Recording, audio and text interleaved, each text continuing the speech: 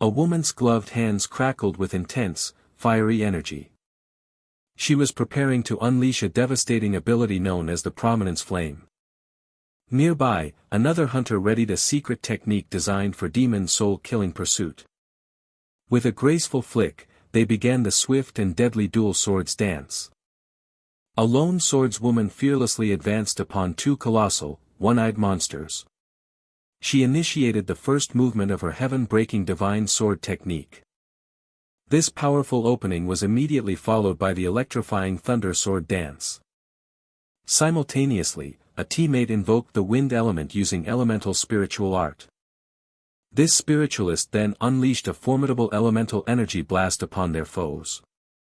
The hunters reassured the terrified civilians that everything was all right, urging them to evacuate calmly as the citizens stammered their heartfelt thanks.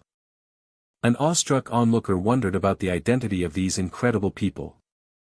The once normal city street had transformed into a grotesque forest of monstrous trees with glowing red eyes under an unnatural purple sky. In a flash, a massive beam of golden light descended from above, obliterating the corruption along the street. An Italian citizen explained to his compatriot that these were the Korean hunters who had arrived to help them. He noted with sheer disbelief that a site requiring a party of dozens was being cleared instantly by only 5 hunters. Amidst the chaos, a sharp notification sound suddenly rang out. A woman gasped in shock, realizing the incoming call was from the association president himself. On the other end of the line, team leader Elena, who was in charge of Asian hunter management, introduced herself. Elena's professional composure broke when she was informed that the Prime Minister himself wished to speak. Meanwhile, one of the hunters asked her teammate Haeun how she had mastered spiritual arts so quickly after only recently beginning her training. Haeun humbly said it just came naturally, before turning the praise back on her friend, noting her rapid growth since her awakening. The conversation shifted to their male teammate Minhyul, as they marveled at how strong he was despite always training by himself. Their leader, SeoJoon, sighed about being surrounded by such talent, prompting her teammates to remind her that she was the one who had wiped out the entire area. SeoJoon quietly reflected that her own extensive training felt dwarfed by their natural gifts. Unconcerned with the chatter, the team captain diligently dismantled monster corpses, dismissing his teammates' disgust by reminding him that it was all valuable money. The captain then spotted Ms. Elena approaching and called out, noting her timely arrival. He immediately inquired about the procedures for selling the monster corpses, assuming they held ownership of the spoils. However, Elena interrupted, indicating that there was a more important matter at hand as she prepared to introduce the men behind her. The team was stunned as she presented Mr. Samuel, the Prime Minister of Italy, and Marcello, the President of the Italian Pro Hunter Association. The money-obsessed captain, completely missing the gravity of the situation, wondered aloud if they needed to file a special customs declaration. The Prime Minister then stepped forward to formally introduce himself to the foreign hunters. He stated his name was Samuel, and his companion Marcello identified himself as the president of the Italian Pro Hunter Association. Their leader calmly reciprocated, introducing himself as Kim SeoJoon, the leader of the Dream Team.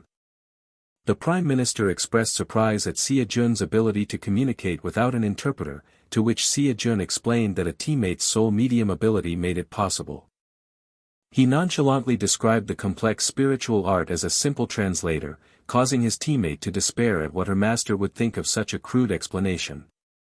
Cutting through the formalities, SeoJoon directly asked the distinguished officials why they had suddenly sought him out. With a look of desperation, the Prime Minister of Italy made a simple, yet profound plea for them to save his country. The team was confused since helping Italy was their original purpose, but the Prime Minister admitted his request was shameless and promised to grant them anything they desired. He began by offering them an unlimited amount of money, a proposal that caused SeoJoon to physically recoil in disgust. The association president instantly recognized their mistake, realizing a hunter of SeoJoon's caliber would be utterly sick of wealth. He fretted internally, knowing Italy was in a state of chaos. With money being his only real bargaining chip, Marcello quickly sweetened the deal, promising to waive all fees and cover all costs related to processing monster corpses. He concluded by offering them the absolute best treatment, a comprehensive offer that finally sparked enthusiasm among the team members. SeoJoon, still fighting back his nausea from the mention of money, reluctantly agreed to help, bringing immense relief to the Italian leaders. The Prime Minister then formally entrusted the Dream Team with clearing the entire Lazio region, which was the central administrative district of Italy. SeoJoon mused that clearing just one region in exchange for all the spoils was a fantastic deal, while the Italian officials worried they had asked for too much. The young leader stood with his arms crossed, thoughtfully contemplating the massive scope of their new mission. His strategic planning was interrupted as his eyes caught sight of a helicopter hovering in the sky. Recalling that it had been filming earlier, he asked if they could use it, a request the Italian officials eagerly granted. With new resources at their disposal, the team began an operation of unprecedented speed and scale. They blitzed through Capodasso city before immediately moving on to Basilicata city. After clearing Taranto city, SeoJoon pushed his team onward, eager to get to the next objective despite his persistent aversion to their monetary rewards. Reports flooded in from across the country, confirming that the dungeons in San Marino, Ravenna, Pescara, and Chieti had been completely neutralized. Watching the news, the Prime Minister felt his heart tremble with a level of excitement he hadn't experienced since reaching his high office. He then corrected himself, as he realized he had felt this way just once before. The memory that surfaced was of Andrea, the great hero of the Cataclysm, declaring his intent to dismantle the Mafia long ago. The name of that forgotten hero, Andrea, echoed in his thoughts. He had long believed that Italy was doomed in the hero's absence. Now, vowing not to waste the chance these Eastern hunters had created, he ordered Marcello to mobilize all of Italy's pro-hunters while the Dream Team handled security. Marcello's eyes widened as he instantly grasped the Prime Minister's true, audacious plan. The Prime Minister confirmed his subordinate's suspicion, declaring they would finally draw out the Mafia from the shadows. As a result of their actions, news headlines exploded, heralding the Dream Team as the saviors of Italy and the Dragon of Asia. Far from the celebration, in a dimly lit room, a powerful figure known as the boss summoned his subordinate, Albano. The boss decided that the time had finally come to meet with Agnes, a woman he ominously referred to as that lioness. Albano then inquired about the fate of the hostages they were holding in the city of Catanzaro. The boss, a man named Francesco, gave a chillingly simple command: kill them all. Within the opulent suite, one of the hunters savored a delicious meal, the luxurious surroundings sparkling around him. He exclaimed in astonishment upon learning that their team had rented out the entire hotel just to avoid any minor inconveniences. Overjoyed, the hunter then approached Ms. Elena and eagerly asked how much they had been paid for their efforts so far, a request she was happy to fulfill. Elena confirmed their earnings had reached approximately 42 million euros, a sum that converted to a mind-boggling 57 billion Korean won. Another teammate calculated that it was 11.4 billion won per person, prompting Elena to check on SeoJoon, who was stunned silent, but she was told this was his normal reaction to large sums of money. SeoJoon, however, mentally shook himself out of it, realizing this wasn't the time to be overwhelmed by his earnings.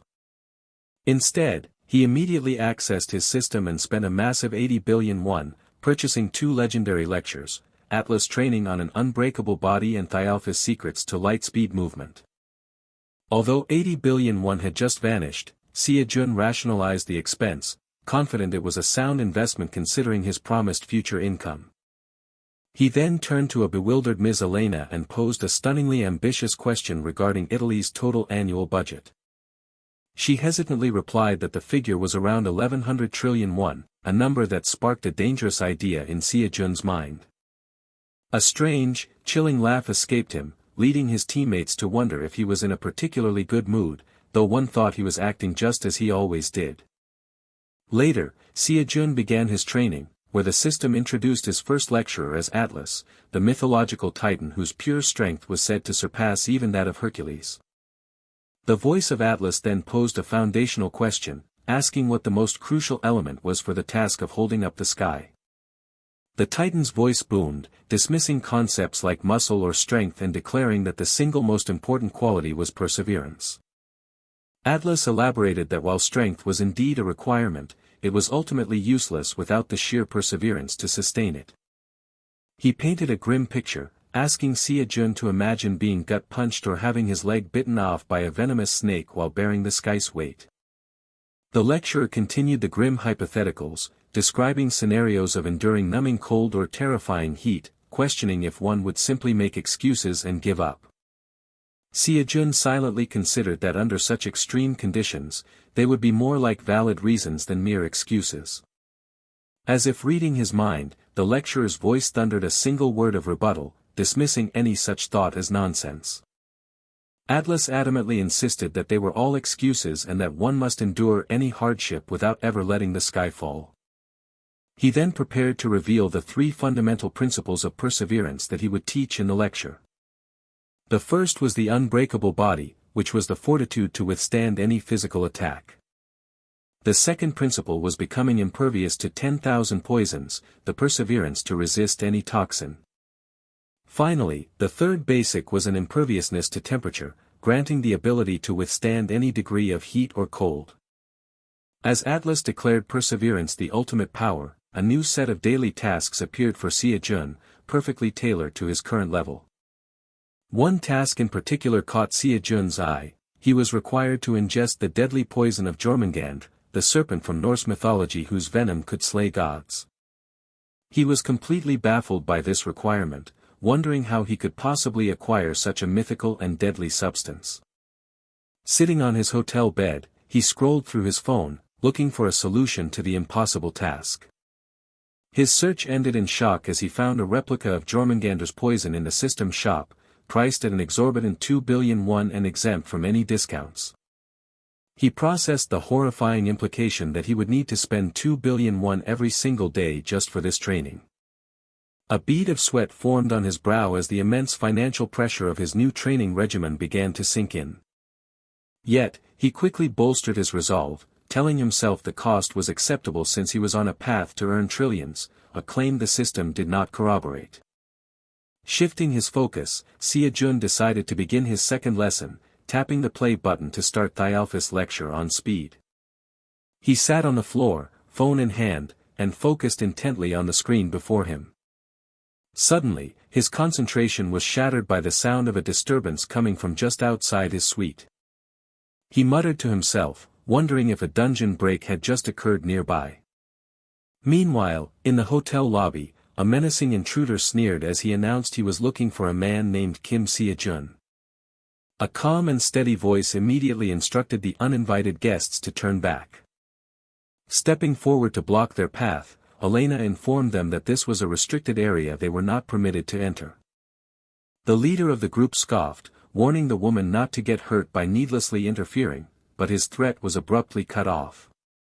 His eyes went wide with shock as an unseen force stopped him in his tracks. Elena stood her ground unfazed, simply stating that she had already warned him. Furious and humiliated, the thug roared at his underlings, ordering them to kill the woman who dared to defy them.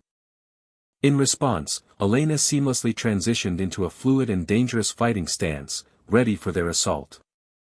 The corridor filled with shouts of pain as she effortlessly began to take down the charging thugs. One of the men desperately yelled for his comrades to coordinate their attack, but his tactical advice was silenced as he too was struck down. Another invader shouted for his allies not to let their guard down and to focus on capturing her. As she fought, Elena strategized that if she could just hold them off long enough, she could call for reinforcements. But her plan was cut short by the arrival of a new, more powerful figure who brutally slammed one of his own subordinates into the floor, shattering the tiles. The henchman let out a choked gasp as his body hit the ground with devastating force. The man, Albano, looked at the chaos and remarked that he had been wondering who was causing the disturbance, only to find it was Elena. Struggling to speak, Elena expressed her disbelief, demanding to know how Albano had made it to Rome when Sicily was supposed to be completely blocked off. Albano coldly dismissed her question as irrelevant and told her to answer his own inquiry if she wished to live. He then demanded to know the whereabouts of Kim SeoJoon, but a defiant Elena spat back that she would never tell him. Just then, one of SeoJoon's teammates arrived, asking what was happening after having seen Elena run out so suddenly. Albano turned his attention to the newcomer and asked if he was Kim SeoJoon, but the man replied that he wasn't the captain and asked if that's who they were seeking. The hunter then casually gestured behind Albano, revealing that their captain was right there, before coolly asking who the intruders were. Albano whipped around, his face a mask of pure shock and confusion. He was utterly dumbfounded, unable to comprehend when or how SeoJoon had managed to appear behind him without a single sound. The teammate, however, simply looked on in admiration, remarking that the captain seemed to have gotten even faster. Elsewhere, a clandestine meeting was underway, centered on a potential truce with Agnes, the influential leader of the moderates. A man named Francesco formally proposed that he and Agnes temporarily join forces for a common cause. Agnes eyed him with deep suspicion, demanding to know what he was truly scheming, but Francesco casually brushed it off, reminding her he had even eliminated a traitor colluding with Antonio. He then revealed a critical piece of information: Albano had gone to confront the Korean hunter, Kim SeoJoon. Francesco scoffed at the idea of SeoJoon being a threat, confidently stating the foolish hunter couldn't possibly have survived an encounter with the likes of Albano. He laid out his grand design, explaining that SeoJoon's sudden death would sow chaos and panic among Antonio, Marcello, and the Italian government.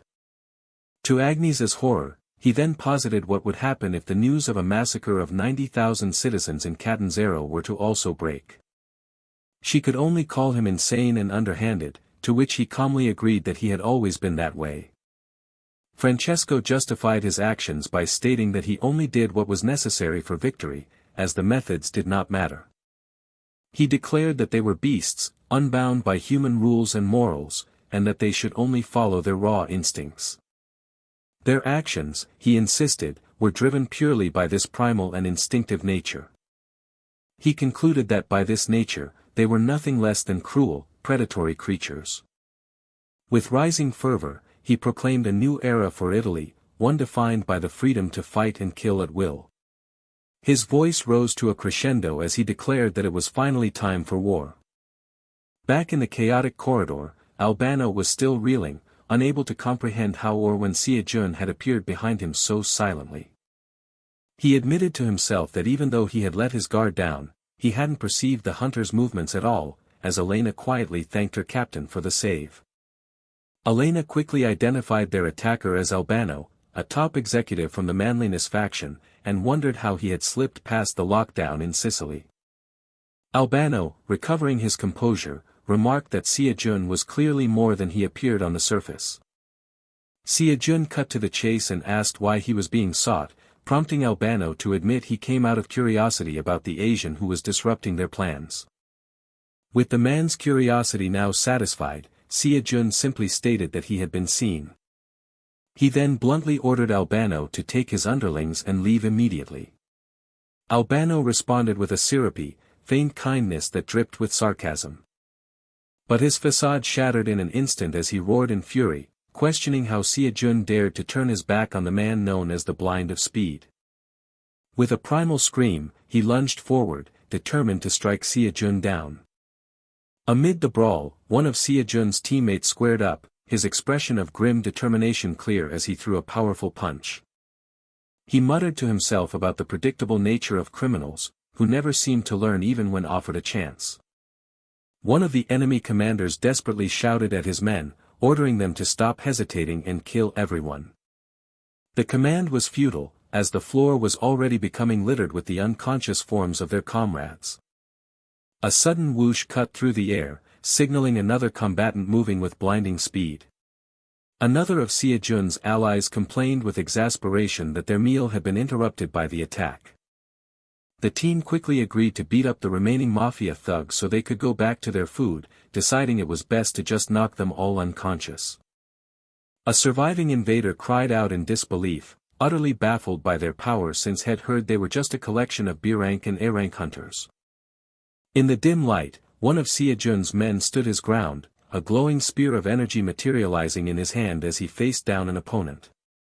The terrified mafioso questioned if the hunter was truly just A rank before screaming for his men to kill him first and protect their leader. A sharp, choked grunt of pain echoed through the hallway. In a flash, a surprising turn of events caught everyone completely off guard. A rogue beam of crimson energy shot out, ricocheting wildly through the street as the battle raged. A teammate commented with amusement on how exceptionally good one of their targets was at running away. Deciding they couldn't allow the man to escape, another teammate declared that he would go catch the runner himself. The sudden offer left his nearby companion momentarily surprised. With a sudden lurch, a man was sent flying through the air, letting out a sharp cry of alarm. One of the defeated thugs realized with dawning horror that they had gravely underestimated the dream team. He resolved to escape and warn his boss, but his path was suddenly blocked by SeoJoon, who calmly asked if he was going somewhere. The cornered man could only stammer, finding himself completely trapped. The scene then shifted back to Elena standing over the defeated Albano, asking if he had finally come to his senses. She pressed him again for an answer, demanding to know how he had managed to escape the supposedly impenetrable lockdown of Sicily. Albano sneered, dismissing her question and warning her not to try anything funny before demanding she answer his own questions. A low, sinister chuckle rumbled in his chest as he looked up at her. He then taunted her, asking if she truly thought that his defeat meant it was all over. With cold, deliberate weight, he uttered a single, chilling place name, Catanzaro. Elena's eyes widened in horror at the implication, a realization dawning just as Albano confirmed it was already too late. Overhearing this, SeoJoon exploded with rage, grabbing the man and cursing him as a vile monster. He furiously shook Albano, demanding to know if his group had any shred of humanity left to commit such an atrocity. Utterly lost, one of SeoJoon's teammates asked for an explanation of what was happening. Elena grimly relayed the horrifying truth: the villains were threatening to take the 90,000 citizens of Catanzaro hostage to force the president's resignation. Coughing, Albano explained that interference from the parliament had forced them to accelerate their plan, and the magic bomb had likely already been activated. He trailed off menacingly, leaving the unspoken horror of what would happen to the 90,000 citizens hanging in the air. One of SeoJoon's men furiously condemned Albano as an inhuman monster, but the villain coldly shot back that they had offered a negotiation that was ignored. Another downed thug chimed in, blaming SeoJoon's team for involving outsiders and thereby causing the imminent deaths of thousands. The man's taunt was cut short as he was swiftly knocked unconscious, now lying motionless on the ground. SeoJoon clarified that he hadn't killed him, recognizing they still needed to interrogate the man for more information. His expression hardening with resolve, he turned to his allies and ordered everyone to get ready. He then gave the final, urgent command: they were all leaving for Catanzaro immediately. The team arrived on the outskirts of Catanzaro, the city hanging under a silent, looming threat. SeoJoon immediately questioned Suyin on her capabilities, who confirmed she could likely disarm the device if it was a model she was familiar with. He then assigned Minyul to accompany Suyin, instructing him to use his stealth skills to locate the bomb's position and report back the moment he found it. Minyul accepted his mission with unwavering confidence, assuring his captain not to worry. Turning to his other teammates, SeoJoon tasked SeoYoon and Haeun with finding the captive citizens and evacuating them to safety, an order they both immediately acknowledged. As the team prepared to move out, a concerned voice urgently called out to Hunter Kim SeoJoon. His plan was immediately condemned as being far too reckless, given the short time frame and the immense danger his team would face if the mafia were alerted. SeoJoon calmly met the concern, asking them not to worry. He then declared with absolute certainty that he would not allow such a catastrophe to happen. With his resolve set, Kim SeoJoon activated one of his signature skills, God's Speed. A powerful surge of blue energy erupted from his form as he propelled himself forward with immense force. A system notification chimed in his mind, updating his progress on Thialphus' lecture and assigning a new daily task, even as a pained grunt escaped his lips. He acknowledged that the strain of the skill was immense, feeling as though his body was being torn apart, but Atlas' unbreakable body made the agony just barely bearable. Despite the excruciating pain, he knew there was absolutely no time to relax. He quickly deduced that since the bomb had not yet detonated, it meant either the Mafia had not left Catanzaro, or their departure had not allowed the countdown to run out. He focused on the more immediate possibility, that the villains were still within the city limits. He realized his mission was clear: he had to stall until his team members could safely arrive in Catanzaro. He needed to hold the line until Minyo located the magic bomb for Suyin to disarm, and until SeoJoon and Haeun could evacuate the people. Steeling himself, he understood that he alone had to buy all the necessary time, praying he would make it before it was too late. A massive arc of glowing energy sliced through the air, marking his impossibly fast trajectory toward the city center. Meanwhile, within Catanzaro, a mafioso calmly loaded a fresh magazine into his handgun. This was Cesare, a high-ranking executive of the notorious Francesco gang. He casually explained to a subordinate that the citizens had been strictly ordered to stay indoors, ensuring they would remain oblivious until the bomb finally detonated. The executive then gave a chilling order to deliberately allow a few people to escape, calculating that survivors were needed to spread the tale of their terror. After a moment of casual consideration, Cesare nonchalantly decided that around 10 people would suffice. A subordinate then began to rally the gathered men, announcing their imminent departure for Sicily and joking cruelly about leaving any stragglers behind. Another thug laughed in agreement, callously stating that such fools deserved their fate, but his sentence was cut short by a sudden, blinding flash of movement. Standing before them now was SeoJoon, who let out a sigh of relief upon realizing he was not too late. The gangsters stared in disbelief at the sudden appearance of an Asian man, who calmly confirmed that they were indeed the mafia responsible for taking over the city. When one of the men demanded to know who he was, SeoJoon simply informed them that they would all need to accompany him for a while. The executive cursed in disbelief, questioning if this newcomer was one of the 10 people they had released, but a subordinate quickly confirmed there had been no Asian among them. Cesare erupted in laughter, mocking the lone man's foolishness for daring to challenge a mafia organization that boasted over 1,000 members. He admitted he did not know who SeoJoon was or why he had appeared. However, he sneered that if the stranger was so eager to die, his men would happily grant that wish. With cold finality, the executive gave the simple order to kill him. Instantly, the mob of armed thugs swarmed forward, surrounding the lone hero and descending upon him with their weapons. As the first blows rained down, SeoJoon found himself regretting that he had not listened to instructor Zhang Fei's lecture on fighting multiple opponents.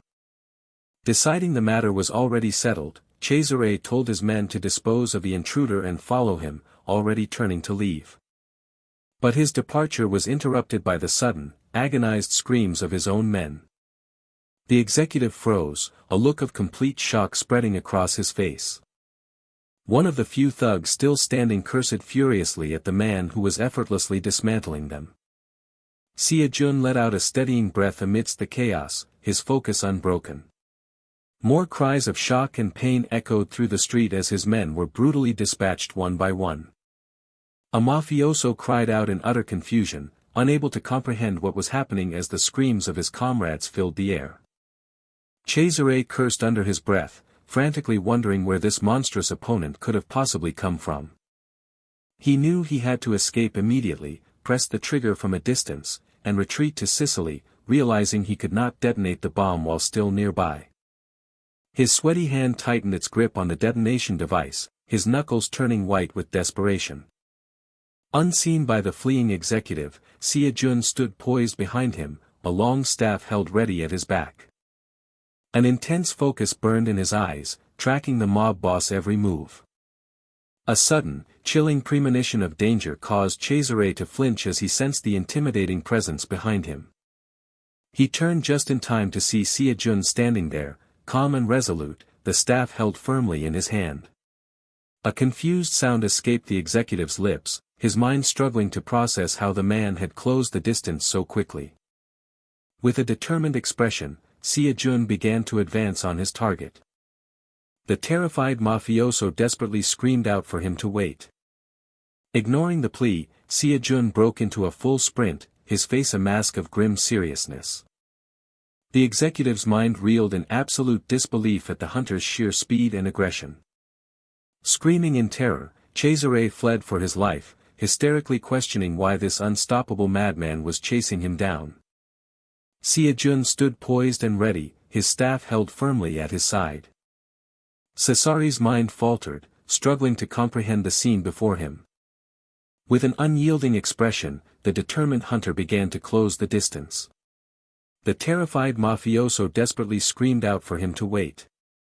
Ignoring the plea, SeoJoon broke into a full sprint, his face a mask of grim seriousness. The executive's mind reeled in absolute disbelief at the hunter's sheer aggression. He fled for his life, hysterically questioning why this unstoppable madman was chasing him down. His remaining underlings recoiled in terror as their leader ran and the hunter charged forward. The men made a last-ditch effort to stop him, grabbing at his collar in a frantic struggle for control. One of them shouted for the others to hold on with all their might, utterly baffled by the hunter's incredible strength. A brilliant clash erupted on another front as two combatants traded blows amid a flurry of blue energy. The fierce exchange continued with a fiery punch followed by the swift slash of a blade. Meanwhile, the fleeing Ch101 still couldn't understand why the hunter was so relentlessly fixated on him. He recalled that the situation just moments ago had been entirely under his control. The mob boss suddenly halted, a desperate plan forming in his mind. He whirled around, shouting a sharp command for SeoJoon to stop in his tracks. Ch101 let out a strained laugh, acknowledging that SeoJoon must have known about the detonation device all along. He issued a grave threat, warning that a single step forward would compel him to press the button. SeoJoon calmly pointed out the flaw in his plan, reminding Ch101 that he too would perish in the blast. The mafioso shot back that he considered their mutual destruction a perfectly acceptable outcome. Ch101 scoffed, daring SeoJoon to try anything clever, and vowed to press the trigger at the slightest movement. He admitted to being surprised by SeoJoon's speed but boasted that as an S-rank hunter himself, his finger might accidentally slip. He presented a final, grim choice, stating he wouldn't stop SeoJoon if he truly wished to be incinerated with the citizens of Catanzaro. A flicker of understanding and decision crossed SeoJoon's face. A moment of tense silence hung heavy in the air between the two men. Believing he had won, Ch101 ordered SeoJoon to hand over his spear, telling him there was no need to look so anxious. SeoJoon's unexpected and calm refusal left the mob boss utterly bewildered. In a flash, Ch101 was sent spinning backward through the air from a powerful, unseen blow. Realizing his opponent's gambit, the executive screamed that the hunter was truly insane enough to let them all die as his thumb desperately mashed the trigger. SeoJoon immediately pinned the fallen man to the ground, his glowing blue staff pressed firmly against his chest. At that moment, a quiet command seemed to emanate from an unseen source. Cesari's frantic actions ceased as a look of profound confusion spread across his face. He stammered in bewilderment, wondering aloud if he had somehow pressed the detonator incorrectly. SeoJoon then spoke into the air, commending someone named Suyin for a job well done. Elsewhere, a sudden gasp escaped another mafioso as he regained consciousness in a dark room. He groaned in pain, disoriented and trying to figure out where he was. His memory slowly returned, and he recalled that he had been captured by their enemies. His eyes widened in shock as he took in his strange new surroundings. He then saw his boss, Ch101, also bound and captured nearby, leaving him utterly speechless. Ch101 let out a sinister chuckle, muttering that this outcome was exactly as had expected, as it was impossible for one man to defeat all his forces alone. The other captive's hope surged, and he eagerly asked if Ch101 had come to rescue him. Ch101 grimly informed his subordinate that he had been defeated as well. The man's face contorted in disbelief upon hearing the news. SeoJoon coolly acknowledged the awakened captive, who immediately began begging for his life. The hunter noted his timing was perfect, informing him that Ms. Elena had some questions, which made the mafioso flinch in fear. Elena dismissed his shock, stating that with Caesar's capture their plan was ruined, and she demanded to know how they had escaped Sicily. The man initially scoffed at her question, but he broke under the pressure and blurted out that they had used a secret passage. He desperately elaborated on the secret passage out of Sicily, earning him an enraged shout from his captive boss. Cesare began to rain curses down upon his subordinate for the swift betrayal. SeoJoon silenced him with a swift blow, telling the noisy mafioso to simply go back to sleep. Elena calmly turned her attention back to the informant, confirming the existence of the secret passage. The man continued to plead for his life, but she coldly reminded him of his role in the plot to kill 90,000 citizens. SeoJoon then instructed the terrified captive to just keep talking and reveal everything. The mafioso let out a groan of despair, realizing the hopelessness of his situation. Some time later, SeoJoon addressed the now conscious Cesare, who had been listening in. Cesare weakly asked if his man had confessed everything. He then made a desperate offer of 70 million euros, which momentarily confused his captors. Cesare quickly clarified his bribe, promising the massive sum of money if they were both spared. Elena questioned how he could possess such wealth and seemed insulted by his assumption about who they were. Cesare explained they weren't common criminals but powerful mafia, a distinction Elena dismissed as irrelevant. He boasted about their vast criminal empire, detailing illegal activities that generated a staggering 53 billion euros a year. Elena coolly calculated the sum in Korean won, noting that this illicit fortune was amassed right under Andreas' nose. Cesare mocked his rival's heroic persona, claiming it was all about money before increasing his offer to 100 billion won. SeoJoon suddenly interjected, halting the entire negotiation.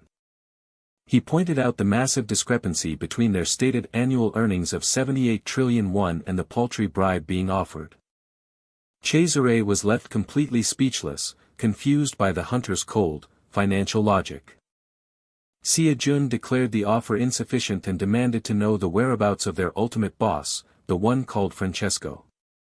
He quickly dismissed his own question, assuming the boss was in Sicily, and then pivoted to ask if they also engaged in human trafficking. With a chillingly practical tone, SeoJoon announced his simple intention to sell them for a profit. The other captive expressed his utter disbelief, lamenting how Caesar's arrogant mouth always managed to get them into even deeper trouble. As twilight settled over the residence, a loud, percussive sound suddenly shattered the evening calm. Inside, the conscious captive bitterly complained that Caesar's arrogant mouth had once again gotten them into needless trouble.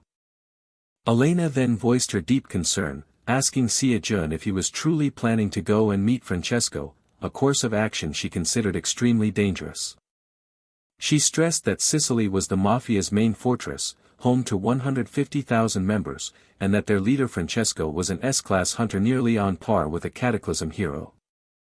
Elena insisted that even for him, the plan was reckless, but SeoJoon calmly countered that the situation would never end until they took care of the mafia directly. He explained that the recent incident in Catanzaro proved that the true problem plaguing Italy was not the distortion, but the mafia itself. Before Elena could argue further, SeoJoon assured her they weren't going in without a plan, reminding her about the secret passage their captives had revealed. He then declared his intention was to go there to propose a deal regarding human trafficking, a statement which left Elena completely baffled. Meanwhile, in Messina, the strategic city connecting Sicily to the Italian mainland, numerous professional hunters remained on high alert. Within a command center, a high-ranking official noted that the recent movements of both Francesco and Agnes were highly suspicious. He voiced his alarming theory that the two rival factions had secretly joined forces, a suggestion that shocked his colleagues. The intelligence pointed toward them preparing for an all-out war, a grim assessment delivered directly to Andreas' official successor, Antonio. The official then delivered the grave news that all of their embedded spies had gone silent, strongly suggesting their covers had been blown. Faced with this dire development, the leaders unanimously agreed they could no longer simply observe and that they needed to prepare for war immediately. One official mused on the worsening situation, feeling that instead of creating balance, their actions had only hastened the ignition of a bomb. Another pointed out the terrifying scale of the threat, calculating that a combined force of Francesco and Agnes's groups would number 150,000 strong. He warned that engaging this force with their own 200,000 soldiers would ignite a devastating war with massive casualties. With 90,000 citizens already held hostage, they felt they had no choice but to prepare for war before all other options were exhausted. At that very moment, a firm knock on the door interrupted their grave discussion.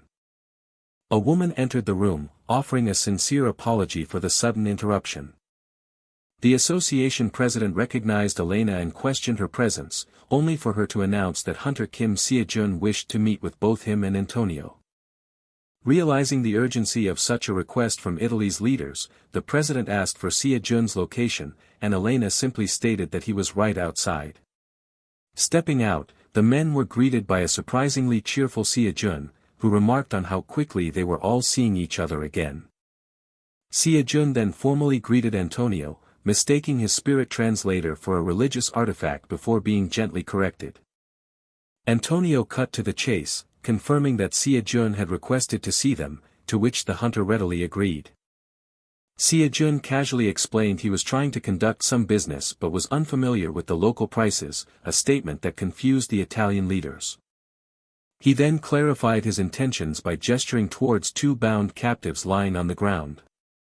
The leaders gasped in shock as they recognized the men as Albano and Cesare, two of Francesco's highest-ranking executives. When they questioned how this was possible, SeoJoon nonchalantly mentioned the two had already offered a ransom of 70 million euros. With apparent ease, SeoJoon then hoisted the unconscious Cesare over his shoulder. He then posed an unbelievable question, asking for their professional opinion on what he should charge as a ransom for 150,000 people. The Italian officials stared, completely bewildered, their attention split between SeoJoon and a massive, pulsating purple orb that had appeared beside him. One of the men stammered out questions about this sudden proposal and the colossal sphere, prompting Elena to step forward and offer a full explanation. After Elena had finished her report, Italy's prime minister was left speechless with profound shock. Overcome with emotion, the prime minister began to thank SeoJoon profusely, though the hunter humbly attempted to deflect the praise. The prime minister insisted, however, confessing his own failure and admitting that only SeoJoon's intervention had prevented the news of a massacre. After offering his heartfelt gratitude one last time, SeoJoon brought the conversation back to his original query regarding the ransom for 150,000 mafia members. Antonio sought clarification, asking if he truly meant to hold the mafia members themselves for ransom, and SeoJoon confirmed this was precisely his plan. SeoJoon then gestured to the giant sphere, identifying it as the magic bomb that was meant to destroy Catanzaro. He explained that while one of his team members had safely discharged its power, the bomb could easily be re-energized and used again. He laid out his audacious plan to use the secret passage to Sicily, recycle the bomb, and repay the mafia for their attempted atrocity. Dubbing it his Sicily clearing operation, he was immediately met with protests from the Italian leaders, who forbade him from proceeding. They pointed out the fatal flaw in his logic: while it would annihilate the mafia, he would have no way to escape the blast, making it a suicide mission. They refused to condone such self-destruction, arguing that SeoJoon and the Dream Team had already sacrificed more than enough for their country. The leaders insisted they could not ask this of a foreigner, but SeoJoon calmly reassured them that he had his own plan to get out safely. He gently urged them to focus on the main objective, stressing the need to resolve the entire crisis as quickly as possible. Antonio, still struggling to understand, asked SeoJoon why he was willing to go to such extreme lengths. He reminded the hunter that he had absolutely no connection or obligation to Italy. He further argued that no one could possibly blame SeoJoon if he simply turned a blind eye, as he was never obligated to help in the first place. With sincere confusion, Antonio repeated his question, asking why SeoJoon would risk his life for them. SeoJoon simply replied with a question of his own, wondering aloud what reason a person needed to help others besides the simple desire to do so. Those selfless words struck a chord with Antonio, reminding him of a lesson from his late mentor. He recalled Andrea teaching him that people are drawn not to a leader's power, but to the strength of their beliefs. A pang of sadness hit Antonio as he remembered the face of the great man he could never see again. Seeing the same heroic spirit in SeoJoon, Antonio finally relented, and SeoJoon immediately told everyone to begin preparations. Just before he departed, the association president called out his name, stopping him in his tracks. The president made a solemn vow that they would find a way to repay him for this incredible favor. He ended with a single, heartfelt request for SeoJoon to please come back alive. SeoJoon stood in silence for a brief moment, taking in the gravity of their farewell. He then shattered the somber mood with a slightly confused expression, stating that he wasn't actually going there to die. Internally, however, he sensed the heavy atmosphere and decided it was probably best not to ruin the dramatic moment. With a small mental shrug, he dismissed the thought and prepared to set off. He shifted the weight of the unconscious mafia executive on his shoulder and turned to leave. He offered a final, confident promise that he would be back, prompting a deep, respectful bow from the assembled Italian leaders.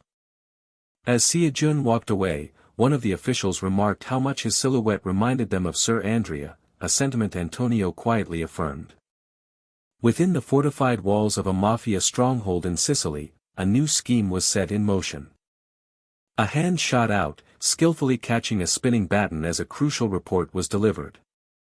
The subordinate confirmed that, as ordered, he had dispatched 100,000 men to Messina, the strategic link between Sicily and mainland Italy. His superior expressed satisfaction, realizing this meant they were now poised to attack at a moment's notice. But then, the confident stride of another figure came to an abrupt halt. Through a glass panel, a woman in a fedora, armed with a colossal hammer, observed the war council. She remained silent for a moment, her presence casting a shadow of doubt over the room.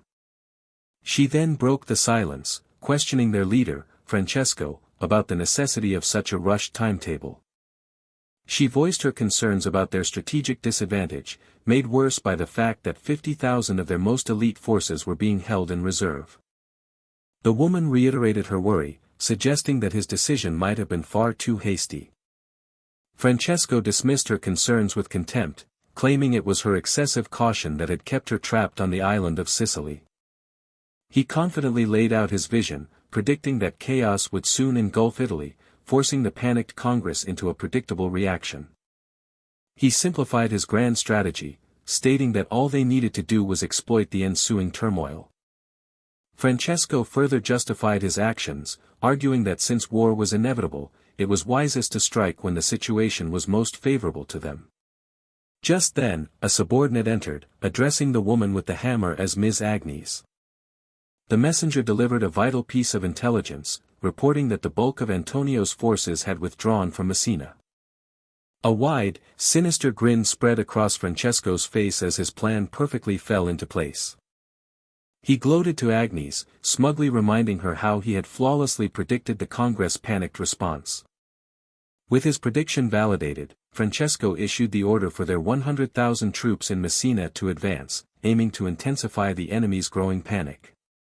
He outlined the brutal second phase, where his 50,000 elite soldiers would sweep in to annihilate Antonio's depleted forces.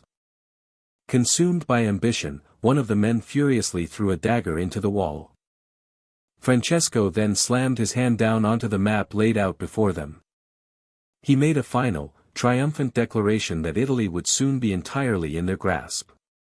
Agnes sought clarification, asking if the first wave of 100,000 soldiers were simply being used as cannon fodder. Francesco coldly confirmed that sacrificing them was indeed the most efficient way to achieve their goal. He then turned to the formidable woman, seeking validation from the one known as the Lioness of Sicily.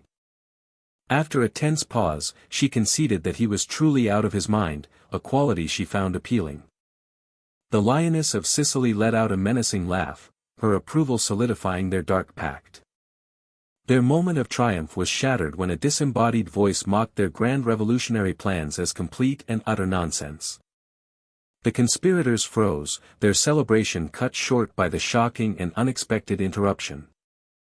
Francesco's eyes widened as he uttered a single name in disbelief, Kim SeoJoon. The intruder feigned a casual apology for his outburst before nonchalantly confirming if the man before him was indeed Francesco.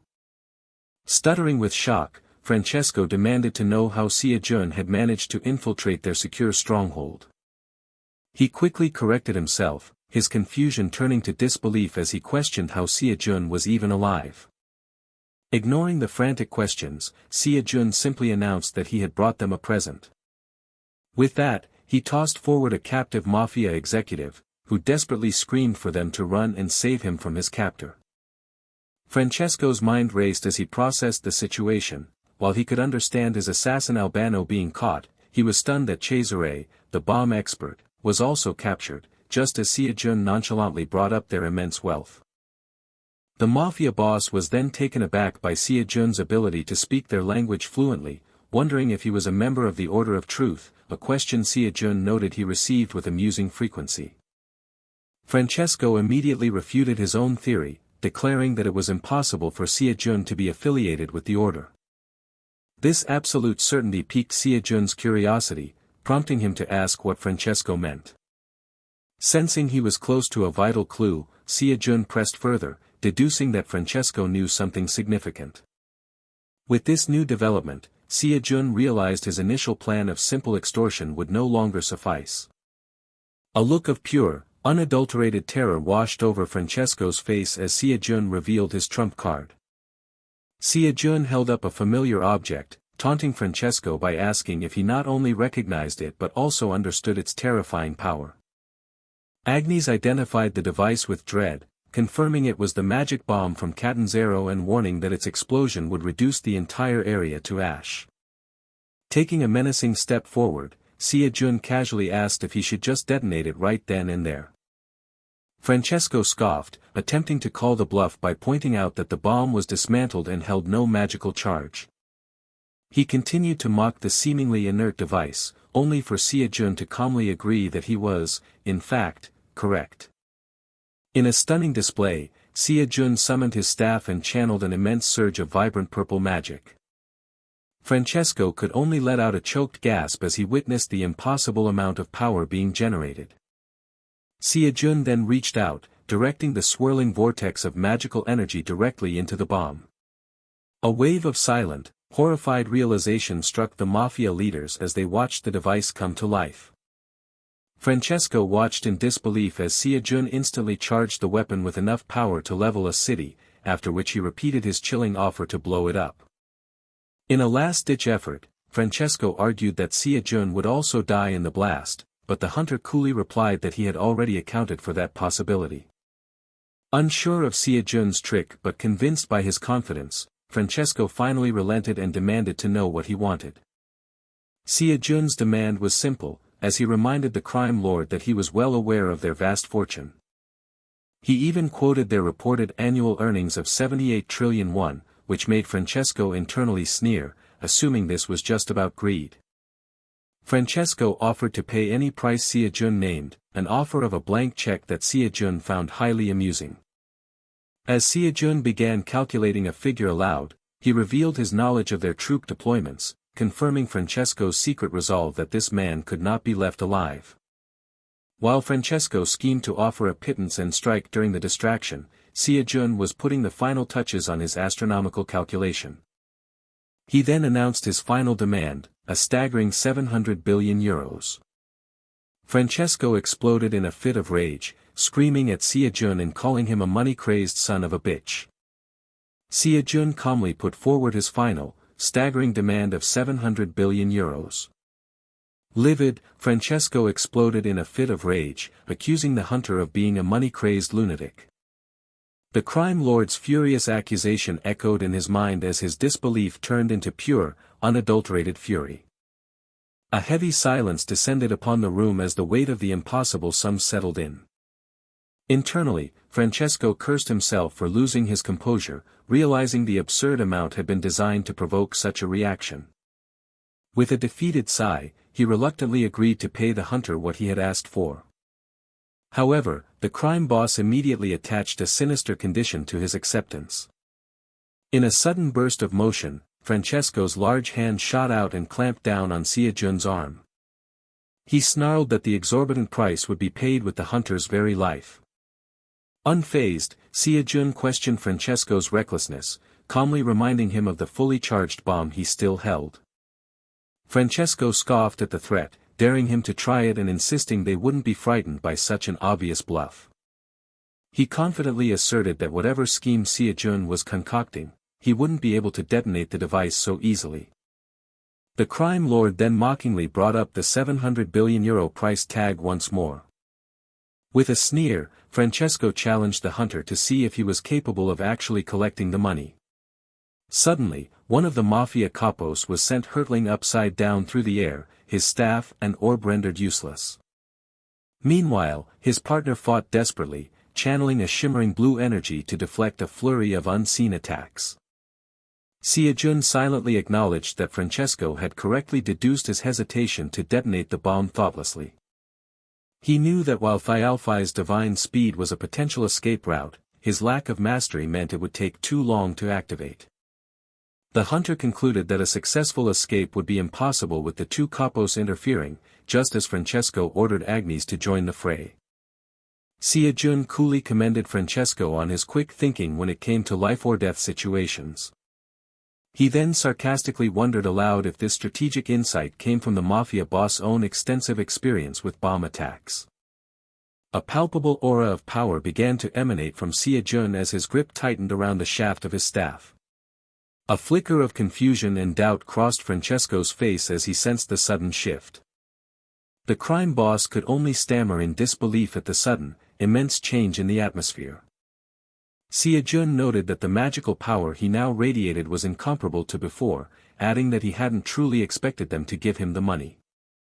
Elsewhere in the room, a subordinate shrieked in pure terror, screaming for everyone to run for their lives. SeoJoon announced that it was time to put an end to the pointless conflict. He stated ominously that he still had questions for the mafia leaders that needed to be answered. With a single, chilling command to disperse, the hunter unleashed his true power. Agnes let out a strangled gasp as an invisible wave of force slammed into her. In her daze, she realized with horror that the attack had never physically touched her, despite having dodged it. Yet, even with her successful evasion, the devastating impact had already found its mark. An unseen pressure gripped her from all sides, crushing her defenses completely. Agnes was then violently smashed into the ground by the phantom force, a flash of blue light marking the point of impact. Her partner let out a choked groan as he too was struck down by the invisible assault. The man's body convulsed on the ground as he was racked with unimaginable pain. Refusing to surrender, Francesco grimaced and summoned a crackling aura of violent red and black energy. He roared in defiance, refusing to accept that they could possibly be defeated in such a manner. The crime lord then unleashed his power, clashing with SeoJoon in a titanic explosion of red and yellow energy that shook the entire building.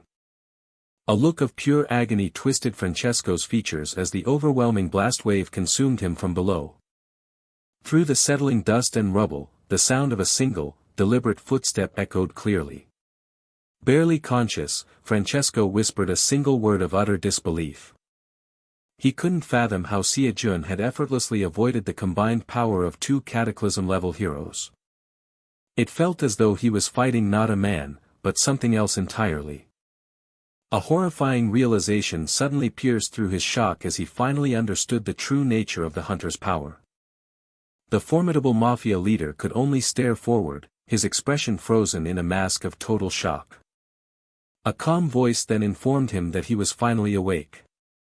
SeoJoon casually observed that Francesco had regained consciousness much earlier than he had expected. A dry, hollow chuckle was the only sound the defeated crime lord could manage. Breathing heavily from the exertion, SeoJoon stood over his vanquished opponent. Francesco recalled that not even Andrea, the legendary hero who single-handedly crushed the Sicilian mafia, had possessed this level of power.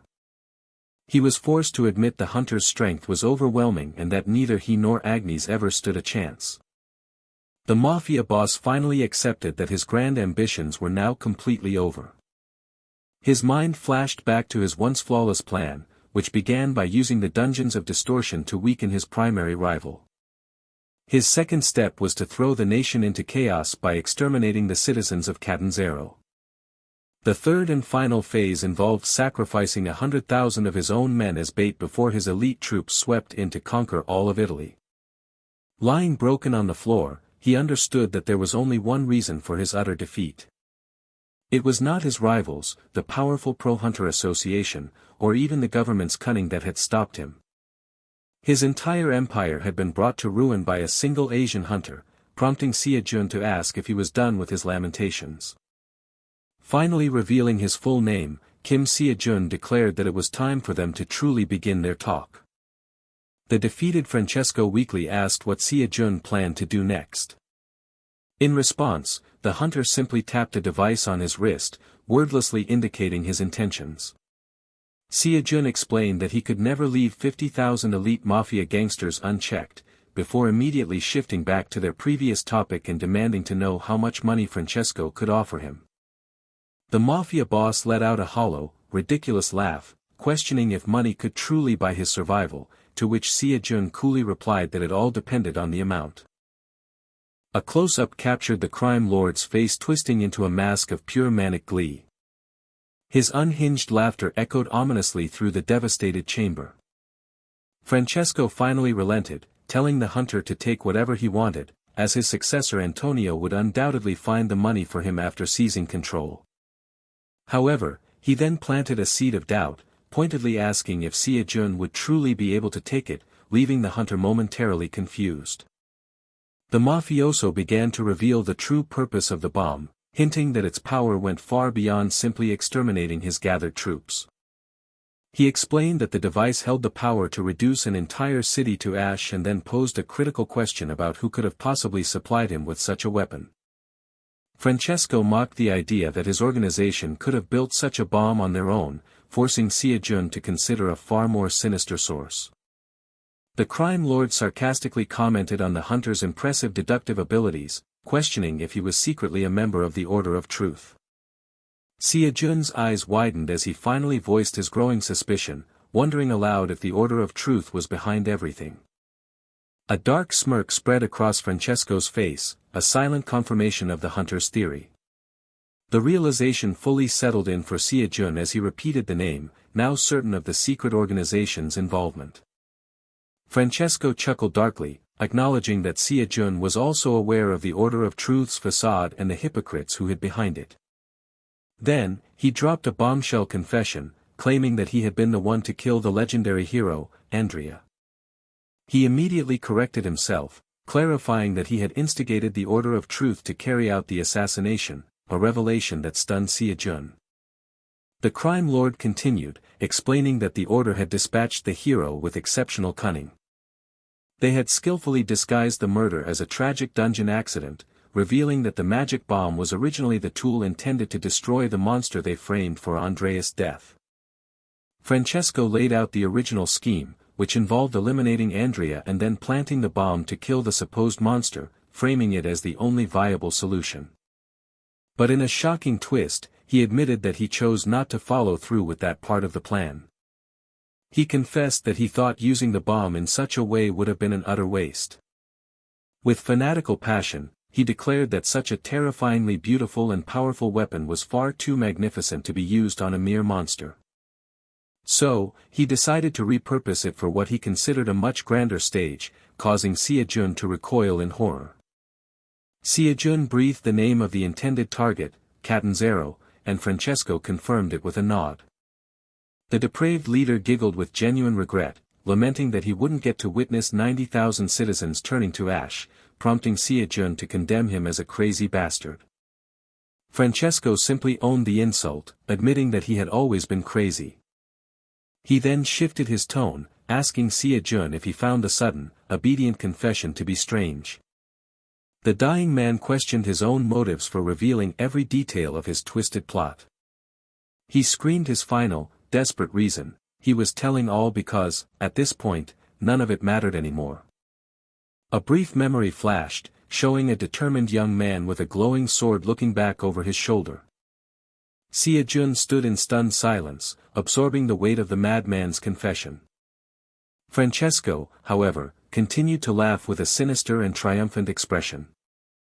Suddenly, SeoJoon's shadowy clone struck a pulsating purple orb with a magical staff. The mafia boss stared in disbelief, realizing with a jolt that the hunter possessed more than a single blade. In his final moments, Francesco understood that SeoJoon's primary target from the very beginning had been the magic bomb, not him. With his last breath, he declared that even though he had lost, there would ultimately be no winner. He began to scream that everyone would die with him, but his words were cut short. A choked gasp escaped his lips as he was fatally impaled. SeoJoon cursed inwardly, knowing time was running out. He calculated that he had to escape the blast radius of the 3 exploding energy centers immediately. A close-up revealed his glowing blue eyes, narrowed with intense focus and resolve. The hunter instantly activated a skill, cloaking himself in the power of divine speed. Far below, a cataclysmic surge of violent purple energy erupted, shattering the very ground. The scene transitioned to a different location, where a cloaked figure moved silently through dark, ancient stone ruins. From behind crumbling pillars, hulking golem-like creatures began to stir and rise from the shadows. The camera panned down to the feet of another individual, clad in a patterned robe and dark, simple shoes. A calm voice addressed someone unseen, inquiring why they were lying so pitifully and asking what had become of their once great ambition. The fallen figure was revealed to be Andrea, the hero long thought to be dead. A subordinate, robed and mysterious, formally addressed him as the Apostle of Patience. The messenger reported that the magic bomb was said to have finally exploded back on the island of Sicily. They remarked with disdain how that crazy bastard Francesco had ultimately made a complete mess of their plans. The apostle declared that it was fine, as he would now take care of matters himself. His subordinate then relayed a warning from the Apostle of Temperance, advising extreme caution now that Kim SeoJoon was on the move. The Apostle of Patience muttered the hunter's name to himself, identifying Kim SeoJoon as the unforeseen variable in their grand design. Meanwhile, far away, SeoJoon let out a pained groan as he began to stir amidst the fallout. He took a sharp, ragged breath, his eyes snapping open with a jolt of awareness. Coughing weakly, he wondered aloud if his mysterious enemies would still sound so confident after seeing the state he was in. As if in answer, a volatile surge of dark purple electrical energy began to crackle violently around his body. Far away, a brilliant flash of light suddenly illuminated the night sky above a dense forest. The light resolved into a powerful streak of gold that slammed violently into the ground with catastrophic force. SeoJoon coughed harshly, cursing his condition as the combined recoil of his skill and the blast's shockwave had taken a heavy toll on his body. He knew deep down that this was no time to be lying there defeated on the forest floor. With a swift mental command, he accessed his system and purchased a high-value replica elixir. Without hesitation, he brought the vial to his lips and drank the glowing purple liquid. A deep sigh of relief escaped him as the potent elixir began its restorative work. He then recalled the madman Francesco's warning, realizing the fight was not over and he was now the only one left who could handle the fallout. Meanwhile, the scene shifted to the city of Messina in Italy, where chaos had erupted in the streets. A mafia leader passionately commanded his forces to punish the scoundrels who had tarnished their family's name. He rallied the fighters further, branding their enemies as insects eating away at their homeland and demanding that no mercy be shown. Another captain declared that this was the opportunity Kim SeoJoon had sacrificed himself to create, urging them to restore order at any cost. All around them, warriors clashed in a chaotic maelstrom of flashing swords and explosive magic. A messenger brought word that Sir Antonio's factions were successfully sweeping through the eastern territories. It was also reported that pro-hunters, led by Association President Marcello, were relentlessly pursuing the fleeing enemies. One soldier declared with conviction that the corrupt opposing mafia was finally being destroyed thanks to hunter Kim SeoJoon. A more formal report then came through, confirming a major explosion in Sicily had eliminated the enemy elites but had likely caught SeoJoon in the blast as well. The commander solemnly praised the hunter for choosing to sacrifice himself for the people of Italy, a nation to which he had no connection. He swore they would never forget this favor and commanded his troops not to let the opportunity go to waste, ordering them to hunt down every last enemy.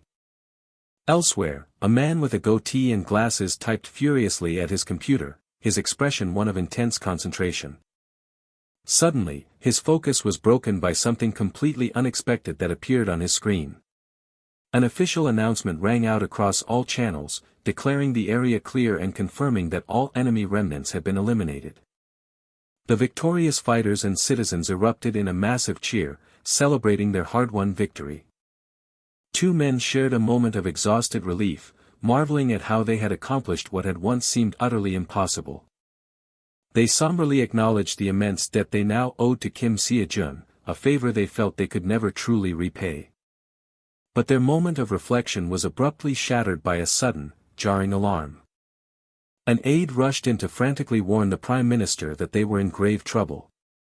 The man reported that a spatial distortion was forming right there in Messina, causing the leader to react with shock.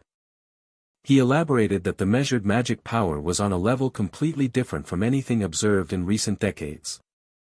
Down on the streets, onlookers stared up in disbelief, wondering if a gate was somehow forming in the sky. Panic began to spread through the crowd as people questioned what on earth was happening. Their answer appeared as a massive, swirling purple eye that crackled with malevolent electrical energy. An unseen, monstrous entity declared that its destructive ambition would not end with just one city. The terrifying voice then proclaimed that the entirety of Italy was its true target. On a nearby road, two hunters in suits drew their swords, their expressions grim as they prepared to face the impending doom. A monstrous, clawed hand then tore its way out from a vortex of dark purple energy. The entity roared its final promise that the entire nation would be utterly destroyed. Its full form was revealed as a slender, horrifying monster with red eyes and tentacles on its back, wreathed in purple lightning. One of the hunters identified the terrifying creature with a horrified whisper, recognizing it as a demogorgon. A close-up shot highlighted the monster's ghastly face and its piercing, glowing red eyes. The creature unleashed a horrifying screech as it began its assault on the terrified people below. Citizens screamed in agony as a paralyzing aura rendered them immobile, forcing them to cry out for help. One man desperately tried to force his body to run, but his limbs refused to obey his commands. Even a trained hunter felt the call to act, yet he too found himself completely frozen in place. It was the absolute, primordial terror of death that held them all paralyzed in its icy grip. But then, a powerful new voice cut through the chaos, commanding the very air to freeze. One of the hunters recognized the powerful magic as the rare skill known as freeze blast. The demogorgon's legs were instantly encased in thick ice, held fast by a glowing magic circle on the ground. At the same time, another warrior prepared to strike, invoking the secret technique of the demon soul-killing pursuit. He followed through by unleashing a devastating and precise lightning slash. The demogorgon let out a pained shriek as the lightning-infused blade struck its mark true. A low, powerful hum began to build in the air, signaling the charge of another immense power. A new figure arrived on the scene, carrying an ally on their back who wielded two swords at the ready. The swordsman initiated the second movement of the legendary heaven-breaking divine sword art. He prepared to unleash its ultimate technique, the chaotic fire blood slash. Once again, the air thrummed with the sound of immense energy being gathered for an attack. A different kind of power was invoked as a healer began to channel the yin-yang spiritual art of the spirit fox. They focused their benevolent energy into a potent demon spirit detoxification spell. The paralyzed victims felt the poison leaving their bodies, looking on in amazement as they realized they were being purified. A wave of ecstatic relief washed over the crowd as they realized their legendary saviors, the Dream Team, had arrived.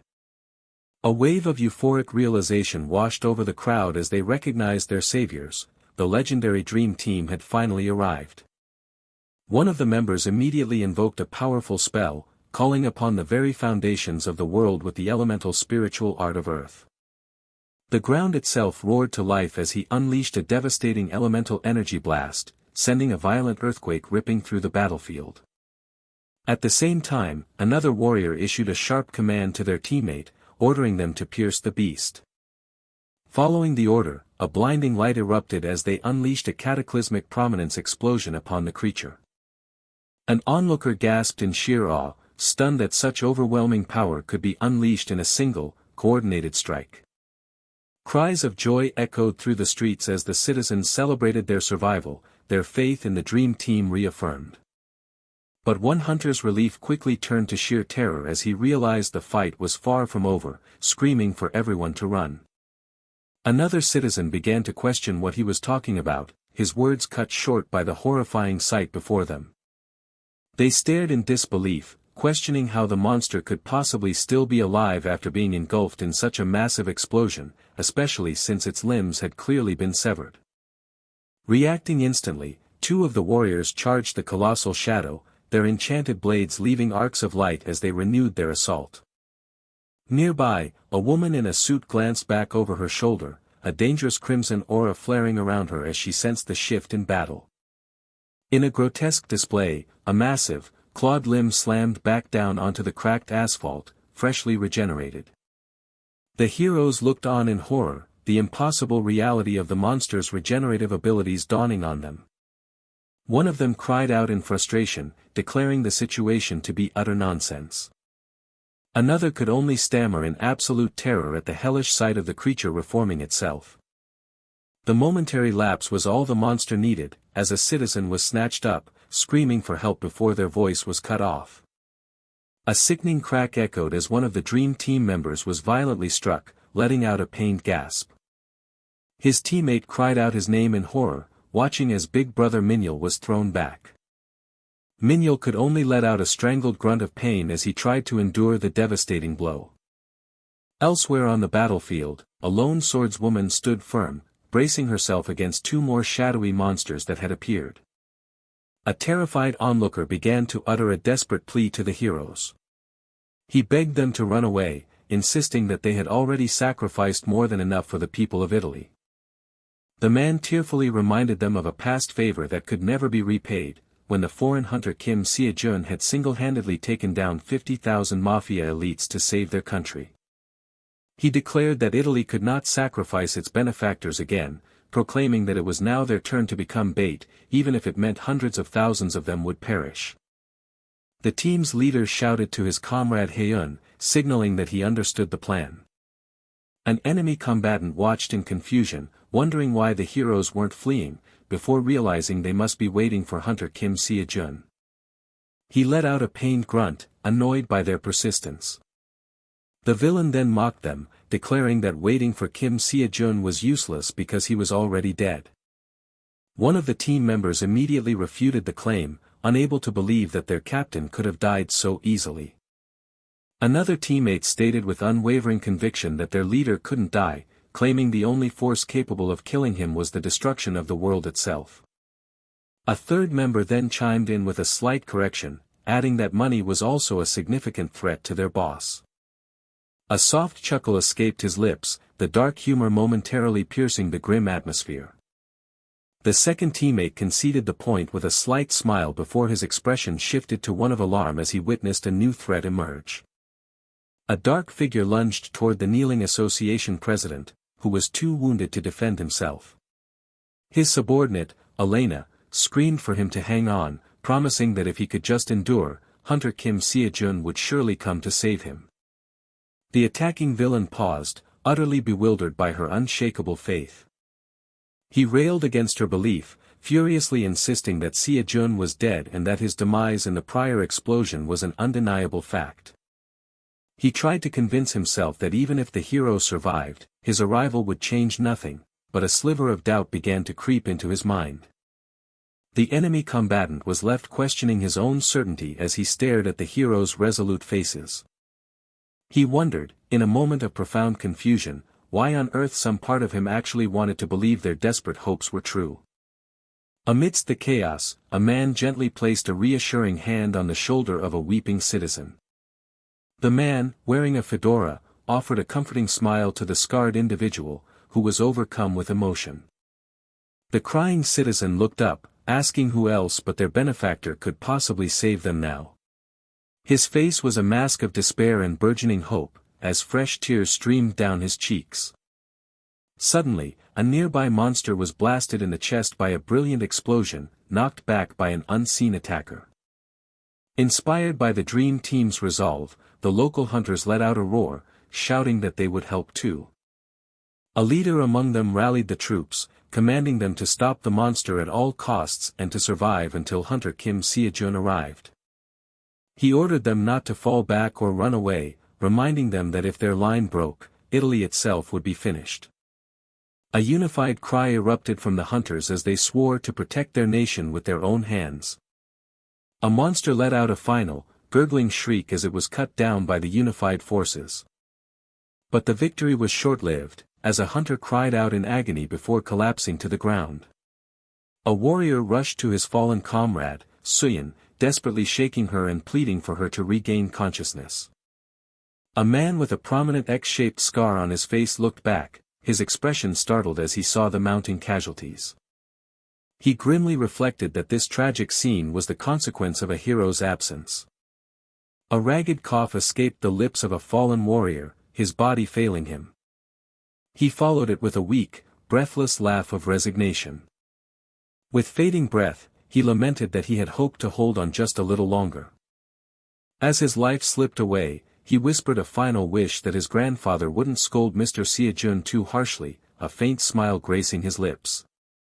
At that moment, a single, brilliant star pierced the dark, smoke-filled sky, shining like a beacon of hope. An instant later, a colossal slash of pure blue energy tore across the entire battlefield with blinding speed. The main Demogorgon recoiled from the unexpected attack, letting out a menacing shriek as its glowing eyes widened in alarm. An eerie silence fell over the entire area as friend and foe alike were stunned by the overwhelming power of the single strike. One of the Dream Team members looked toward the source of the attack, asking with immense relief why he had been so late. The newly arrived hero issued a single, resonant command to the remaining shadowy forces, ordering them to disperse. A woman in a formal suit stood ready for battle, her sword held in a firm fighting stance. At the same time, a man enveloped in a powerful blue aura charged forward, brandishing a massive blade. One of the Dream Team members gasped in relief, questioning why the hero had taken so long to arrive.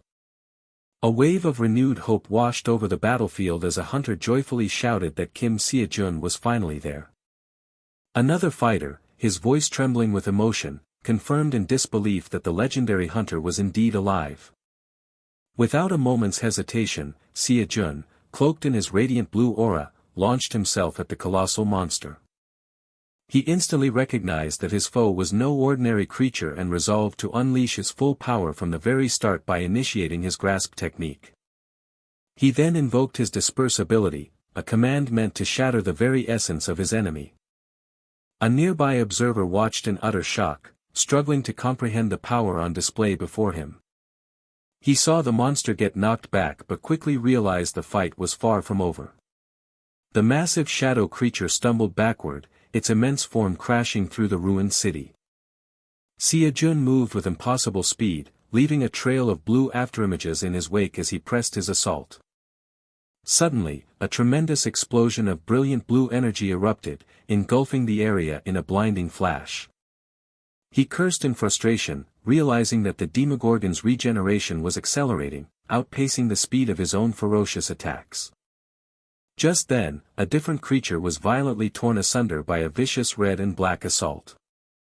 The shock of the blow forced a guttural cry from the newly arrived attacker. Breathing heavily, he expressed his astonishment, noting it was the first time an enemy had withstood his heaven's equal great sage technique. A voice of support called out, reminding him that he did not have to face this challenge alone. His comrades gathered around their captain, eagerly asking for his orders and what they should do next. SeoJoon's expression hardened with grim determination as he considered their dire situation.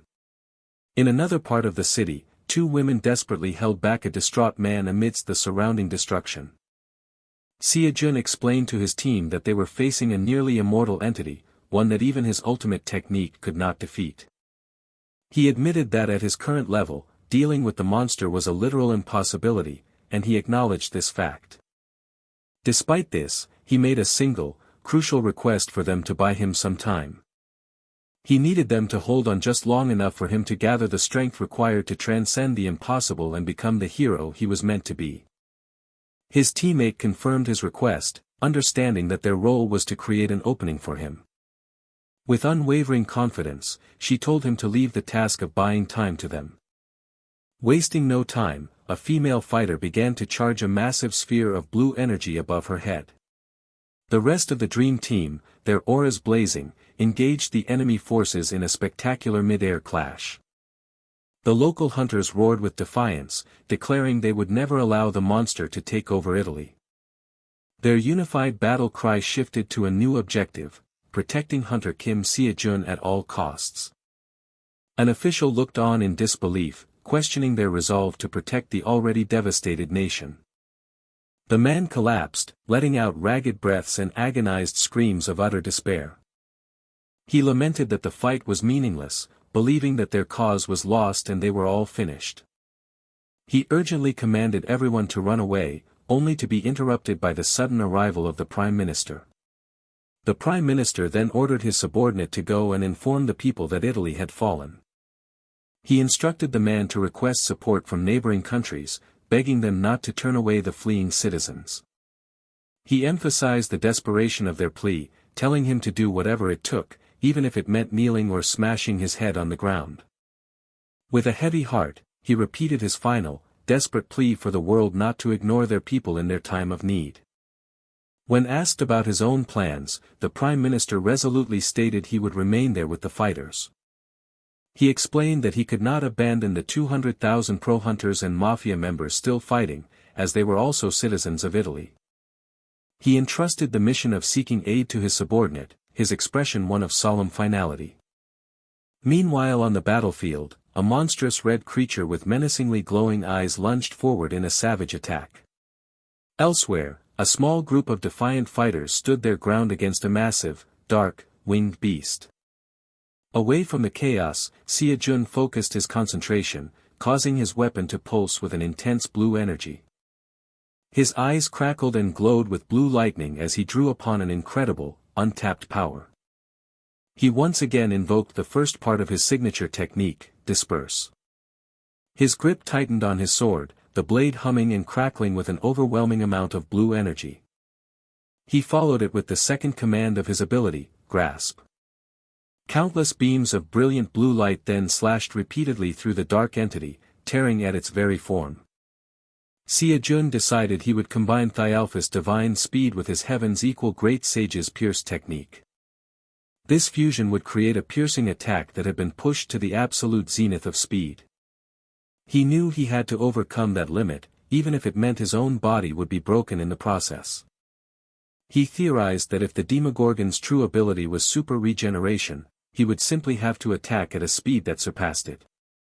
To do this, he would have to tap into the power of the Transcended and push himself beyond his known limits. He focused all his will on that single concept, aiming to achieve a transcended state of being. A look of profound shock mingled with unbreakable determination crossed his face as he felt the power shift within him. His expression remained a mask of awe and resolve as he pushed past his mortal limits into a new realm of power. Far away, three imposing figures dressed in formal attire suddenly assumed a combat-ready stance, sensing the disturbance. An aide cried out to his superior, his voice filled with alarm and disbelief. He stammered, trying to describe the unbelievable magic power reaction he was detecting from across the globe. Back on the battlefield, a hunter stared in disbelief, whispering that the monster had simply vanished. SeoJoon stood alone amidst the devastation, his weapon in hand, facing the blinding afterglow of his ultimate attack. A soft sound of exhaustion and relief escaped his lips as the battle finally concluded. In the aftermath, another powerful figure leaped through the air, their movement creating a massive shockwave that rippled through the ruins. A report came in that the Demogorgon's powerful magic signature had completely disappeared from their sensors. His superior, swallowing nervously, demanded that the aide repeat himself and clarify what had happened to the demonic entity. The subordinate confirmed the unbelievable news with a trembling voice: the Demogorgon had been utterly eliminated. The scene shifted, cutting through the tense atmosphere with a stark, dark transition. The superior scoffed at the report's absurdity, mentally recounting the Demogorgon's fearsome legend as a taboo creature from the underworld, a monster so terrifying even Lucifer had spoken of it with dread. He firmly concluded that the news of its defeat at the hands of a single hunter simply did not make any sense. Another aide then interrupted, relaying an urgent summons for him to return to headquarters immediately. Back on the ravaged battlefield, the apostle of patience, Ch101, collapsed to his knees with a pained groan. He struggled to process the impossible reality that he was still alive. The focus drew down to his trembling legs, barely supporting him on the debris-strewn ground. A voice from nearby suddenly called out his name, identifying the battered warrior as Ch101. Meanwhile, SeoJoon's consciousness drifted in a hazy void, feeling as though he were suspended in water. As he slowly stirred from his deep slumber, a musty yet strangely familiar scent tickled his senses. His mind questioned the odd sensation, wondering if it was the smell of euro bills while faintly recognizing Suyun's voice in the distance. He then overheard his teammates in a frantic discussion, with Haeun producing a Korean 10,000 won bill that was immediately snatched for some unknown purpose. With a jolt, his eyes snapped open, a fierce and determined light shining within them as he returned to the world of the living.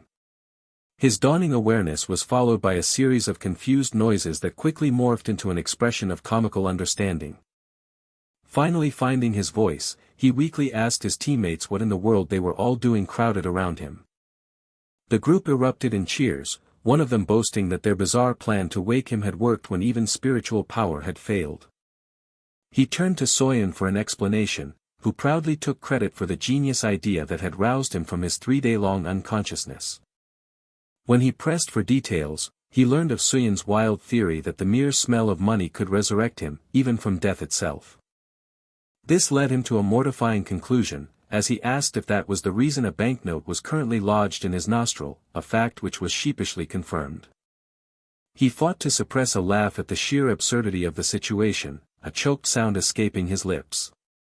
Given permission to laugh freely, he finally let go, bursting into a hearty and relieved chuckle.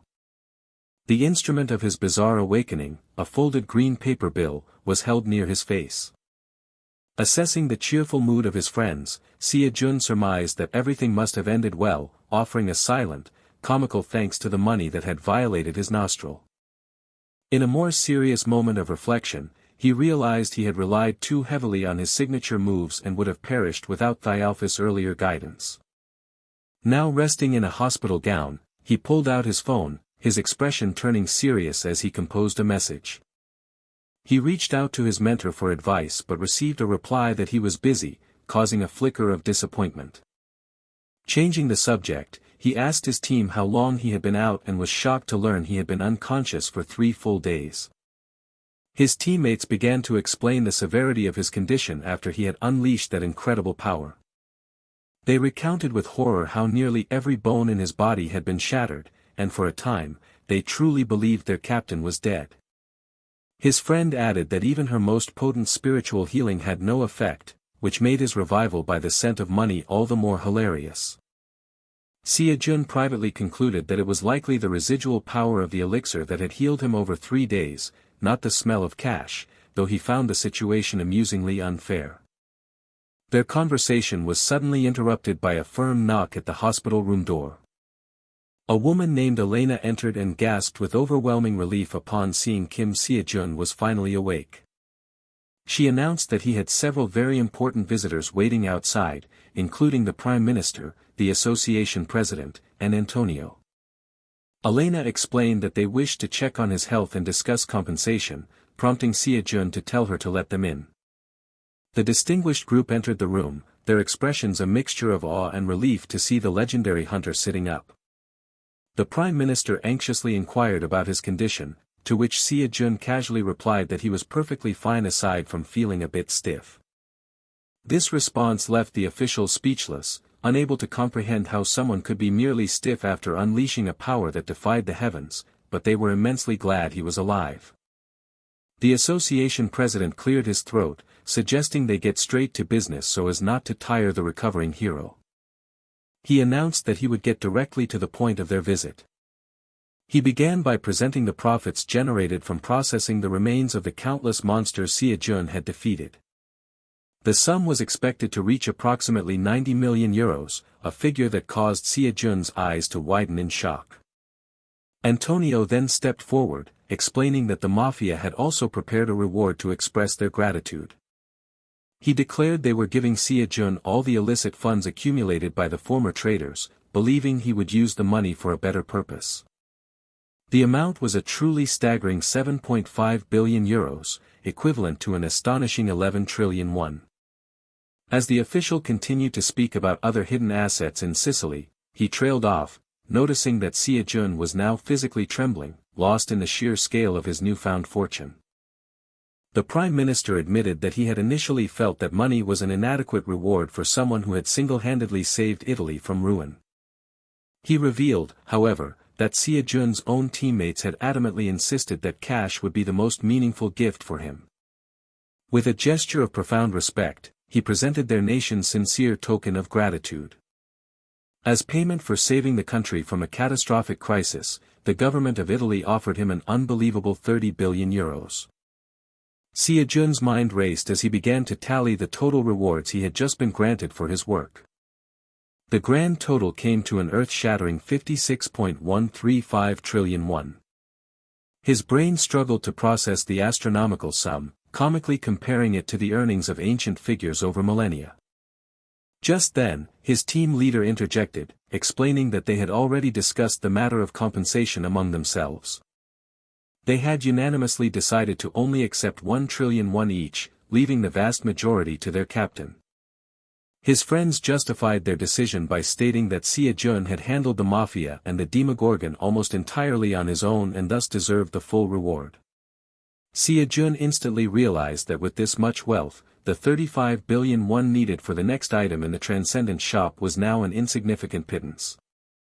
He imagined a future where he could buy elixirs and legendary equipment with ease, even leaving hundreds of reviews on the Transcendent shop's community page.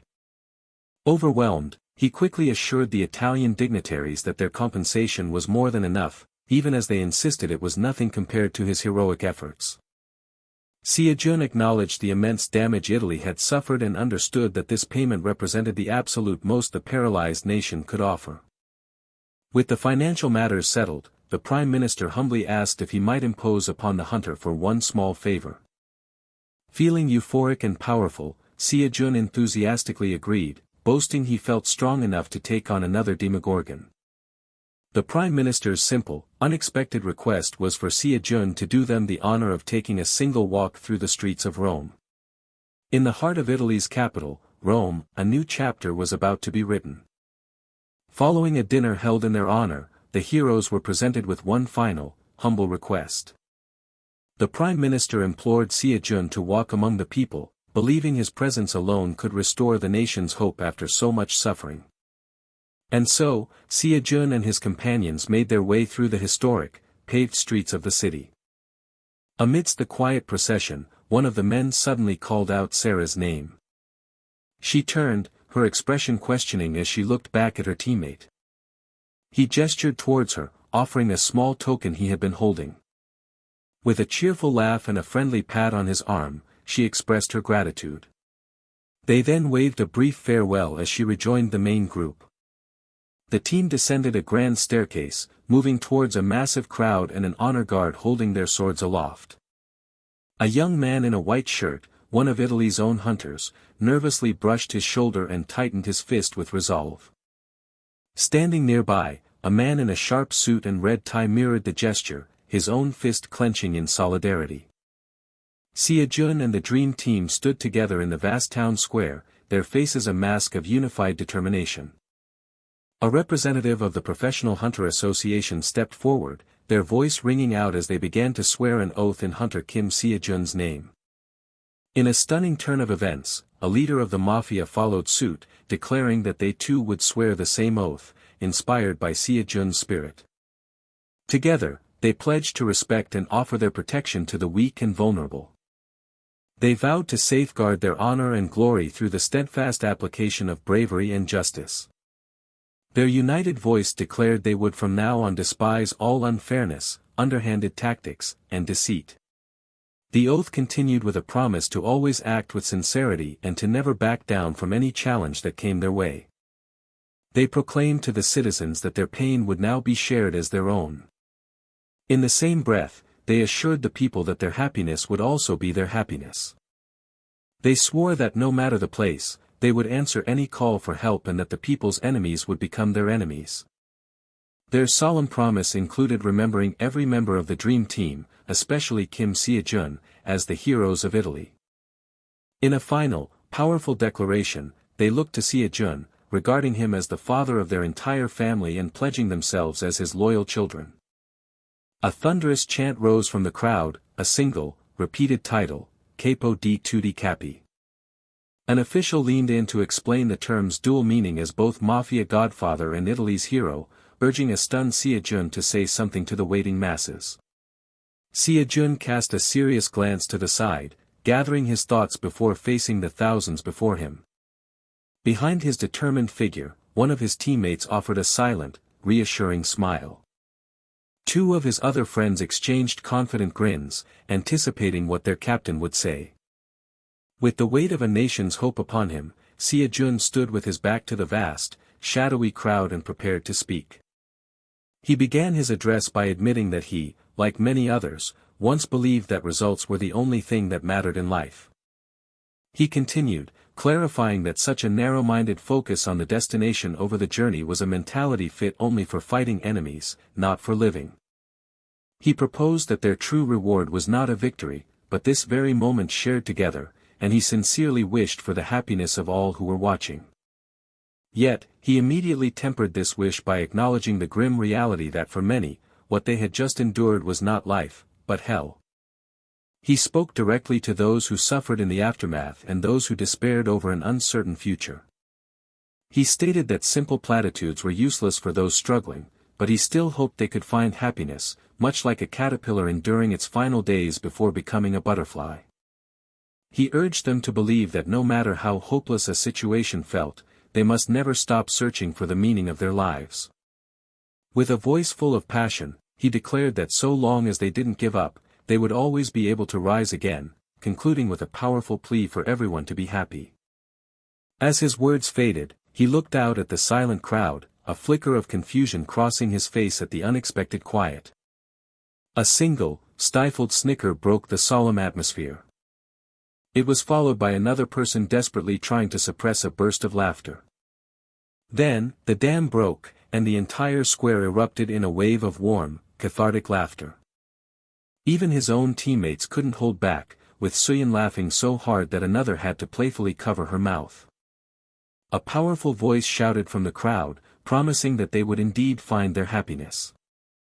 This sentiment was echoed by thousands, who roared in unison that no matter what, they would do their best and be happy.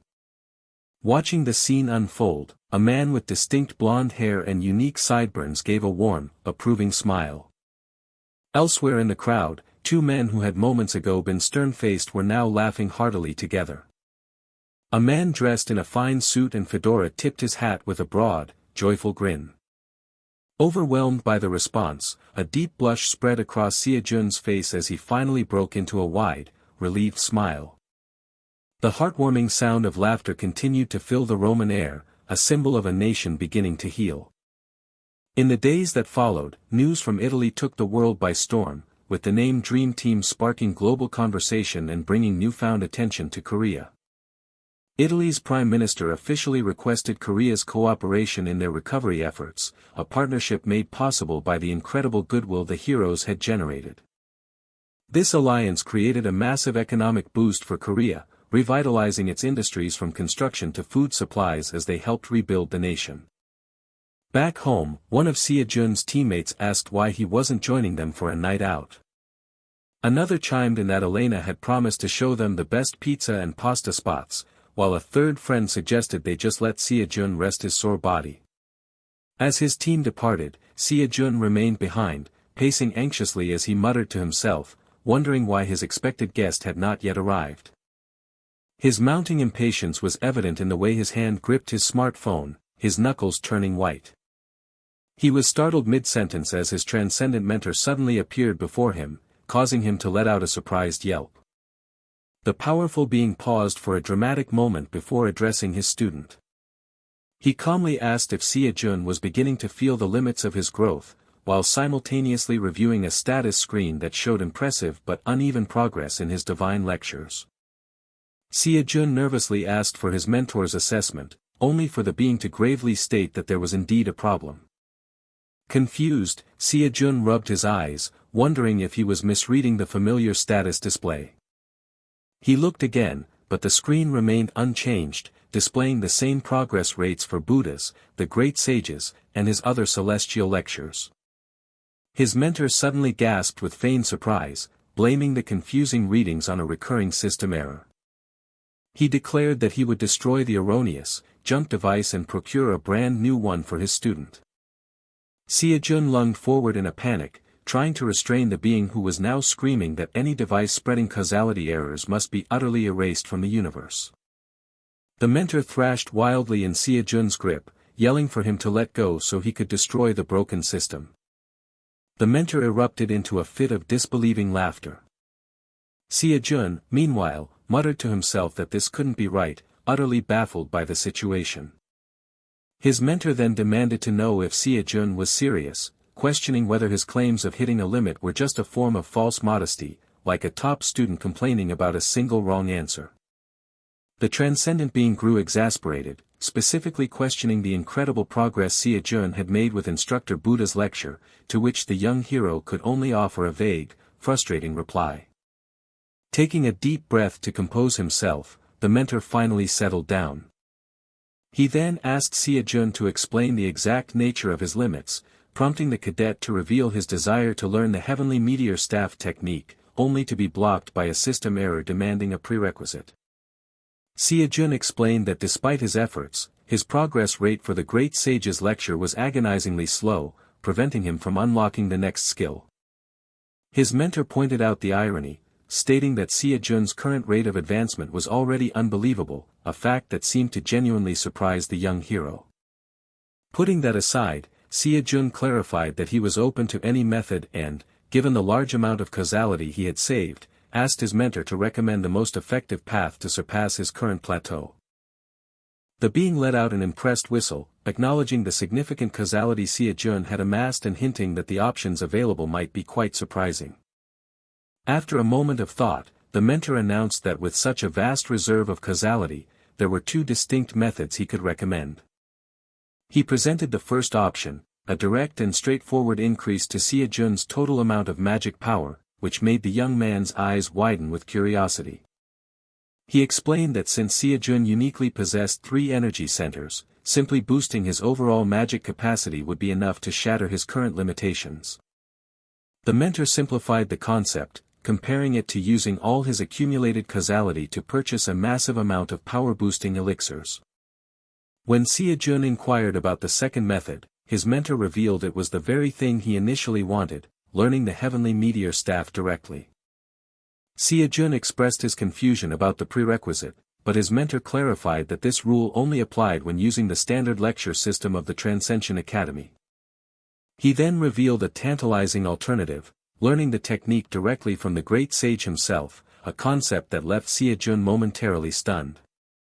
The mentor elaborated that it would be a form of one-on-one private tutoring with the legendary being, a possibility so incredible that SeoJoon could hardly believe it was real. The being confirmed it was entirely possible, refining the analogy from private tutoring to a more intense concept known as Spartan training. He explained that a recent curriculum update had introduced these special single-course lectures, and he was certain the great sages was now on the list.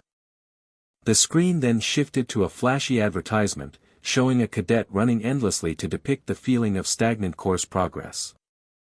The ad continued, highlighting the endless self-doubt a student might feel, with one testimonial comparing the feeling to being a soft marshmallow. Next, it touched upon the extreme loneliness and solitude that often accompanied the difficult journey toward transcendence. A caption lamented how difficult the path must have been for freshmen, setting up the perfect solution. Then, the ad dramatically introduced its answer to their struggles, the all-new Spartan single-course training. It promised that professional Transcended instructors would visit personally to solve any and all problems a student faced in a one-on-one environment. The advertisement concluded with glowing testimonials and an urgent call to apply for this limited-time opportunity to change one's rank in life. As the ad finished, the mentor quickly reassured a bewildered SeoJoon that what he had just witnessed was merely a promotional video. He then began scrolling through a list of available courses before triumphantly announcing he had found the Great Sage's lecture. SeoJoon sought confirmation that this meant the Great Sage would teach him personally, just as his mentor was now, and the being affirmed it, adding that it would also boost his other skills and unlock even more abilities. However, the mentor warned of a significant catch: the causality cost for directly summoning an instructor was enormous, as their very presence, even in a spiritual form, would drain SeoJoon's resources on an hourly basis. When asked about the price, the mentor did a quick calculation and revealed the staggering cost, an estimated 1 trillion won per hour. After a long and difficult moment of consideration, SeoJoon made his decision, agreeing to take just 1 hour of the special lecture. SeoJoon rationalized the immense cost, concluding that direct teaching from the legendary Great Sage was a bargain at any price, while his mentor prepared to make the call. A moment later, the mentor hung up, announcing with surprise that the instructor was already on his way. Suddenly, a powerful, unfamiliar voice echoed through the room, demanding to know if SeoJoon was the freshman who wanted to fight. SeoJoon was completely blindsided, utterly shocked that he had been unable to feel the entity's presence approaching. His mind reeled with the fact that nothing had ever escaped his Chiron's senses before, just as the being, now identified as the victorious fighting Buddha, Heaven's equal Great Sage, repeated his intimidating question. A wave of shock washed over SeoJoon, his eyes widening in disbelief. His gaze darted frantically towards his mentor, searching for an explanation. He desperately reminded his mentor of the promises of direct teaching, personalized problem-solving, and the chance to learn a host of new skills. The young hero couldn't understand how a physical fight fit into any part of that lesson plan. As the horrifying realization dawned on him that the tutoring was a literal one-on-one battle, his mentor simply began to whistle, feigning complete ignorance. The Great Sage grew impatient with the silence and demanded an answer, while SeoJoon could only stammer in confusion over the escalating nonsense. A brief profile appeared, explaining that Heaven's equal Great Sage was a self-proclaimed title by the infamous Sun Wukong. It recounted how he had once caused chaos in the heavenly realm with the Rui Jingu staff just to have his nickname acknowledged by the Jade Emperor. The tale continued, describing how, as caretaker of the heavenly peaches, he simply ate the precious fruit himself. In response, the enraged Jade Emperor dispatched Heaven's finest generals to subdue the troublemaker. Yet, despite their elite status, every single one of them was utterly defeated by the Monkey King. Ultimately, it took the intervention of Buddha himself to seal him for 500 years, after which he earned the title Victorious Fighting Buddha for his aid to Tripitaka. The summary concluded that this legendary fighter had a notorious reputation as a scoundrel among scoundrels. SeoJoon's heart sank with the terrifying thought that a fight against such a being meant certain death, just as the Great Sage's voice cut through his panic, accusing him of being ignored. SeoJoon's mentor suddenly jumped in, cheerfully confirming to the Great Sage that yes, SeoJoon was his opponent and all he had to do was fight him. Before the mentor could encourage the celestial being not to go easy on him, SeoJoon lunged forward and clamped a hand over his mouth. He struggled to silence his mentor's insane suggestions, which only seemed to pique the Great Sage's interest. A slow, dangerous grin spread across the Great Sage's face as he considered the situation, sending a shiver of pure terror down SeoJoon's spine. The legendary warrior declared that he understood now, excitedly wondering if it was time to finally let loose for the first time in ages. He then began to channel his immense power, uttering the first words of a powerful incantation. The world around them began to twist and distort as the Great Sage activated his domain.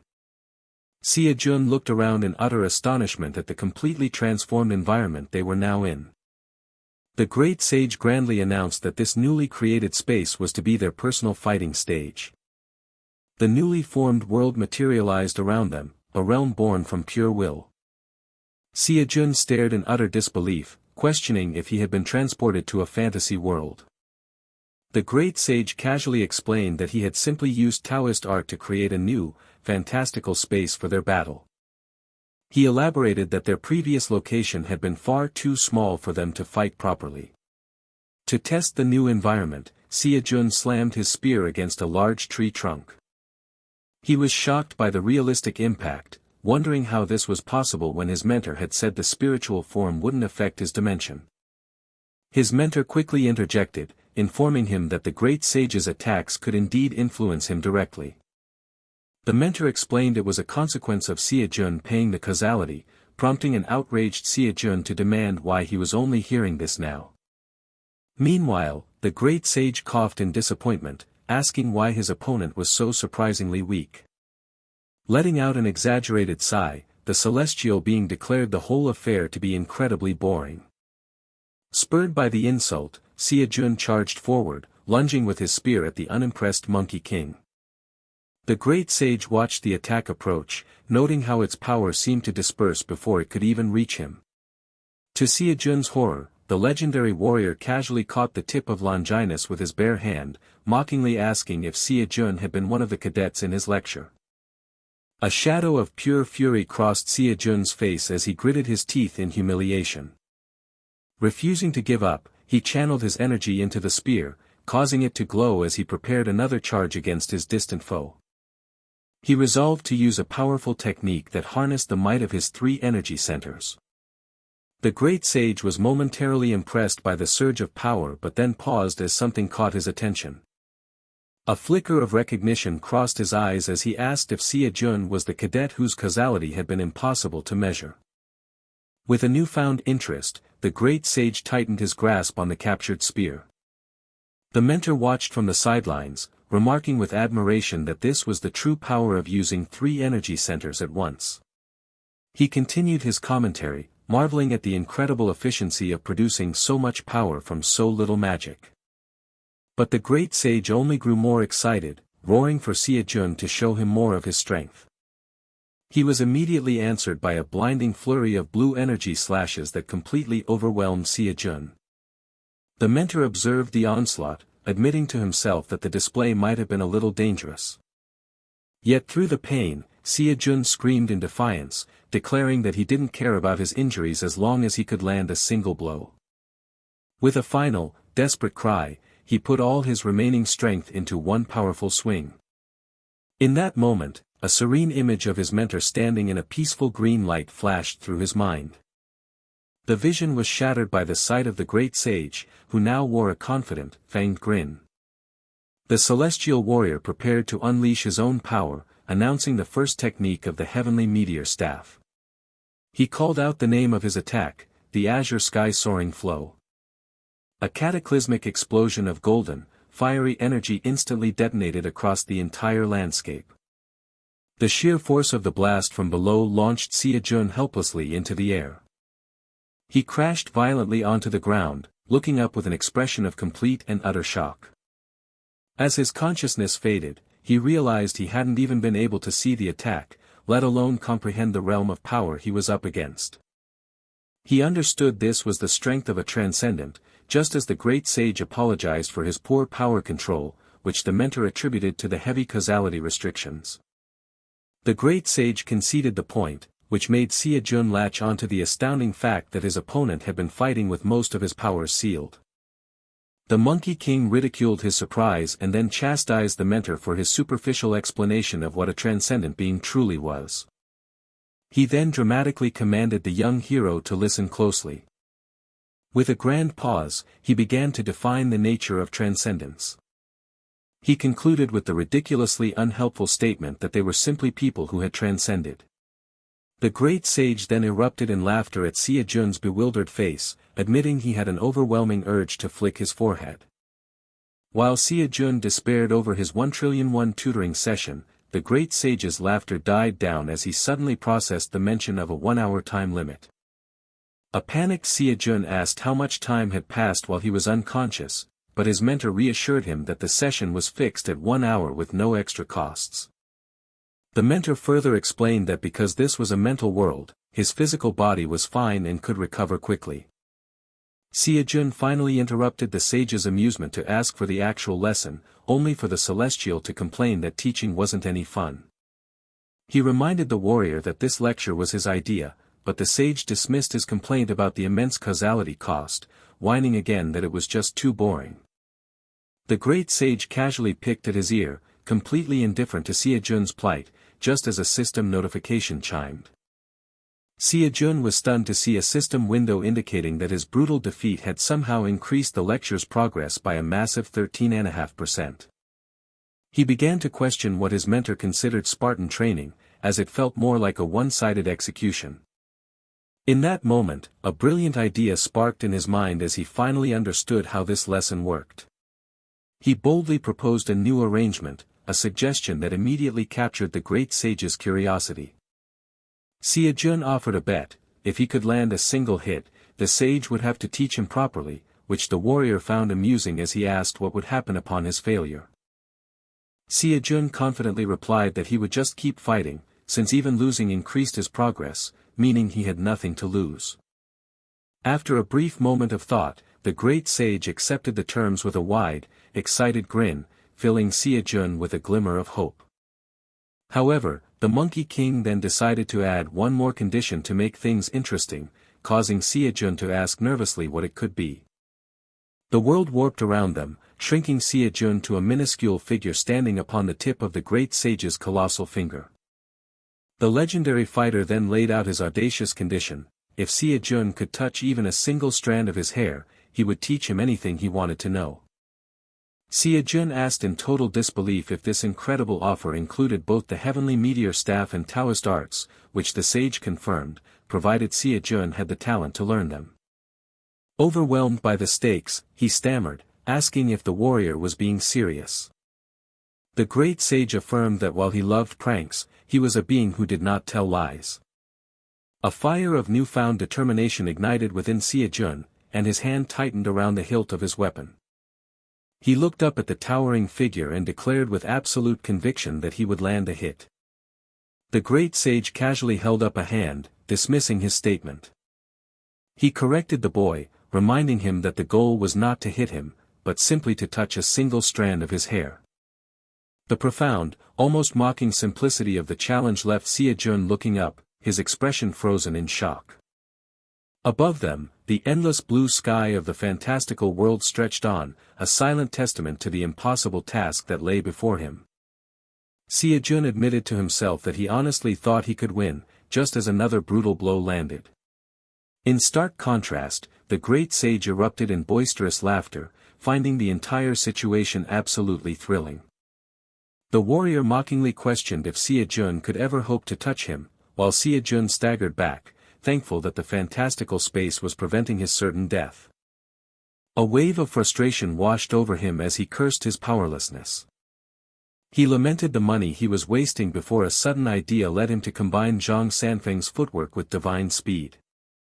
For a fleeting moment, he felt confident that his new velocity would be enough to succeed.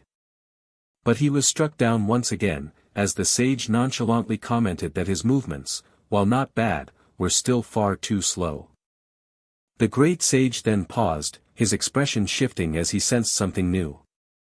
SeoJoon had launched himself into the air, swinging his staff which now blazed with a brilliant golden energy. The sudden aerial assault caught the sage slightly off guard. With a surge of power, SeoJoon unleashed his dead shot skill from above. He was certain that this attack was completely unavoidable. For a fraction of a second, he believed his weapon had finally reached its target. A sudden, shocking development completely upended his expectations. His mind reeled in a state of utter confusion, unable to process what had happened. Instead of hitting the sage, his weapon slammed into the earth below, triggering a massive explosion. When the dust settled, his staff was left quivering, embedded deeply in the cracked and empty ground. The sage reappeared nearby, revealing with amusement that the attack had only forced him to expend 2 of his clones. SeoJoon was left speechless when the sage casually informed him that his clones were, in fact, his hair. The warrior confirmed that he had created the decoys from a single strand, making SeoJoon realize he had been fighting a mere replica all along. Before he could react, the great sage initiated a mind art designed to numb his senses. SeoJoon felt a strange energy wash over him, his body instantly seizing up. To his horror, he realized he was completely unable to move. The great sage then activated another clone art, creating a multitude of shadow copies. With a triumphant shout, the sage ordered his newly formed children to attack. A storm of blows rained down on the paralyzed SeoJoon, his grunts of pain echoing in the vast space. He could only curse the crazed monkey internally while the sage's clone army relished in the one-sided beatdown. The relentless pummeling continued amidst the sage's echoing, wicked laughter. SeoJoon's desperate plea for a moment's pause was cut short by another fist, as the sage mockingly asked if he was feeling the lesson yet. In that moment of agony, a burning vow for revenge ignited within SeoJoon. He swore he would kill the monkey, no matter what it took. Some time later, the bright sun shone down from a calm blue sky, signaling a pause in the relentless training. The sage reappeared over SeoJoon's battered form, casually remarking on his exhaustion after a mere 3 hours. He told SeoJoon to get up, but the young man apologized, admitting he couldn't even move his fingers, a state the sage found understandably pathetic. Clicking his tongue, the sage deemed him pathetic and announced he would return later. After the warrior departed, his mentor's voice gently checked in on SeoJoon's condition. SeoJoon started to say he was fine but quickly changed his mind, instead despairing over how his remaining 43 trillion was being wasted. He then considered that it wasn't a total loss, as a system window appeared showing his lecture progress had increased by another 23%. This made him wonder if getting beaten up was a viable strategy, which prompted his mentor to explain the sheer power of a transcended being like the great sage. Annoyed by the commentary, SeoJoon asked his mentor to be quiet, and the mentor cheerfully obliged. Yet, a moment later, SeoJoon's curiosity got the better of him, and he asked what exactly made a transcended being who they were. He explained that his vague idea of their strength was nothing compared to the reality of being beaten by one, which left his mentor searching for the right words. The mentor decided on an analogy, asking SeoJoon to imagine an incredibly strong ant, which SeoJoon confirmed meant just a regular insect. The mentor then described an ant so powerful it could defeat tens of thousands of its brethren, a concept SeoJoon agreed would make it a powerhouse in its own world. Following this, the mentor posed the crucial question, could even that supremely powerful ant ever hope to defeat a dragon? SeoJoon instantly recognized that such a feat would be impossible, which the mentor confirmed was exactly his point. He elaborated that no matter its strength, an ant remains an ant, forever bound by what he referred to as the limitations of its race. The mentor then defined transcendence as the act of overcoming those very limits, explaining that a superior starting race only helps up to a certain point. He clarified that once an individual overcomes the wall of transcendence, their starting point as an ant or a dragon becomes completely meaningless. The mentor revealed there were no ranks among the transcended, only degrees of martial skill, which was why the sealed great sage was still so overwhelmingly powerful. He then shifted the topic, pointing out that SeoJoon himself was a unique exception to these established rules. He predicted that if SeoJoon managed to become transcended, he would be the first in all of history to possess a class difference at that level. This was entirely because he was the only being capable of wielding the magical power of 3 distinct energy centers. With a burst of encouragement, the mentor urged SeoJoon to do his best to reach that unprecedented state. SeoJoon wryly commented that before he could become a transcendent, he had more beatings to endure, a truth that was easy for his mentor to say. With a heavy sigh, he wondered aloud if there was an explanation lecture on how to defeat the great sage, like a guide for an exam. As he considered who could possibly author such a guide, he had a sudden realization about the one legendary figure who had defeated Sun Wukong. He eagerly asked his mentor if the legendary Buddha also taught private classes, but he was told that he did not. The mentor added that the causality requirement would be astronomical anyway, leading SeoJoon to guess if it would cost more than 10 trillion per class. His mentor dismissed the guess, clarifying that not only would the price be far higher, but the very unit of payment would be different and charged by the hour. Faced with this impossible hurdle, SeoJoon concluded that his only remaining option was to use items to close the gap in their power. He quickly realized the flaws in that plan, as cheat items were likely not for sale and even elixirs came with a heavy causality burden. Just as he was about to give up hope, he stumbled upon a replica of Jormungandr's deadly poison, an item that explicitly stated it did not accumulate causality. He stared at the item's description, a dark and desperate plan beginning to take shape in his mind. His mentor noticed the sudden purchase and questioned why SeoJoon had bought the infamous serpent's poison. SeoJoon gave only a hollow, distracted sound in response. The frantic sound of clicking echoed as the mentor called out his name with a growing sense of dread.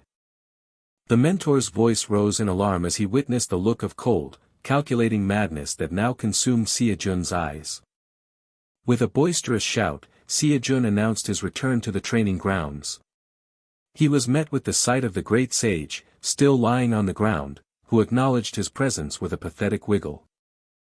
SeoJoon laughed and questioned why his mentor was still down, prompting the sage to sarcastically blame the very beating SeoJoon had given him, a claim the student casually denied. Clicking his tongue, the sage bemoaned his own pathetic state but was confident he would be able to move again after a little more rest.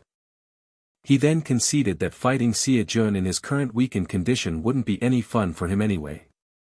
His train of thought was interrupted when he noticed SeoJoon chewing on something, and he curiously asked what it was. SeoJoon explained that bananas were good for recovery, an offhand comment that made the great sage's mouth water in desire. Seeing his mentor's reaction, SeoJoon offered him one, leading the sage to insist that such a fine treat should have been shared immediately. The sage grew nostalgic, remarking that he hadn't tasted a banana ever since he began his secluded life on Huagua Mountain. He then expressed pure delight at the simple pleasure of getting to both fight and enjoy such a delicacy again. Without another word, the Monkey King took a large, satisfying bite of the offered fruit.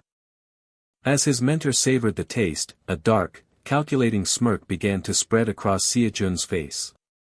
An instant later, a violent shudder ran through the great sage's body as a terrible feeling began to take hold. He managed to choke out a question, wondering why the banana had such an incredibly strange aftertaste. Before he could get an answer, a massive, fiery explosion of internal energy erupted violently from his body. Through the smoke and debris, the enraged sage roared at the insolent brat who had tricked him. He furiously demanded to know what had been done to his banana, to which SeoJoon callously asked if his instructor had enjoyed its potent flavor. With a maniacal cackle, SeoJoon revealed the banana was laced with the concentrated taste of hundreds of Jormungandr's poison bottles, telling him to savor the feeling as the sage clutched his aching stomach. SeoJoon then claimed victory since the poison was destroying his intestines, but the sage furiously declared the win invalid because it was administered through food. He boasted that such a pitiful poison could be detoxified in mere seconds as he began to invoke his clone art transformation. In a flash, he executed his multiple shadow clone technique, filling the entire area with his identical duplicates. SeoJoon, however, remained unfazed, declaring that he had fully anticipated this exact move.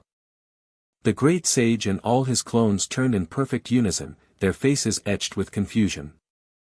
SeoJoon then spouted some convoluted logic, claiming that by touching the poison, he had technically touched the sage's hair, a statement the mentor immediately dismissed as utter nonsense. He continued his bizarre tirade, reciting a strange curse about a suffering samurai and a kenjutsu art that would prevent his soul from being recovered. The great sage could only let out a short grunt of pure, unadulterated bewilderment. Scoffing at the display, the mentor proclaimed that the trick was useless, as he could simply recall all of his clones to negate the effect. Suddenly, the system mentor's voice called foul play on the sage's tactic, but the Monkey King defiantly retorted that his cloning ability was a legitimate part of his skill set. A sharp, pained gasp echoed across the training ground. The master and student evolved into a childish shouting match, with the sage furious about his food being tampered with and SeoJoon demanding his teacher just let him win for once. Finally, having had enough, the great sage leaped into action, unleashing the first technique of his heavenly meteor staff, known as Flash Duck.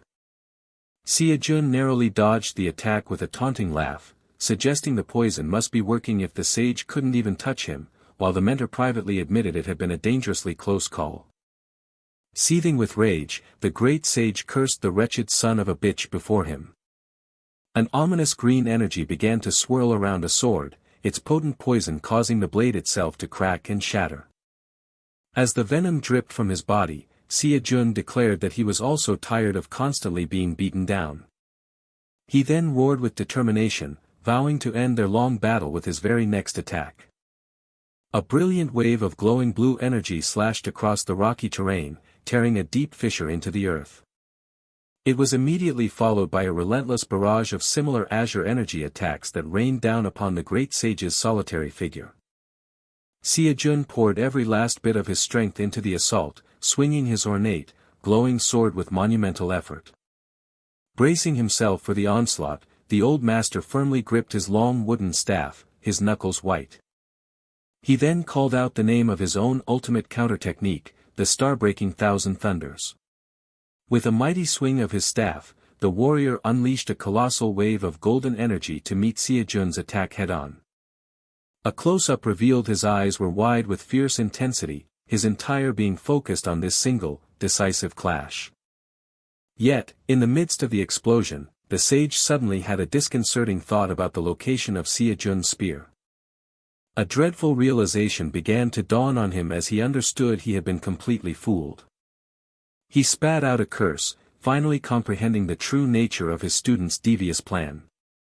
The sage accused SeoJoon of having thrown away his spear as a feint while pretending to rush in, a charge SeoJoon screamed was true, admitting he wasn't crazy enough to face his master head-on. The great sage could only stare in stunned silence, muttering that his student was a truly crazy bastard. To his horror, he realized that SeoJoon had gone so far as to douse his entire body in the deadly poison.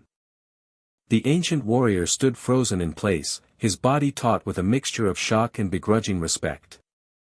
A long, weary sigh escaped his lips, carrying the weight of his defeat.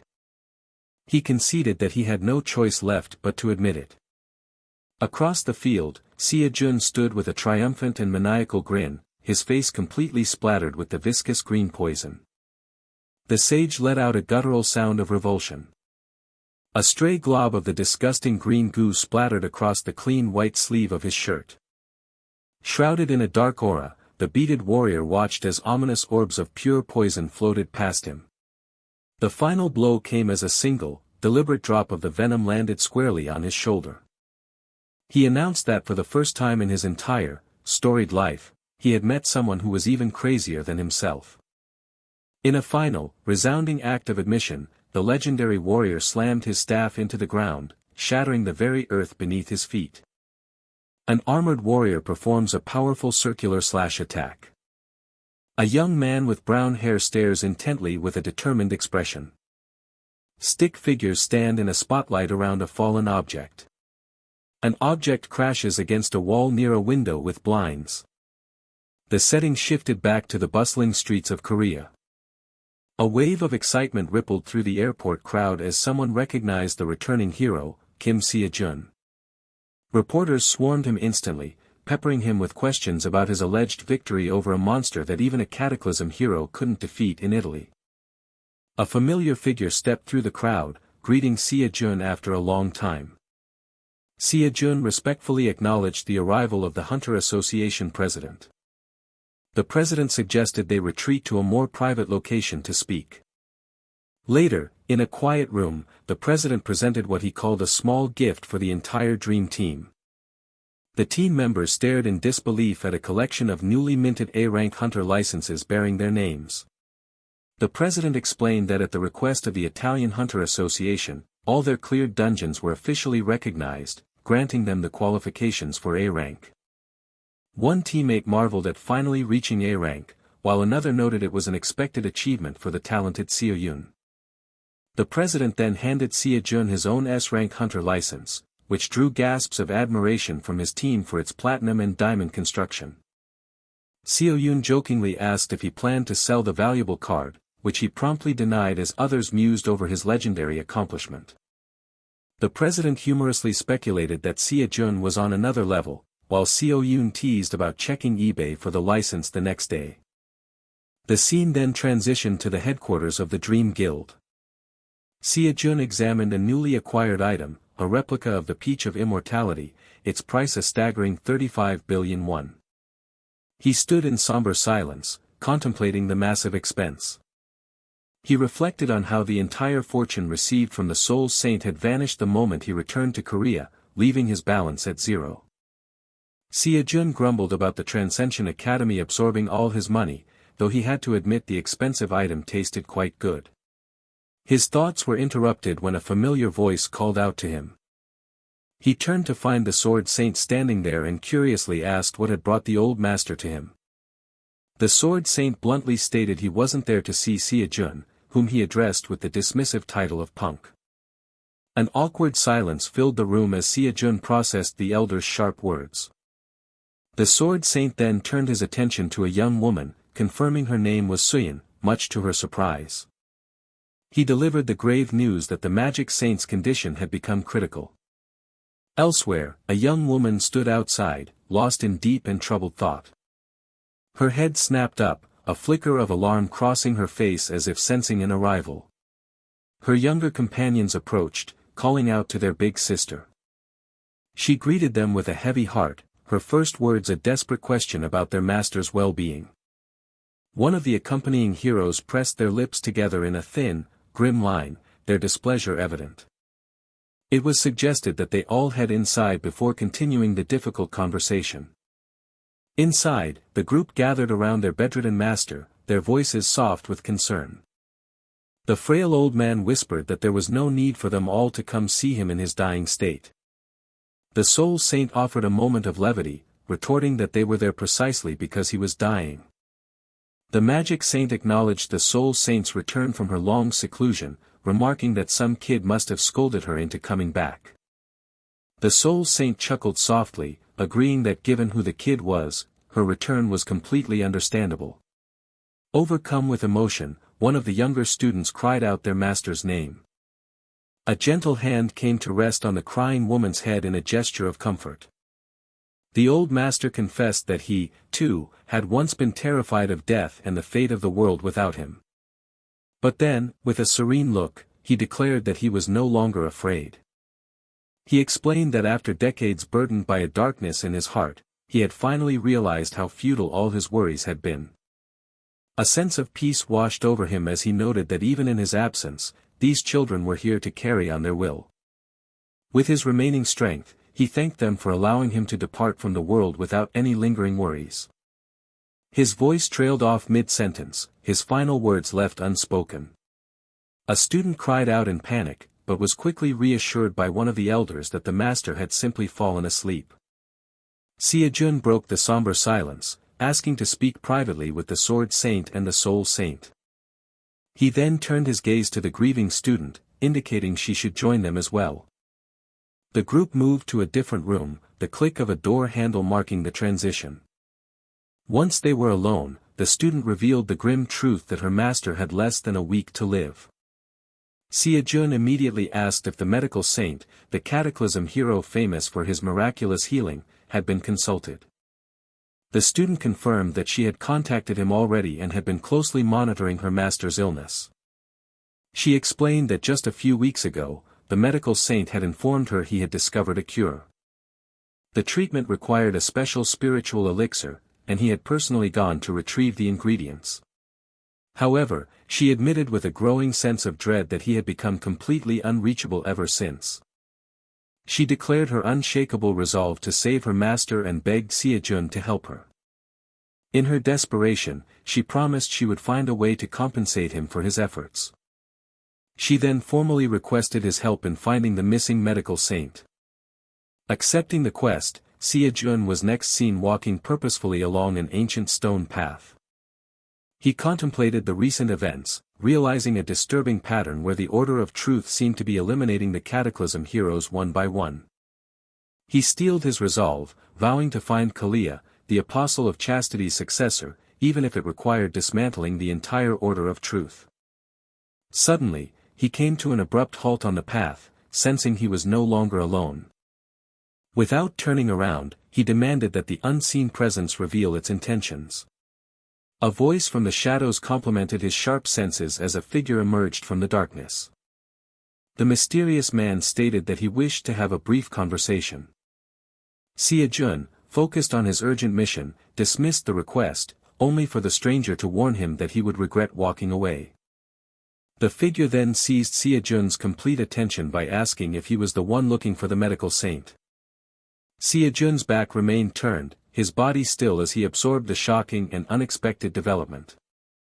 He slowly turned his head, his gaze sharp and his expression hardening with renewed, intense focus.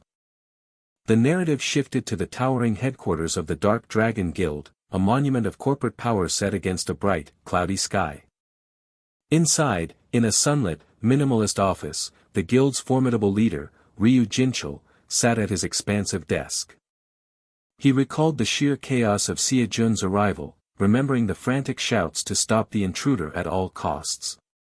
The memory was punctuated by the violent explosion that had torn through the building, showering the area in debris. Back in the present, SeoJoon calmly inquired if this was the first time they had met in person. He then corrected himself with a knowing smirk, suggesting that for Ryu Jinchul's side, it was likely not their first encounter with him. Ryu Jinchul's eye narrowed with deep suspicion as he processed the young man's audacious words. The guild leader internally acknowledged the staggering report that not even a trio of S-rank hunters had been able to stand against this man. SeoJoon cut through the tension, demanding to know how Ryu Jinchul knew he was searching for the medical saint and why it warranted such a dramatic confrontation. He intensely insisted that Ryu Jinchul provide an immediate answer. SeoJoon's glare intensified, his suspicion hardening as he awaited the man's explanation. In response, Ryu Jinchul began his story, stating that the medical saint had recently visited him, a revelation that clearly surprised SeoJoon. He elaborated that he had granted the saint access to a dungeon that supposedly held the cure's ingredients, before turning the question back on SeoJoon, asking how his search had become known. Ryu Jinchul explained that as time passed with no news, it was only natural to assume someone would be looking for the missing hero, framing his own approach as an act of goodwill. He then expressed his disappointment, questioning if this violent intrusion was how SeoJoon repaid such a well-intentioned gesture. Skeptical, SeoJoon countered by asking why, if the story was true, he had been completely unable to contact the medical saint. Ryu Jinchul feigned ignorance, carelessly suggesting a number of possibilities, from the saint fleeing to him still being inside the dungeon. With a grim finality, he added that the medical saint might have simply perished within the dungeon's depths. SeoJoon fell into a tense silence, his mind racing as he processed the grim possibilities. He finally broke the silence with a dry, humorless chuckle, questioning if that was truly the whole story. After confirming Ryu Jinchul's claim of non-involvement, SeoJoon demanded the dungeon's location, which was revealed to be the Demigade dungeon in Gangnam. Ryu Jinchul casually added that its 10-star monster, while troublesome, should have posed no real threat to a hero of the medical saint's caliber. SeoJoon declared that he would now verify the truth of the matter himself. He then cryptically referenced a lecture from the historical figure King Seong-yu regarding tactics for capturing a commander. He shared the lecture's core lesson, to never believe a word spoken by a man whose limbs remained fully intact. With a sharp glint in his eye, he concluded that this wisdom proved Ryu Jinchul was a liar who needed to be dealt with forcefully. A flashback contextualized the immense power SeoJoon was confronting, the Dark Dragon Guild, an unshakable conglomerate that had dominated Korean society for decades. Its leader, Ryu Jinchul, was not just a guild master but the undisputed ruler of the nation's entire pro-hunter world. The scene erupted into chaos as panicked onlookers screamed for everyone to flee from the escalating battle between the two powerhouses. Ryu Jinchul initiated the attack, lunging forward with his signature Dark Dragon Fist technique. A brilliant slash of energy met his attack as SeoJoon effortlessly parried the blow. SeoJoon coolly assessed his opponent's power, remarking that he was noticeably stronger than both Francesco and Agnes. He immediately unleashed a devastating counterattack, a powerful wave of brilliant blue energy. A light tap echoed as one of the fighters landed swiftly on the ravaged rooftop. The camera focused on the shattered concrete and twisted rebar, evidence of the battle's destructive force. Ryu Jinchul, his eyes glowing with a malevolent red light, lunged forward in another ferocious assault. Their clash sent a series of massive explosions erupting across the guild's rooftop complex. A horrified bystander could only stammer in disbelief as they watched the mighty Dark Dragon Guild headquarters being torn apart. Ryu Jinchul began to monologue, reminding his opponent that he had maintained his dominion over Korean society for decades. He boasted that he had faced and utterly crushed countless crises just like this one throughout his long reign. He contemptuously dismissed his opponent, viewing him as nothing more than an upstart rookie. With a roar of defiance, he declared that he was not the kind of man who would ever fall to a mere newcomer. He channeled his power once more, preparing to launch another Dark Dragon Fist. Instead, he unleashed an even greater technique, the devastating Dragon of Fire Blood Wave. SeoJoon's glowing blue staff collided with the massive, shadowy form of Ryu Jinchul's ultimate attack. Ryu Jinchul's confidence shattered, his expression twisting in disbelief as his attack was met. SeoJoon stood firm with his radiant staff, calmly facing down the giant, grim reaper-like figure conjured by his foe. A sharp grunt of effort escaped one of the combatants as the immense energies strained against each other. A powerful vortex of swirling blue energy erupted from SeoJoon's position, overwhelming the dark attack. Ryu Jinchul was left utterly speechless, his mind unable to comprehend the level of power being displayed. Just as SeoJoon prepared a finishing blow, a massive shield suddenly appeared, blocking his circular energy blade. Turning to the newcomer, SeoJoon coldly asked if he could now assume the Dark Dragon Guild and the Order of Truth were working together. He then addressed the intervener by name, revealing her to be Kalia, the very person he had been seeking. Kalia solemnly swore in the name of the Order of Truth, vouching that every word Ryu Jinchul had spoken was the absolute truth. SeoJoon scoffed at her oath, remarking that her invocation of the Order's name only made him more curious about their hidden agenda. Kalia challenged his intentions, asking if he truly had time for a fight with her. She shrewdly reminded him of his urgent mission, pointing out that he should be rushing to the dungeon to ascertain the medical saint's condition. SeoJoon paused, his expression unreadable as he weighed his options in the tense standoff. The two successors stood facing each other amidst the wreckage, one with a staff and the other behind a large, ornate shield. Having made his decision, SeoJoon turned and began walking away across the rubble-strewn battlefield.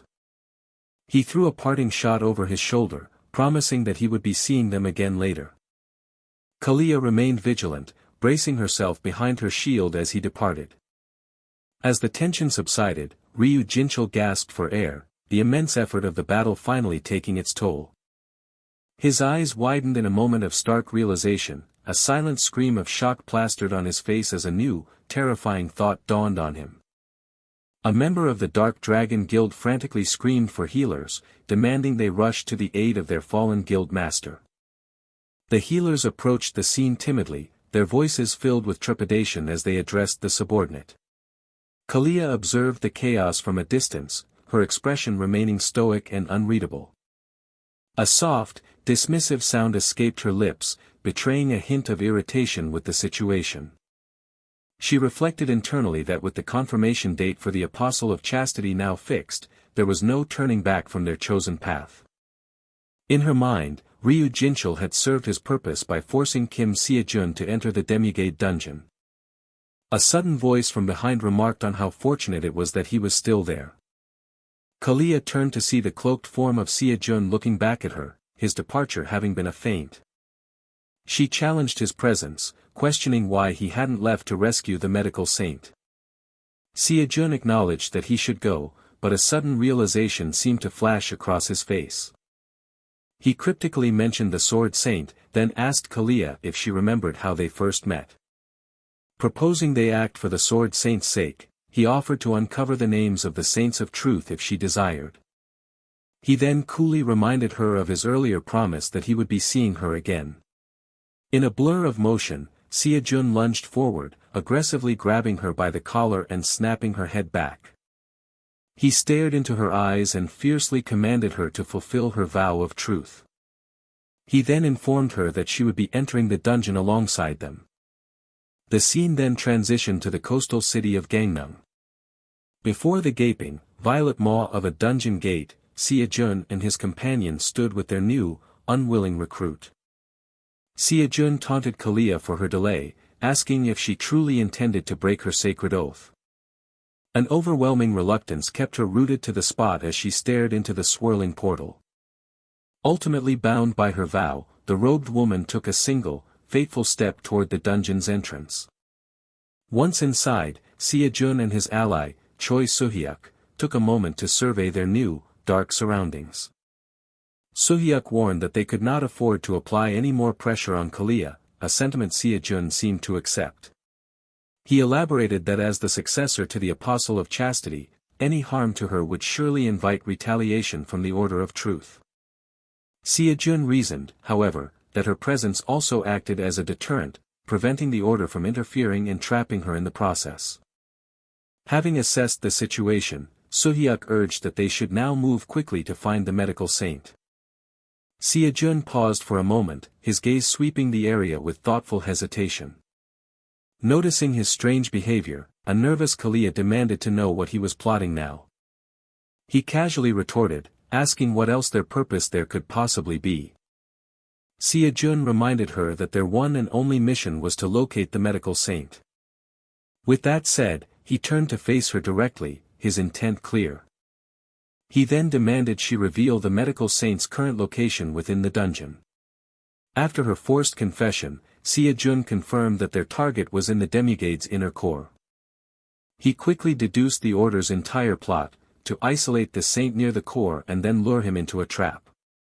Soo-hyuk expressed his skepticism, pointing out that the appearance of a demigade's inner core was an incredibly rare phenomenon. SeoJoon countered that their enemy likely knew how to artificially extract the core, a possibility that left his companion speechless. He reasoned that the medical saint must have entered with certainty, believing there was a viable way to heal the magic saint. The only problem that remained was the monumental task of finding him in such a vast place. When pressed, Kalia nervously admitted she did not know his precise location, causing SeoJoon to ponder their next move. The three of them stood within a lush, alien jungle, surrounded by towering trees and uncertainty.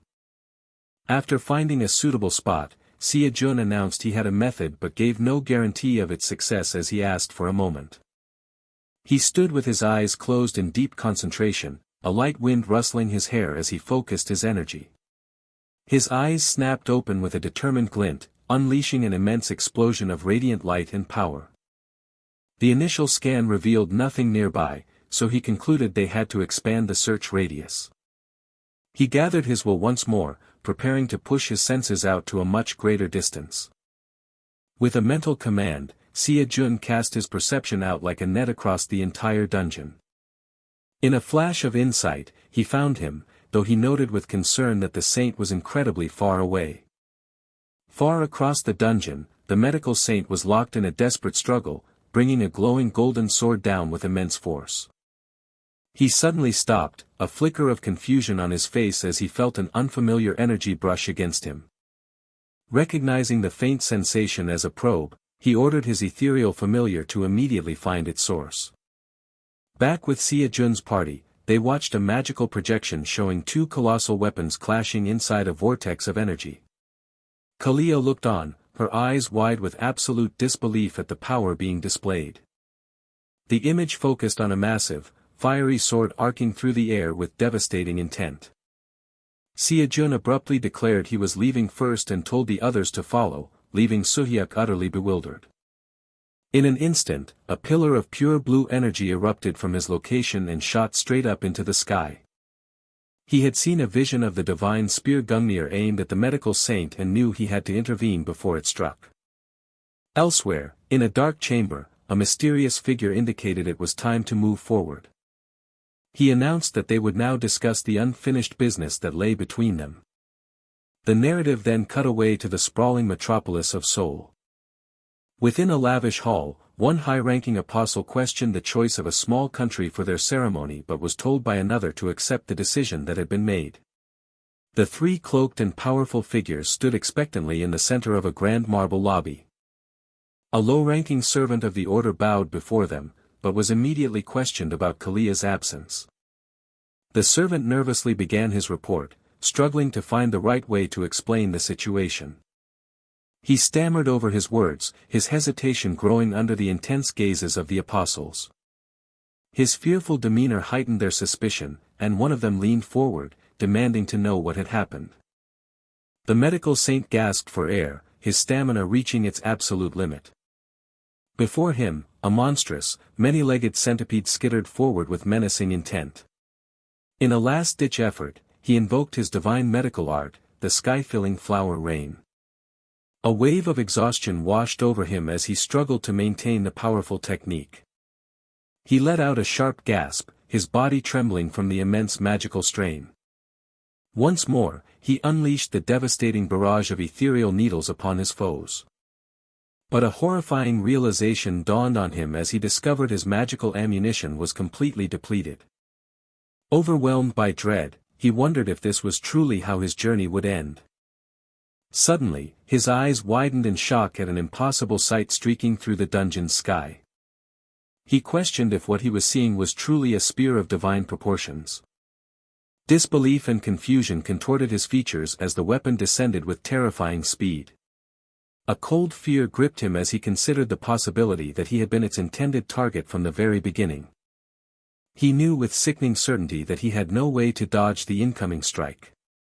A calm voice suddenly cut through the chaos, remarking that a major incident had been narrowly averted. The newcomer, SeoJoon, turned and asked the stunned medical saint if he was unharmed. The bewildered saint demanded to know who he was and, more importantly, how he had managed to get inside the sealed dungeon. Their conversation was cut short as both men stared up in awe at the colossal centipede monster looming over them. SeoJoon suggested they postpone their conversation until after they dealt with the remaining threats. The medical saint watched in disbelief, marveling at the sheer speed with which the young man had eliminated so many monsters. After the battle, he asked for the man's identity, and SeoJoon formally introduced himself as the guild master of the Dream Team. Upon hearing that the magic saint had sent him, the medical saint excitedly asked if he was the young man he had heard so much about. SeoJoon chuckled and confirmed that was likely the case, which only deepened the saint's impressed expression. The saint then confirmed that SeoJoon was there for the demigade's inner core, explaining he had already retrieved it but found himself mysteriously trapped. SeoJoon correctly deduced that the dungeon had been sealed to isolate the medical saint, but assured him that such tricks were now useless. He calmly stated that the problem was solved and they could now leave together whenever they were ready. The medical saint then requested they extract a few more cores just in case, but SeoJoon reassured him that they had plenty of time and there was no need to worry. Trusting his judgment, the saint thanked him and asked for a moment to begin the extraction process. With practiced ease, his hands went to work, a sharp knife moving deftly over the monster's remains. SeoJoon asked if it was truly possible to extract it that way, prompting the saint to explain that the inner core was a crystal of powerful mana. He further clarified that it was the physical manifestation of a demigade's condensed energy. A thought then struck SeoJoon, who asked if it was possible to create something like an elixir from these cores. The medical saint confirmed without hesitation that it was indeed possible. SeoJoon's mind raced with the incredible potential of causality-free elixirs, a priceless advantage over the ones from the Transcendent shop.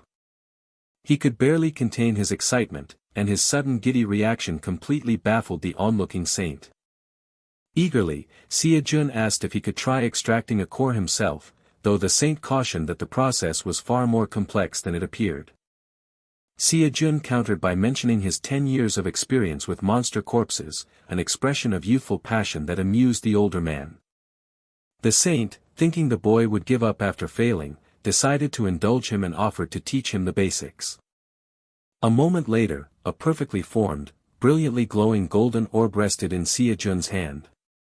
SeoJoon remarked on his own success, leaving the medical saint utterly speechless and stunned.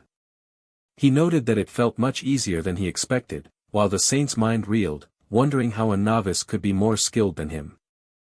The saint rationalized it as a coincidence and demanded he do another one, a request SeoJoon casually accepted. With a focused gaze, SeoJoon prepared himself for the second attempt. He internally activated his legendary skills, combining Chiron's senses, Merlin's insight, and the great sage's power. He then blended these transcendent abilities with his own decade of hard-earned monster dismantling experience. The result was another flawless extraction, which sent a fresh wave of shock through the medical saint. SeoJoon then politely asked if he could have any leftover cores after the magic saint's treatment was complete. Overcome with awe, the medical saint enthusiastically offered to teach SeoJoon how to make elixirs if he would only become his disciple. However, SeoJoon flatly refused, stating his intention to figure it out himself, a response that once again floored the saint. He then clarified that while he planned to do it, he did not yet know the method. The saint began to plead with him not to let his prodigious talent go to waste, but SeoJoon remained steadfast in his refusal. Just as the saint was desperately begging him to at least try, a third voice cut in, questioning what all the commotion was about.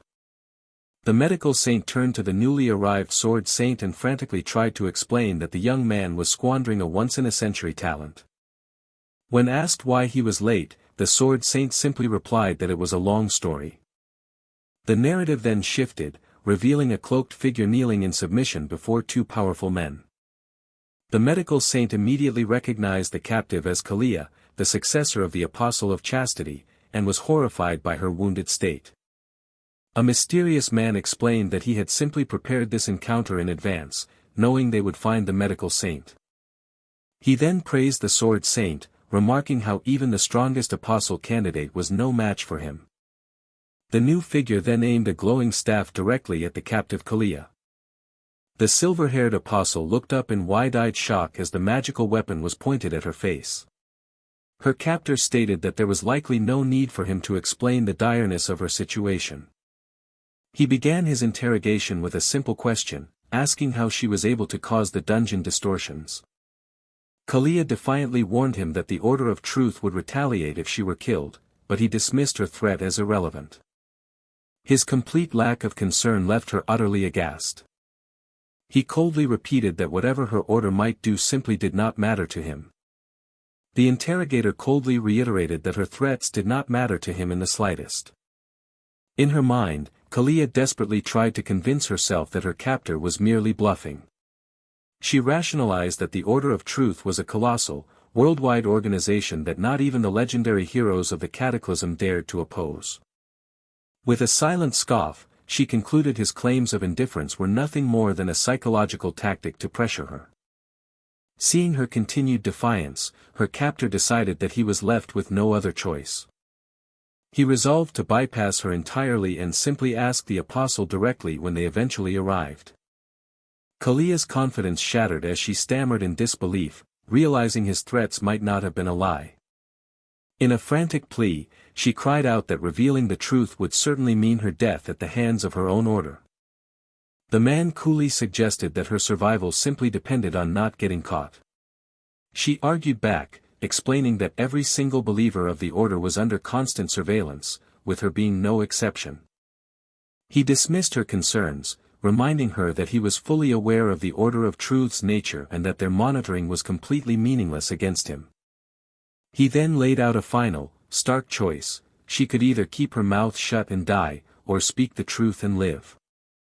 Granting her one last chance, he repeated his demand, asking how she was able to cause the dungeon distortions. A heavy silence filled the air as the captive apostle wrestled with her impossible decision. The silver-haired woman's face contorted in anguish as she gritted her teeth, trapped between two deadly outcomes. At last, she broke, confessing that it was done by harnessing the power of the being known as Berserk. When pressed to swear on it, she solemnly vowed in the name of truth that her words were genuine. Without missing a beat, the interrogator asked about the current status and location of Berserk. She revealed that the entity was sealed in Greenland, which her captor realized was the true reason the order had moved their headquarters from the United States. Questioned on the method, she explained that a holy relic was used to draw out the sealed being's power, but admitted only the apostles knew the full details of its creation. He then moved to the heart of the matter, demanding to know the true, ultimate purpose of the Order of Truth. An almost palpable tension hung in the air as she hesitated, the weight of the secret pressing down on her. Finally, she revealed their grand purpose was to maintain the stability of the entire world. Her captor repeated her words back to her, his voice dripping with incredulity. As he scoffed at the very idea, she frantically clarified that the stability she spoke of was not the conventional kind. She began to elaborate, explaining that their goal was a unique stability rooted in the very laws of causality. But before she could continue, a powerful beam of crackling blue energy shot through the air, aimed to silence her forever. A commanding voice boomed through the chamber, declaring that she had said more than enough. The attacker appeared, chastising Kalia for her loose lips as she stared back in wide-eyed shock.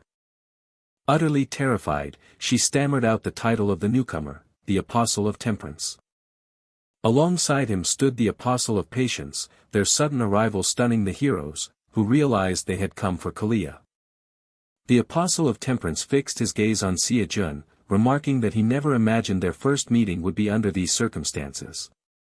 He then issued a simple command, telling them to hand over Kalia so that they could all leave. SeoJoon fearlessly challenged the demand, calmly asking what would happen if he refused. Enraged by his audacity, the Apostle of Temperance snarled, questioning if it looked like he was asking for a favor. Unfazed by the blatant threat, SeoJoon calmly acknowledged that it did not. He then boldly declared that he was not asking for a favor either. The Apostle of Temperance was left momentarily speechless, his cold glare hardening with fury. The medical saint, meanwhile, anxiously questioned SeoJoon's plan, reminding him that they couldn't simply hand Kalia over. He desperately asked if SeoJoon was truly prepared to fight an apostle and if he even understood the power he was confronting. SeoJoon calmly confirmed that he was aware of their reputation, though he admitted it was his first time seeing them in person. Hearing this, the medical saint could only sigh, utterly defeated by the young man's seemingly boundless recklessness. The Apostle of Temperance then shifted his attention, directing his piercing gaze toward the Sword Saint. He expressed his profound disappointment, stating he never expected a man of his stature to entertain such foolishness. The Sword Saint retorted that he had always despised the apostles and their disgusting masks of hypocrisy. He then declared that this was the perfect opportunity to finally tear those masks away and expose their true nature to the world. Turning to SeoJoon, the Sword Saint offered to handle the Apostle of Patience, asking if he could take on Temperance, to which SeoJoon agreed to try. The Apostle of Temperance simply mused that even though fate had twisted beyond his expectations, the final outcome would remain unchanged. A menacing aura of dark purple energy crackled to life around the Apostle's clenched fist. The medical saint's eyes widened in sheer terror as he felt the immense power beginning to gather. In the next instant, SeoJoon grunted as he was struck by an impossibly fast, invisible attack. The medical saint cried out, instantly recognizing the technique as a dreaded acupoint seal. Despite the attack, SeoJoon praised the saint's keen eye and told him not to worry. In another part of the battlefield, the hooded Apostle of Patience extended his hand, which began to glow with a sinister purple magic. His hand shot forward, seizing a being made of pure blue energy by the neck. A violent blast of purple energy then erupted outwards from his grip, shaking the very foundation of the room. Suddenly, the Apostle of Patience let out a shriek of agony, shocked by an attack that had come out of nowhere. The distinct sound of a powerful strike echoed as the Sword Saint landed a clean hit. The Apostle of Temperance focused back on SeoJoon, questioning his stubborn insistence on pursuing such a foolish decision. A close-up revealed SeoJoon's green eye, which held a gaze of unshakable determination. Their powers then collided in a deafening, fiery explosion that engulfed the area in a cloud of smoke and dust. Across the room, the sword saint mockingly asked his opponent if he had a spare head, seeing as he could afford to look away during their fight. He coldly reminded the apostle of patience that he was the one who should be commanding his full attention. Filled with rage, the apostle snarled the sword saint's name through gritted teeth. As two legendary battles simultaneously erupted, the fate of the entire world now hung precariously in the balance. A brilliant explosion of clashing purple and white energy illuminated the battlefield. On a surreal, rippling green surface, the two formidable opponents faced each other once more. A menacing crackle of raw power began to fill the air, signaling another imminent attack. One of the fighters suddenly flinched, caught off guard by an unseen development. Sinister tendrils of dark purple energy rapidly spread across the strange, grid-like space. The two warriors engaged in a fierce exchange, a glowing weapon clashing against a torrent of potent magic. An overwhelming beam of pure light erupted from the clash, blasting one of the figures backward through the air. Meanwhile, another battle raged on, as two legendary beings collided in a rapid flurry of blue and purple energy. A distant spectator watched the duels with utter disbelief, his mind struggling to process the scene. He realized with a heavy heart that he was completely powerless in a fight of such a colossal scale. The sound of another cataclysmic explosion ripped through the air as two spheres of raw energy collided. Back on the green plain, SeoJoon panted heavily, his clothes tattered as he clutched his long spear. Across from him, the injured apostle of temperance stood within the bizarre, watery landscape, his form unwavering. The apostle reeled in silent shock, finding it impossible to believe that his opponent was this overwhelmingly strong. He then proposed that they end the fight and hand over Kalia, warning SeoJoon that continuing would only lead to one of their deaths. SeoJoon quietly affirmed that he was well aware of the grim stakes. His thoughts drifted to the nature of their power, recognizing that while the three energy centers granted transcendent might, controlling it was a monumental challenge. He had to admit to himself that, at that moment, the apostle of temperance held the clear advantage. Compounding his worries was the grim fact that the magic saint likely did not have much time left. The apostle pressed his advantage, questioning SeoJoon's seeming indifference to the magic saint's fate and reminding him that they too were at a disadvantage against the clock. SeoJoon remembered the medical saint's dire warning: they had to return within a single day to ensure the magic saint's complete recovery. He found himself questioning if it was even possible for them to overcome these apostles and return in time. The tactical situation was bleak. Even if he managed to defeat Temperance, the apostle of patience still remained a threat. He knew their best chance would have been to defeat one foe quickly and combine forces, but it was now impossible to expect any assistance. A wave of frustration washed over SeoJoon as he internally cursed their hopeless situation. But then, the apostle of temperance felt an unexpected and jarring shift in his opponent's presence. He was struck by a profound and sudden sense of uneasiness that he couldn't explain. The apostle found it unbelievable that a mere G-rank hunter could make him feel this way and questioned if SeoJoon would truly fight on, heedless of the magic saint's life. Upon seeing the unwavering resolve in SeoJoon's eyes, the apostle grimly prepared to escalate the conflict. His own injured face grew intense as a menacing purple light began to glow from within his eyes. The apostle muttered to himself that he never intended to use his hidden power in this place. He was surprised that he had been pushed into using his ultimate ability so soon. Before the apostle could act, a massive, overwhelming beam of blue light and raw energy erupted from SeoJoon. The incredible force of the blast tore through the phantom dimension, shattering the illusion of clouds and mountains. A terrible shriek echoed through the space as the apostle was engulfed by the sudden attack. He let out a choked gasp of pain, utterly stunned by the unexpected and devastating blow. Struggling against the torrent of energy, the apostle wondered in terror what on earth this power could be. SeoJoon, too, was struggling, his arms trembling as he fought to control the immense energy pouring from his ornate, glowing spear. A vision then manifested in his mind, a mysterious young man with glowing eyes, glaring down at him with an air of immense wisdom. This spectral figure demonstrated a flawless technique, effortlessly hurling multiple copies of the glowing spear. As SeoJoon tried to comprehend the vision, a bone-deep weariness settled over him. A voice then echoed in his consciousness, condescendingly asking him what he found so difficult about the maneuver. The entity expressed its frustration at SeoJoon's clumsiness, simplifying the technique and noting that the hunter's struggle was exasperating. Having lost its patience, the being announced that this would be its final explanation and demanded his complete focus. It explained that the spear arts consisted of 9 techniques and 3 forms, which were fundamentally similar to its own staff-based style. The entity revealed that its current spear style was an advanced hybrid, incorporating the techniques of legends like Prince Nesda and even the war gods, Zeus and Athena. It informed SeoJoon that he had only managed to grasp 3 techniques and the first form, a feat only possible because the phantom world mitigated the technique's massive recoil, which would otherwise destroy his body. Despite the harsh assessment, the entity offered a glimmer of possibility. It conceded that if SeoJoon could perfectly execute the technique just once, even a being of its caliber would be in mortal danger.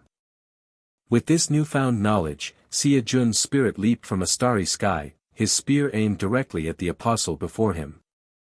In the real world, the apostle of temperance could only watch this transformation, dismissing it as complete nonsense. He questioned how a mere human could possibly wield a power that felt so utterly divine. SeoJoon then focused all of his being and invoked the name of the transcendental art he had just learned, the heavenly meteor spear's first technique.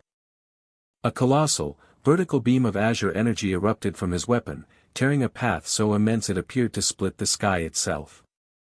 The ultimate attack descended upon the apostle with the unstoppable force of a thundering comet, carrying the promise of absolute destruction. In the aftermath, a silhouetted figure stood with glowing eyes, their sword held at the ready. The name of the cataclysmic ability echoed in the minds of all who witnessed it, the heavenly meteor spear. They had just been subjected to the awe-inspiring power of its very first technique. A colossal pillar of azure energy had descended from the heavens, appearing to split the very sky in 2. The final incantation of the attack resounded as the thundering comet was called forth. A blinding explosion of pure energy consumed the battlefield in a flash of white and blue. From the sidelines, the apostle of chastity screamed her comrade's name in abject horror. She stared in utter shock and disbelief at the sheer destructive power that had been unleashed. The cloaked apostle braced herself as the very ground beneath her feet shattered from the overwhelming force of the blast. At the center of the devastation, the glowing blue form of the apostle of temperance dissolved into nothing more than particles of light. The apostle of chastity realized with mounting dread that the space around the attack was collapsing, threatening to drag her in as well. She couldn't comprehend what kind of monstrous power a mere human was wielding.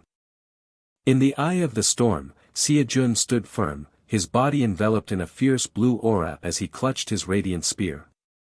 His strength finally gave out, sending him plummeting towards the earth as the sword saint watched anxiously from below. Chastity noted that the terrifying energy had vanished instantly, correctly guessing that her opponent had pushed himself far past his limits. An eerie quiet fell over the battlefield as the dust and debris from the monumental clash began to settle. The apostle of temperance, barely clinging to his life, lamented that if only he had gathered a little more magic power, the outcome might have been different.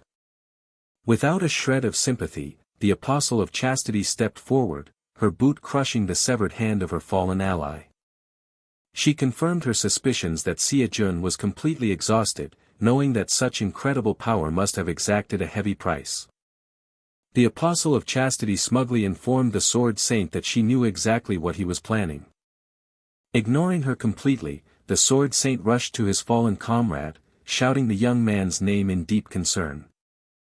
A palpable tension settled between the two exhausted factions as they assessed the situation.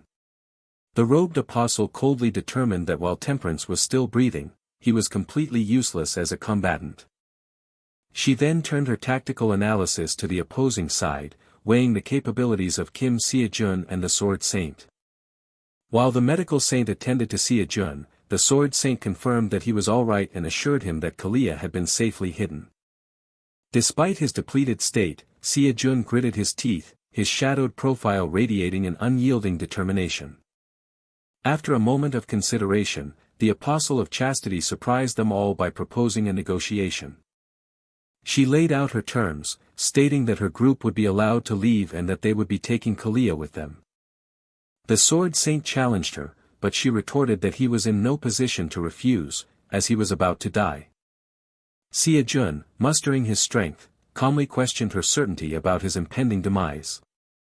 Chastity silently weighed the possibility of a bluff against the grave danger of him using that power again, which would doom the magic saint. SeoJoon sealed his threat, guaranteeing that he would use every last fiber of his being to stall until the magic saint perished. An intense standoff took place as SeoJoon's defiant aura flickered against the Sword Saint's unwavering presence. SeoJoon then shocked them by agreeing to their retreat, but only if they first accepted a demand of his own. His one condition was shockingly simple: he wanted money, and he wanted it paid up front. The Apostle of Chastity was taken aback by the mundane request for money, which SeoJoon simply confirmed. Finding the demand absurd but manageable, she casually offered him 500 billion won.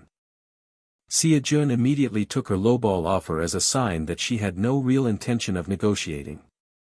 He openly mocked her valuation of 2 apostles and a prospective one at a mere 500 billion, forcing her to ask what price he had in mind. With a single finger raised, SeoJoon prepared to state his counteroffer, his opponent already looking stunned.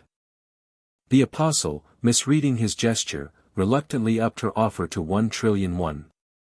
SeoJoon's expression became one of sheer disbelief, realizing just how far apart their figures were. Chastity let out an exasperated scoff before pushing the offer to a staggering 10 trillion won.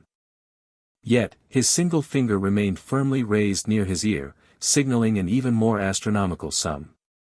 The apostle's eyes widened as the horrifying scale of his true demand began to dawn on her. He finally named his price of 100 trillion won, a figure so ludicrous she could only think of him as a crazy punk. She exploded with indignation, questioning if he understood the number he just named, before stubbornly resetting her offer to 1 trillion. Seeing that they were at an impasse, SeoJoon ominously declared that there was no other way. The apostle watched in horror as his energy flared again, realizing this was not a negotiation but a high-stakes threat. In reality, SeoJoon was silently screaming as the agonizing recoil from his ultimate attack tore through his body. Forcing magic from his failing energy centers felt like death itself, but he knew he couldn't faint, or his 100 trillion would vanish. He steeled his resolve, deciding that for such an immense reward, this level of pain was nothing. Seeing the vicious determination on his face, the Apostle of Chastity knew with chilling certainty that he was not bluffing. Her mind raced, calculating that losing the fight was highly probable and would cripple their plans, whereas the money would only disrupt a single ceremony. She concluded that paying was the far better option and mumbled that a certain powerful figure would surely understand her choice. She finally stammered her agreement just as SeoJoon felt himself about to faint from the incredible strain. SeoJoon pressed his advantage by demanding the payment in advance, settling for a vow of truth when she explained its impossibility. After she swore to pay the 100 trillion, SeoJoon cleverly insisted that she also add a specific payment deadline to the binding oath. He defended his meticulousness by claiming he couldn't risk her changing her mind, making her realize this brat was impossible to swindle. Bound by her magical oath, the Apostle of Chastity formally promised to deposit the 100 trillion won into his account within 1 week. The moment the deal was finalized, the Sword Saint observed that their enemies had disappeared. He urged the group to leave quickly, reminding them that the magic saint was still in desperate need of medical treatment. Suddenly, a frantic shout came from the medical saint, who had been tending to SeoJoon. The healer cried out the young man's name as SeoJoon, his mission accomplished, finally succumbed to his exhaustion and collapsed with a victorious smirk. In a vast, shadowed hall, a robed figure of immense authority addressed 4 followers who knelt in absolute subservience. A heavy silence filled the chamber, thick with the unspoken weight of failure. 2 of the cloaked figures lowered their heads further, their forms trembling with a mixture of reverence and dread. The commanding leader finally broke the stillness, his voice echoing with a simple, cold order to speak. One of the followers hesitantly reported the grave news, stammering that the Apostle of Temperance had been defeated in battle. He quickly clarified that while Temperance's life had been spared, it had come at the astronomical price of 100 trillion won. As a direct consequence of this crippling expense, he confessed that they were forced to postpone the vital apostolic ceremony. The leader remained silent, the gravity of their setback settling upon the dark chamber. After a long pause, he finally spoke, his tone unwavering as he declared that the grand path had already been decided. He mused that their adversaries likely held the foolish belief that they had broken free from the chains of fate. He then prophesied that when the cosmos realigned, those enemies would crumble before ever reaching true transcendence, for their doom was a predetermined future. He spoke cryptically of a future liberation, one that would free a certain someone who had been cast into the endless void. Meanwhile, in a starkly different scene, the medical saint watched over the still unconscious SeoJoon, marveling that even his powerful arts had no effect, just as he noticed a strangely pungent but familiar aroma. Unseen by the others, SeoJoon's senses reacted to the new smell, his body beginning to stir from its deep slumber. The source of the scent was revealed to be a 50,000 won banknote being waved directly under his nose. As SeoJoon's eyes fluttered open, his friends cheered their success, leaving the medical saint in a state of shock that the smell of money had revived him when his advanced healing could not. The dejected healer questioned if his life's work was worth less than a single banknote, but he was quickly reassured that his treatment must have just taken effect at that precise moment. SeoJoon played along with the excuse, outwardly dismissing the absurd idea of waking up to money while inwardly praising his friend Suyin's genius timing.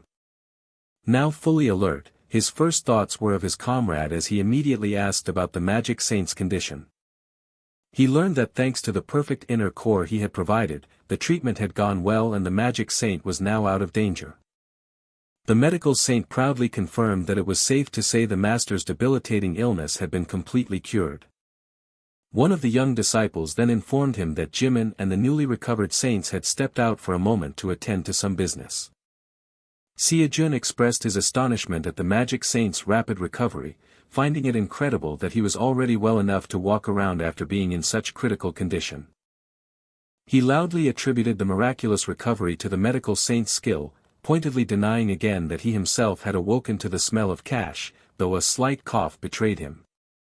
Suyin, the magic saint's disciple, then stepped forward, nervously preparing to thank SeoJoon. She began to express her profound gratitude for him saving her master but was suddenly interrupted mid-sentence. SeoJoon quickly deflected her praise, insisting the medical saint deserved all the credit and that she was making him feel embarrassed. After lightly chiding her for overreacting to his playful tap, his demeanor shifted as he focused on her choice of words, demanding to know what she meant by master. He then broadened his question, asking what the precise relationship was between all of them and the legendary saints. Suyin explained that SeoJoon was the Sword Saint's granddaughter and Haeun was the Soul Saint's disciple, before confirming that she served the magic saint, a revelation that stunned SeoJoon. The final friend in their group then cheerfully announced that he was the disciple of the last saint, which only deepened SeoJoon's shock. Overhearing this, the medical saint suddenly looked around the room, a confused expression on his face as he wondered where his own disciple could possibly be. Seeing the saint's gaze land on him, SeoJoon instantly put up his hands and preemptively refused the unspoken offer. The medical saint desperately pleaded his case, offering to teach him everything, but SeoJoon repeatedly and firmly shut down every attempt to recruit him. Feeling utterly rejected, the saint began to bemoan his fate, complaining that his friends had all found disciples and left him behind, prompting SeoJoon to tell him to take it up with them. The dejected master continued his lament, quietly questioning the universe's unfairness. His sorrow then erupted into a full-blown tantrum as he dramatically wailed about being the only master left without a student. He then redirected his frustration toward SeoJoon, demanding to know why he hadn't sought him out as a master, while the others tried to calm him down. Deciding to completely ignore the saint's desperate cries, SeoJoon shifted his focus to a far more pressing matter and opened his banking app. He drew a sharp, ragged breath as he stared at his phone screen, his eyes widening in utter disbelief. A tidal wave of pure joy crashed over him as he confirmed the impossible: the full 100 trillion won was sitting in his account. His mind exploded with possibilities, frantically calculating the immense power this fortune represented, from transcendent shop upgrades to hundreds of hours of lessons with a celestial sage. Seeing his frantic state, one of his friends gently advised him to take a moment and calm himself down. Forcing his racing thoughts into order, SeoJoon realized his immediate priority wasn't advanced training but increasing his fundamental magic power to fully utilize his existing skills. He also knew that blindly spending on elixirs was inefficient due to the law of causality, making it a poor investment strategy. He concluded that learning S-rank alchemy was the most efficient path forward and began messaging his mentor for an urgent consultation. Before he could even finish his message, his mentor appeared out of thin air with a booming question that made SeoJoon leap with shock. The mentor roared with laughter, pleased that he had finally managed to startle his unflappable student, who grumbled at him to use a door next time. Wasting no time, the mentor got straight to the point, asking if SeoJoon was planning to learn alchemy to create his own elixirs. SeoJoon confirmed that this was his plan and that he wanted to learn as fast as possible, which led the mentor to suggest a special, albeit unconventional, method. He introduced the premium lecture, a specialized course designed for incredibly rapid skill acquisition. Explaining it was similar to the grueling Spartan course SeoJoon had previously taken, the mentor began calculating the causality cost for the premium alchemy lessons. He announced a price of 10 billion won per hour, only for SeoJoon to casually brush off the immense sum as if it were pocket change. The mentor was momentarily stunned into silence as SeoJoon simply asked for his phone to authorize the payment. Snapping out of his shock, the mentor quickly interjected that the lectures were only a fraction of the total cost, with the real expense lying in hands-on practice. He elaborated that alchemy required about 100 different rare teaching materials for the practical exercises. He then revealed the true cost, stating that each of those 100 materials would run about 5 billion won apiece. Without even blinking, SeoJoon again declared the price cheap and instantly authorized the purchase. The mentor was left utterly dumbfounded, unable to process his student's casual disregard for what should have been an impossibly large sum. The moment the transaction completed, a crushing weight of pure information slammed into SeoJoon's consciousness. His mind was violently flooded with the entirety of the alchemy curriculum, as if countless textbooks were being downloaded directly into his brain. He came to with a ragged gasp, blinking in disorientation as he tried to comprehend the overwhelming torrent of knowledge that had just been forced upon him. Since the dawn of civilization, humanity had harbored a singular, persistent dream, the pursuit of immortality, a divine realm all living things craved. From this eternal longing, 2 legendary studies were born, each dedicated to venturing into that godly domain, alchemy and pill concoction. The ethereal form of the miraculous physician Manhwa materialized before SeoJoon, inquiring if he truly wished to learn the art of concocting pills. SeoJoon affirmed his desire to create his own elixirs, prompting the physician to ponder his student's ambitious goal. The ancient master began his lecture by clarifying that, strictly speaking, pill concocting was not a method for brewing elixirs, a statement that left SeoJoon momentarily confused. Manhwa decided to start with the fundamentals, posing the essential question of what pill concocting truly was. He delivered a dizzyingly complex lecture, explaining that concocting involved transforming the inner essence of organisms into external pills, which were categorized into different types and stages. Despite the density of the information, Manhwa praised SeoJoon's exceptional aptitude, impressed by how quickly the newbie was absorbing the knowledge.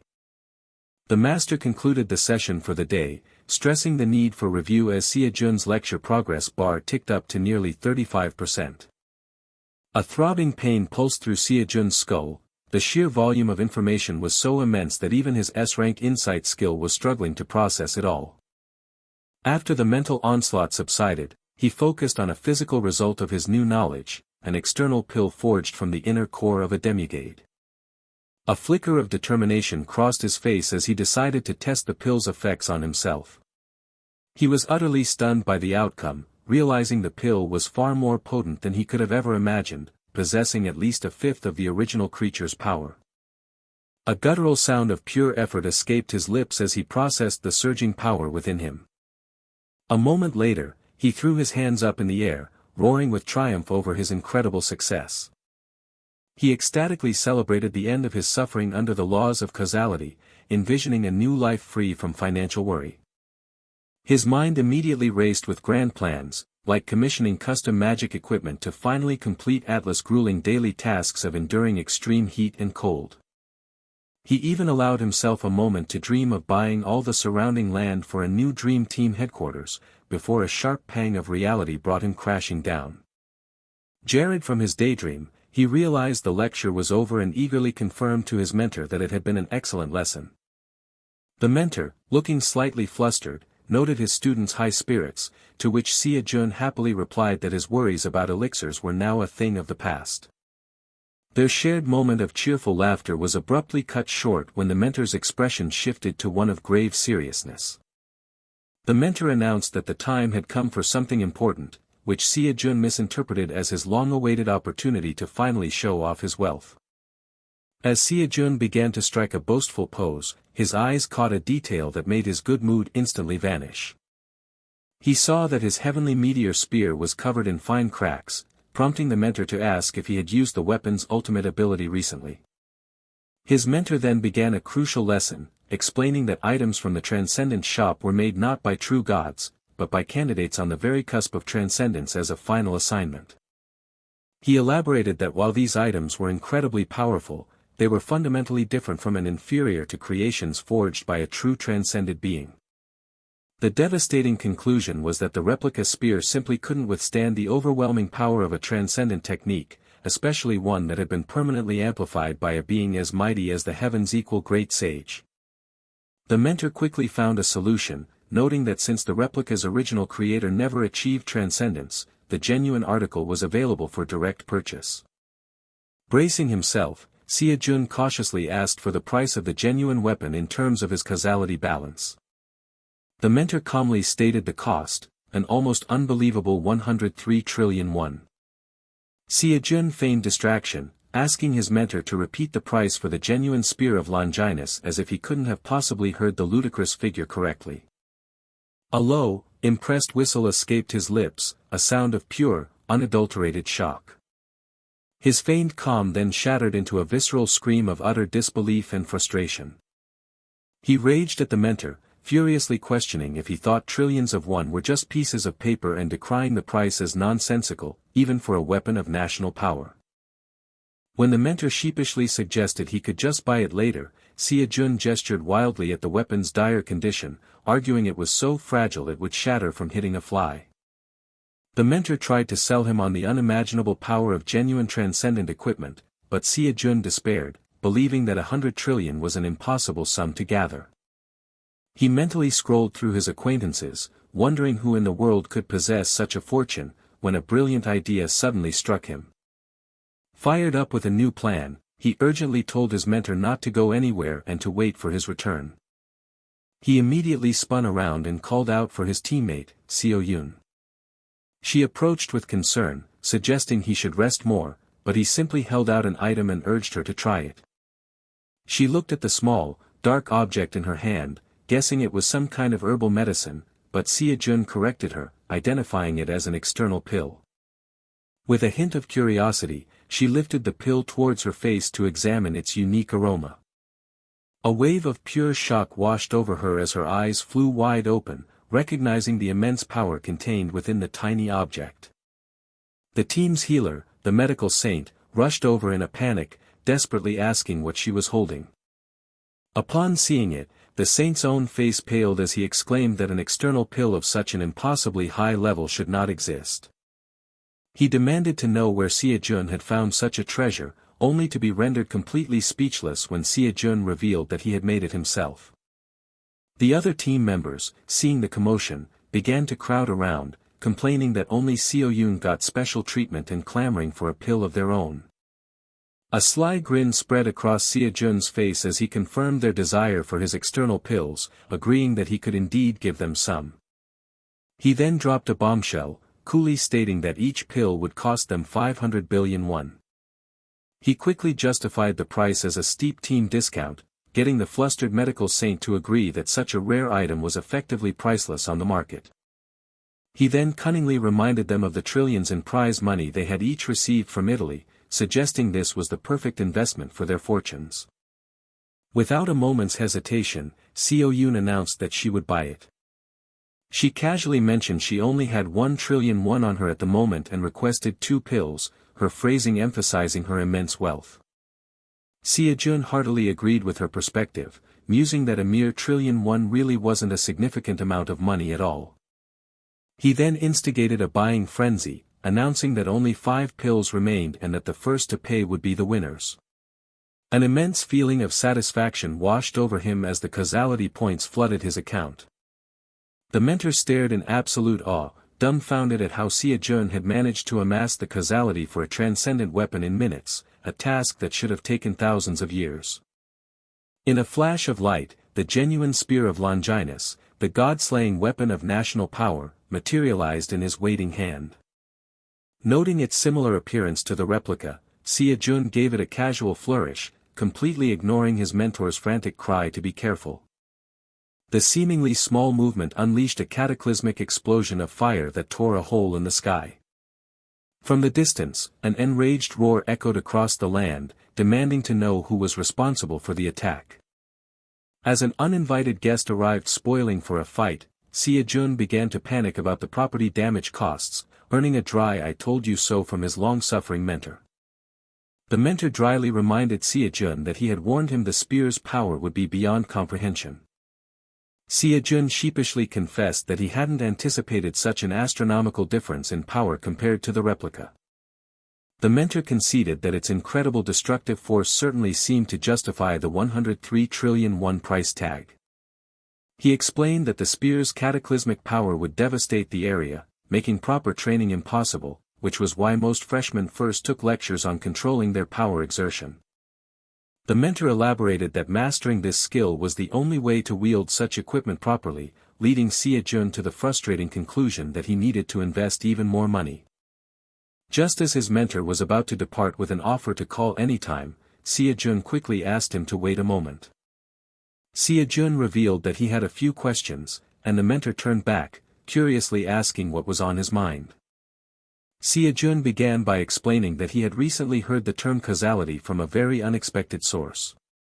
He then revisited his previous question about other transcendent cadets from his dimension, and the mentor could only apologize, explaining that he was still forbidden from answering. Convinced of a connection between the Order of Truth and the Academy, SeoJoon tried a different approach, asking instead for the history of the Academy that his mentor had previously promised, to which the man eagerly agreed. The mentor began by referencing their last conversation about the Academy's director, and SeoJoon confirmed he remembered, recalling that she was known only as the second Transcended. Impressed by his memory, the mentor elaborated that she was indeed the second person to ever reach the realm of transcendence, but also, paradoxically, the very first freshman of the Academy, a fact that puzzled SeoJoon. As the implication dawned on SeoJoon, his mentor simply nodded, confirming that his unasked question was correct. The mentor revealed the truth: another being existed who was the very first in the entire universe to step into the realm of transcendence. He explained that this legendary figure was the one who founded the Transcension Academy, which prompted SeoJoon to question why a separate director was now in charge. To SeoJoon's complete bafflement, the mentor admitted that nobody knew the answer to that question. He elaborated that not even the director understood how it happened, stating precisely that there was simply no causality left for the original founder. SeoJoon questioned what it meant for one's causality to be gone, and the mentor confessed his limited knowledge on the subject, only able to relay the director's belief that the first Transcended had likely ceased to exist entirely. With even the memories of the founder's existence having vanished, this was the only plausible theory, which made SeoJoon wonder if this mystery was somehow connected to his own unmeasurable causality.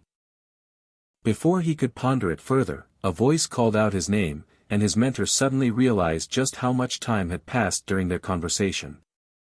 As the mentor bid him farewell, SeoJoon rushed toward him, urgently announcing that a problem had arisen. She explained that she had just received a phone call and that they were needed at the Hunter Association immediately, prompting SeoJoon to ask what was happening. She confessed that she didn't know the full details of the situation herself. However, the caller had instructed her to relay a single, ominous keyword, believing SeoJoon would understand its significance: berserk. Soon after, they arrived at the imposing headquarters of the Hunter Association. Inside, SeoJoon immediately cut to the chase, asking the association president if the apocalyptic monster known as Berserk was about to be released. The president confirmed the Dark Saint's message, which caused another team member to react in shock, questioning if they were talking about the legendary monster from the Cataclysm era. Another chimed in with disbelief, arguing that the beast was supposed to be dead and that its conquest had marked the very end of the Cataclysm. Hearing their confusion, the association president sighed, deciding it was finally time for the younger generation to learn the hidden truth. He dropped a bombshell on the team, revealing that Berserk had never been killed, it had merely been sealed away. Furthermore, he exposed the Order of Truth, the very group that performed the sealing, as a duplicitous organization that had been secretly harnessing Berserk's power to sow chaos, shattering the team's perception of them. Connecting this to recent events, SeoJoon asked if the incident was related to Greenland, but the president corrected him, stating the problem was in England. Surprised by the location, SeoJoon watched as the president presented him with a document. He recognized it as a secret letter from the Queen of England, which explained that unmanageable dungeon distortions were appearing across the UK and urgently requested their assistance. The president surmised that Berserk had not yet been fully released, as Britain would have been annihilated long before a letter could ever be sent. He found it highly suspicious that the Order of Truth was taking no action and that the request had come as a secret letter instead of an official, worldwide call for aid. The president explained that he and the other elder saints had initially planned to handle the situation themselves, but several complications had arisen. The most pressing issue was the sudden and complete disappearance of Ryu Jinchul, a name that immediately caught SeoJoon's attention. SeoJoon immediately wondered if Ryu Jinchul was scheming again, but the president confessed he had no idea, as the man had vanished without a trace. He speculated that Jinchul might have fled after being exposed for collaborating with Kalia, but interrogations of his guild executives yielded nothing, making SeoJoon realize just how much had occurred while he was unconscious. The president expressed his deep concern that leaving the country with the other elder saints would leave Korea vulnerable to an attack in their absence. He then admitted that this vulnerability was not the only issue, revealing there was an even bigger reason for their hesitation. In her secret letter, the Queen of England had specifically requested help not from the saints, but from SeoJoon himself, leaving the young man utterly stunned. Without a moment's hesitation, SeoJoon announced that he would go, a decision that drew immediate and frantic protests from his teammates. SeoJoon chided him for making such a monumental decision so lightly, pointing out that he was potentially facing an apocalyptic monster with less thought than he gave to breakfast, but he simply questioned the alternative. He coolly stated his practical motivation: he needed to work hard and earn money. After a brief moment of consideration, SeoJoon found she couldn't argue with his logic. In fact, she declared that she was also broke, an astonishing statement that utterly bewildered her grandfather, the medical saint. She explained her need to earn more money to purchase elixirs from SeoJoon and mused about the Queen's access to the national budget, further confusing the baffled onlookers. One of the team members quickly looked it up, announcing that the UK's annual budget was 1,200 trillion won, prompting someone else to question why that was relevant. With the potential earnings now clear, SeoJoon enthusiastically rallied the team to head for England, leaving the elder saints to despair over the monetary corruption of their disciples. Elsewhere, the leader of the Dream Team, Hye-yeon, called out to the Magic Saint. She approached him and struggled to find the words to properly express her immense gratitude for his help. The Magic Saint flusteredly tried to deflect the praise, but she insisted, explaining that the medical saint had told her how he had ensured both of their safety. As she offered her heartfelt thanks once more, the Magic Saint laughed nervously, realizing it was a terrible time to confess that he had also accidentally destroyed the medical saint's house. She extended her hand, and they sealed their mutual respect with a firm, grateful handshake. She reiterated her thanks, emphasizing that her master was safe entirely because of his intervention. Deeply moved, the magic saint offered his assistance in the future, promising to help with anything within his power. Seizing the opportunity, SeoJoon smoothly interjected, asking if he could perhaps take him up on that offer with a small favor of his own. The scene then shifted to the crumbling ruins of what was once the medical saint's home, an ominous aura hanging over the destruction. SeoJoon explained with feigned innocence how he had barely touched the house before it collapsed, and the magic saint slowly began to understand the situation.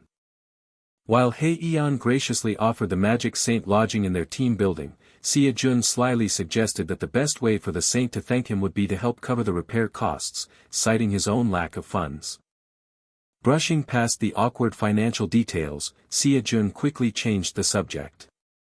He cheerfully tasked the beleaguered magic saint with overseeing the repairs while the team was away in England, a request that was met with a deep, resigned sigh. The scene opened on London, the capital of England, which was currently in the throes of a catastrophic dungeon break. Chaos erupted in the streets as panicked citizens screamed, scrambling to get out of harm's way.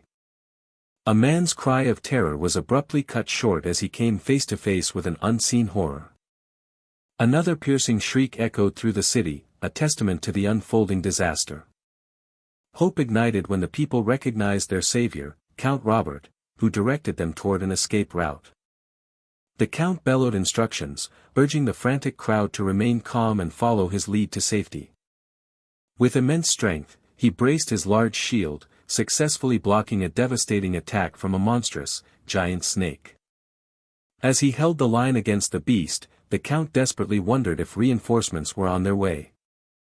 His weary face was suddenly illuminated by the brilliant flash of a massive energy explosion erupting nearby. A low, guttural growl signaled the presence of an even greater threat emerging from the destruction. A nearby hunter stared in disbelief, recognizing the terrifying form of a drake. His voice trembled with fear as he questioned how an 11-star monster could be present, screaming for immediate assistance. Nearby, a young girl cried out in desperation, revealing her father was trapped in the debris and begging him to hold on. At that moment, a regal blonde woman looked up toward the sky, her expression one of pure shock as a bright light descended. An awestruck gasp escaped her lips as she watched the spectacle unfold above. A guard cried out her title, rushing to protect his queen from the unknown phenomenon. He let out a sharp cry as the powerful shockwave of the arrival threw him backward. From within a massive wave of golden energy, the figures of SeoJoon and SeoJoon emerged. Having just arrived via a sphere, SeoJoon coolly observed the chaos, remarking that he now understood the source of the commotion. He calmly announced that he would handle the situation swiftly and advised the local forces to step back. The sharp, metallic sound of his weapon being drawn cut cleanly through the air. SeoJoon gave a single, decisive command to SeoJoon, ordering her to wipe out all the monsters. She responded with cheerful readiness, accepting the order without a hint of hesitation. Instantly, a devastating slash of purple energy tore through a fiery snake monster, annihilating it.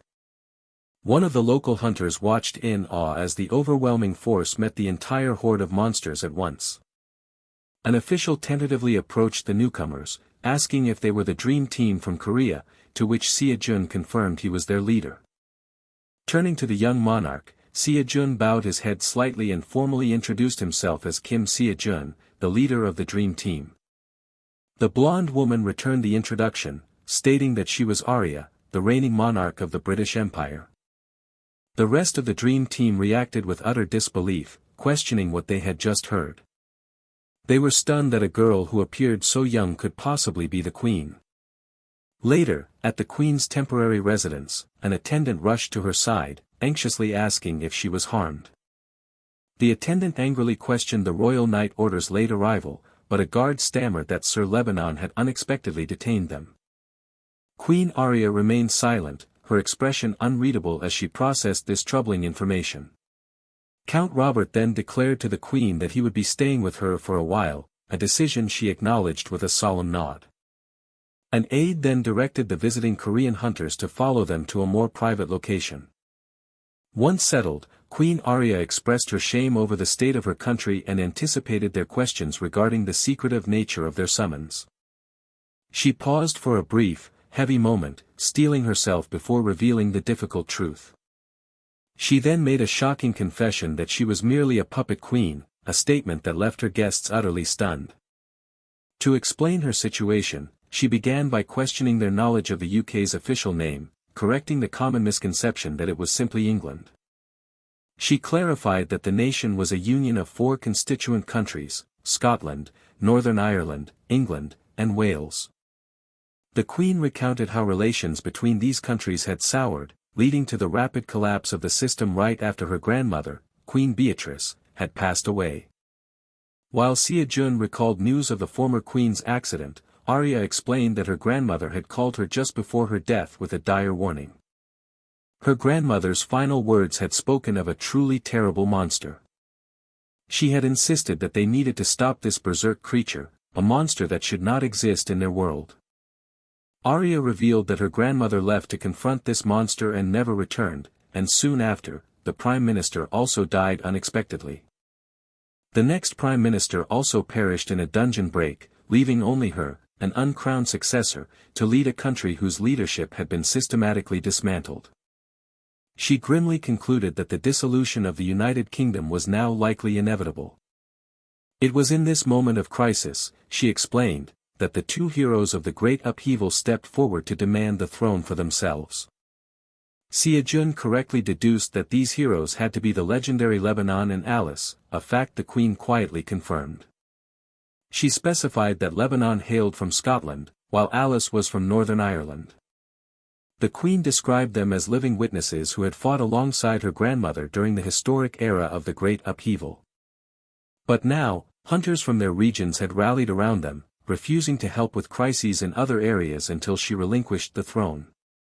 Arya confessed her own feelings of inadequacy, admitting she lacked the experience, skills, and connections her awakened grandmother had possessed. She insisted that she held no personal desire to rule or cling to power. In fact, she had believed it would be better for the country to be ruled by one of the strong, heroic monarchs instead of an unproven leader like herself. She had been fully prepared to hand over the crown to one of those 2 heroes. That was, until she discovered that a promise she had made was secretly being used as the foundation for the entire conspiracy. Looking directly at SeoJoon, she acknowledged that she had heard about the miraculous feats he accomplished in Italy. The young queen admitted that what she was about to ask of him was incredibly shameless. She then made a breathtaking offer, promising him anything he could possibly wish for, whether it was money, a title, or something even greater. She pleaded with him to understand her desperate position and the gravity of her request. Her one hope was for him to do the impossible, to stop the 2 revered heroes of the Great Upheaval, Lebanon and Alice. As the Queen looked down with a heavy heart, SeoJoon stared forward, his expression resolute as he silently considered her plea. The Queen had just asked him to stop 2 of his world's greatest heroes, a truly impossible task. Before SeoJoon could even respond, a frantic attendant burst into the room, shouting that a serious problem had arisen. He breathlessly informed the Queen that Captain Robert was in a tense standoff with Sir Lebanon right in front of the palace. At that very moment outside, the legendary hero Lebanon condescendingly told Captain Robert that he had become far too cocky. He scoffed at the captain's audacity, questioning how he dared to block his path without recognizing his inferior place. The renowned Cataclysm hero and Dragon Slayer sneered that the puppet queen's foolishness had clearly spread to her subordinates. Captain Robert stood his ground, firmly stating that only those with verified identities were permitted to enter the palace. Lebanon laughed at this, questioning why he couldn't enter a place that would soon be his, which prompted Robert to note that the hero was no longer hiding his treasonous ambitions. The Dragon Slayer ominously remarked that he had been prepared to offer the captain a chance to switch allegiances. He declared, however, that he had no use for a dog that barked without recognizing its new master, and prepared to strike him down. Back inside, the concerned attendant looked toward his queen, awaiting her command as the situation escalated. Suddenly, an unknown man wielding a massive spear intercepted Lebanon's attack, blocking the hero's powerful sword. Lebanon stared in utter disbelief, shocked to see that his mysterious opponent was an Asian man. The resulting impact of their weapons clashing unleashed a powerful explosion that sent the nearby royal guards flying. SeoJoon quickly checked on Captain Robert, who shakily confirmed that he was unharmed. Observing this sudden intervention, Lebanon coldly deduced that the queen must have been planning something behind the scenes. He seethed at her perceived shamelessness for bringing a complete foreigner into their country's internal affairs. SeoJoon used a telepathic ability to question why a hero of the Cataclysm was involved in such a plot, asking if he was secretly a believer in the Order of Truth. He attempted to de-escalate by suggesting a misunderstanding, but it was a well-known fact that the Cataclysm heroes fundamentally despised the Order. Their distrust stemmed from knowing the ugly secrets of the religious group, so when Lebanon feigned innocence, SeoJoon knew he was cooperating with them to usurp the throne. SeoJoon then calmly asked the legendary hero if he had ever happened to hear the name Kim SeoJoon, making Lebanon pause. The name sounded vaguely familiar, and the hero racked his brain trying to remember where he had heard it before. Just as the terrifying realization began to dawn on him, SeoJoon quietly confirmed that he was indeed that very person. Lebanon was sent reeling from a sudden, powerful blow that caught him completely off guard. Wreathed in a potent blue aura, SeoJoon had closed the distance in an instant to deliver a devastating strike. The hero furiously cursed the arrogant young upstart who had dared to land a clean hit on him. He was left momentarily stunned as his opponent pressed the relentless assault. The surrounding guards could only watch in terror, realizing they were completely powerless to approach the clash between these two monsters. SeoJoon, however, steeled his resolve, deciding he would not accept the hero's blatant hypocrisy. Lebanon's philosophy was simple: to him, fighting was merely hunting, the act of taking down prey and claiming the spoils. SeoJoon telepathically pointed out the irony, as Lebanon had just accused the queen of using outsiders while colluding with the Order of Truth himself. The Dragon Slayer was enraged by this observation, feeling as though the roles had been flipped and he was now the one being hunted. SeoJoon cheekily taunted him, wondering if there was an English proverb for when one's own actions were romance but others were a scandalous affair. Having been pushed past his breaking point, Lebanon bellowed for him to shut his mouth. SeoJoon remained unfazed, calmly noting that the great hero certainly had quite a temper. The legendary warrior could only seethe, gritting his teeth in pure, unbridled rage at the disrespect. He then issued a direct challenge, asking if SeoJoon truly wished to compete with him in a contest of raw strength. A cataclysmic clash of red and blue energy erupted between them, the force of their meeting shattering the stone courtyard. Lebanon roared that it was foolish to confront the very power that had forced even mighty dragons to kneel in submission. He smugly declared that SeoJoon's arrogance and pride would be the cause of his downfall. But in the very next instant, the hero's triumphant grin twisted into an expression of pure disbelief. He couldn't process what was happening. It was impossible that he, the great Lebanon, was losing a contest of strength. A sickening crack echoed through the air as his glowing, crystalline sword shattered under the immense pressure. The hero stared blankly at the hilt in his hand, his mind refusing to accept the destruction of his legendary weapon. Even SeoJoon looked down with a hint of surprise, muttering to himself about the unexpected result. Lebanon internally panicked, realizing his opponent was worse than a dragon and that continuing this fight could have unpredictable consequences. With his weapon gone and his pride wounded, he made the tactical decision to delay his plans and retreat. Just then, the queen arrived on the scene with her entourage, anxiously calling out for Sir Robert. As the captain confirmed his safety to the queen, Lebanon announced that their confrontation was over for the day. He left the young monarch with a chilling parting threat, warning that her stubbornness would only bring more harm to those around her. SeoJoon called out to the retreating hero, feigning confusion and asking if he intended to continue their fight without a weapon. Lebanon scoffed at the notion, dismissing the absurd suggestion as he turned to leave.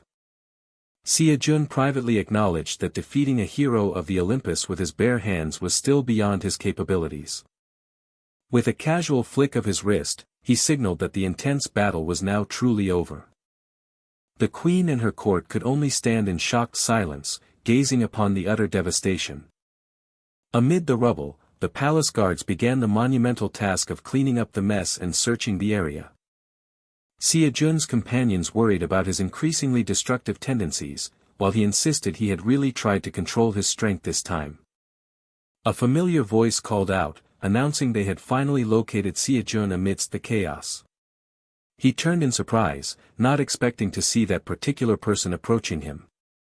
The individual held out a small, intricately designed object, leaving him to wonder what it was. A soldier let out a strangled gasp as his life faded. In his final moments, he wondered if this was truly the end. He sorrowfully recalled his plan to propose to his love, Elma, once the battle was over. But his dying thoughts were abruptly shattered by a completely overwhelming and chaotic scene before him. One of SeoJoon's men barked orders, urging the team to finish their current task and move to the next one with great haste. The knight looked on from the side, utterly bewildered by the strange operation. A supervisor shouted at the workers to handle the monster parts with care to avoid damaging the skin, telling them where to bring the processed materials. Sir Robert, now recovered, approached the lead worker, Phillips, and asked for an explanation of their activities. Phillips began to explain that they were dismembering and transporting monster corpses, which Robert impatiently confirmed he already knew. Phillips then clarified that the entire operation was being carried out under the Queen's direct command. He elaborated that Her Majesty urgently needed funds, so they had to process and sell the monster parts as quickly as possible while the Dream Team continued their sweep of Britain. Elsewhere, SeoJoon's companions let out a collective sigh of profound exhaustion. Two of them collapsed to the ground, complaining that they were too tired to move another step. SeoJoon, meanwhile, bemoaned the 30-hour decoction time required for the dragon heart he acquired from Lebanon, mentally calculating its astronomical value. He snapped at his Dream Team to get back on their feet, but they protested, declaring it exploitation and demanding a much-needed break. SeoJoon ruthlessly shut down their complaints by reminding each of them of the Ch101 debt they owed him for the stat-boosting pills he'd provided earlier. His companions grumbled quietly, theorizing that his ever-increasing greed was directly fueling his ever-increasing strength. As SeoJoon mentally tallied his earnings, his attention was suddenly captured by the arrival of the renowned Dream Team. His own teammates were taken by surprise, confused by the sudden commotion. A massive crowd had gathered, erupting into thunderous chants for the Dream Team. Utterly baffled by the hero's welcome, SeoJoon's crew awkwardly waved back as the public celebrated them as the heroes who both eliminated and disposed of the monster threat. Far away, in Northern Ireland, a clandestine meeting was taking place. One of the gathered lords anxiously asked if they were simply going to stand by and watch recent events unfold. An informant reported that an Asian hunter named Kim SeoJoon was clearing dungeons across England, adding that Sir Lebanon had been unreachable since going to the palace. This news was deeply troubling, as it meant the Queen's public support was steadily rising, much to the annoyance of their shadowy leader. From the darkness, Lady Ellis emerged, venomously scolding the Scottish nobles for daring to speak such nonsense in her presence. She unleashed a terrifying power upon them, coldly informing them that she only planned on leaving one of them alive to serve as a messenger. She commanded the terrified survivor to spread the word that the time had come for all their allies to gather in London. The lone man could only stammer and tremble in absolute terror before her overwhelming presence. Ellis then nonchalantly reconsidered her decision, musing that a living messenger wasn't strictly necessary for her plan. A gurgle of bubbles escaped the man's lips as she snuffed out his life. A skeletal figure clawed its way into existence from a pool of swirling black shadows at her feet. She then commanded her newly summoned undead minion to go and deliver her message. Observing from a hidden vantage point, Lebanon remarked to his companion that this Kim SeoJoon was proving to be rather capable. The mysterious woman beside him agreed, noting that it now made sense why she had been keeping such a close watch on the hunter. She then decisively announced that it was time for them to start acting on their own plans. Lebanon remained silent for a tense moment, processing her words. He internally reflected on how he could never figure out her true intentions, but ultimately dismissed it as unimportant. His focus was singular: he would murder every last person who had scorned him, a great hero of the cataclysm, by welcoming that young brat as their new queen. After their deaths, he planned to raise them all and add them to his personal army of the undead. A sinister grin spread across his face as he resolved to set his plan in motion and head for London. Back at the palace, the alchemist Hua-Tu presented SeoJoon with the now completed dragon heart decoction. SeoJoon noted that the heart's appearance was largely unchanged, and Hua-Tu explained this was because the organ was already a perfect vessel of power. The wise doctor elaborated that to maximize its effects, it was crucial not to damage its original form during the process. Hua-Tu impatiently urged SeoJoon to consume it, expressing his intense scientific curiosity about the absorption process. Just then, SeoJoon realized he was completely out of money, breathing a sigh of relief that it hadn't happened mid-decoction, much to Hua-Tu's visible frustration. With a sound of pure admiration for the precious item, SeoJoon finally ingested the decoction. The very instant he consumed it, a cataclysmic shockwave of raw energy erupted from his body. The entire palace violently shook from the force, causing everyone within its walls to reel from the sudden tremor and the immense, unprecedented energy signature. Deeply concerned, the Queen turned to Sir Robert and asked for his professional opinion on just how powerful hunter Kim SeoJoon had become. Robert confessed with awe that he didn't even dare to try and estimate his strength, affirming his belief that SeoJoon had surpassed the legendary heroes of the Cataclysm. He went even further, stating his personal conviction that there was likely no one left in the world who could possibly threaten the hunter. After a brief pause, he conceded that perhaps only the apocalyptic monster itself could stand as a potential rival. The Queen quietly confessed how envious she was of that kind of overwhelming power. She lamented that with such strength, she wouldn't feel so utterly helpless, and so many people would not have been sacrificed in vain. The young monarch recalled her grandmother's words, a faint memory of being told that people could become anything they wished to be. Despite the memory, she felt the weight of her crown was too heavy for someone she considered so useless. Sir Robert gently advised her that for now, they should simply focus on doing what they could. Taking his advice to heart, she decided to return her attention to the ongoing monster dismantling work. Her concerned attendants tried to convince her to rest, insisting they could handle the labor, but she was determined to help.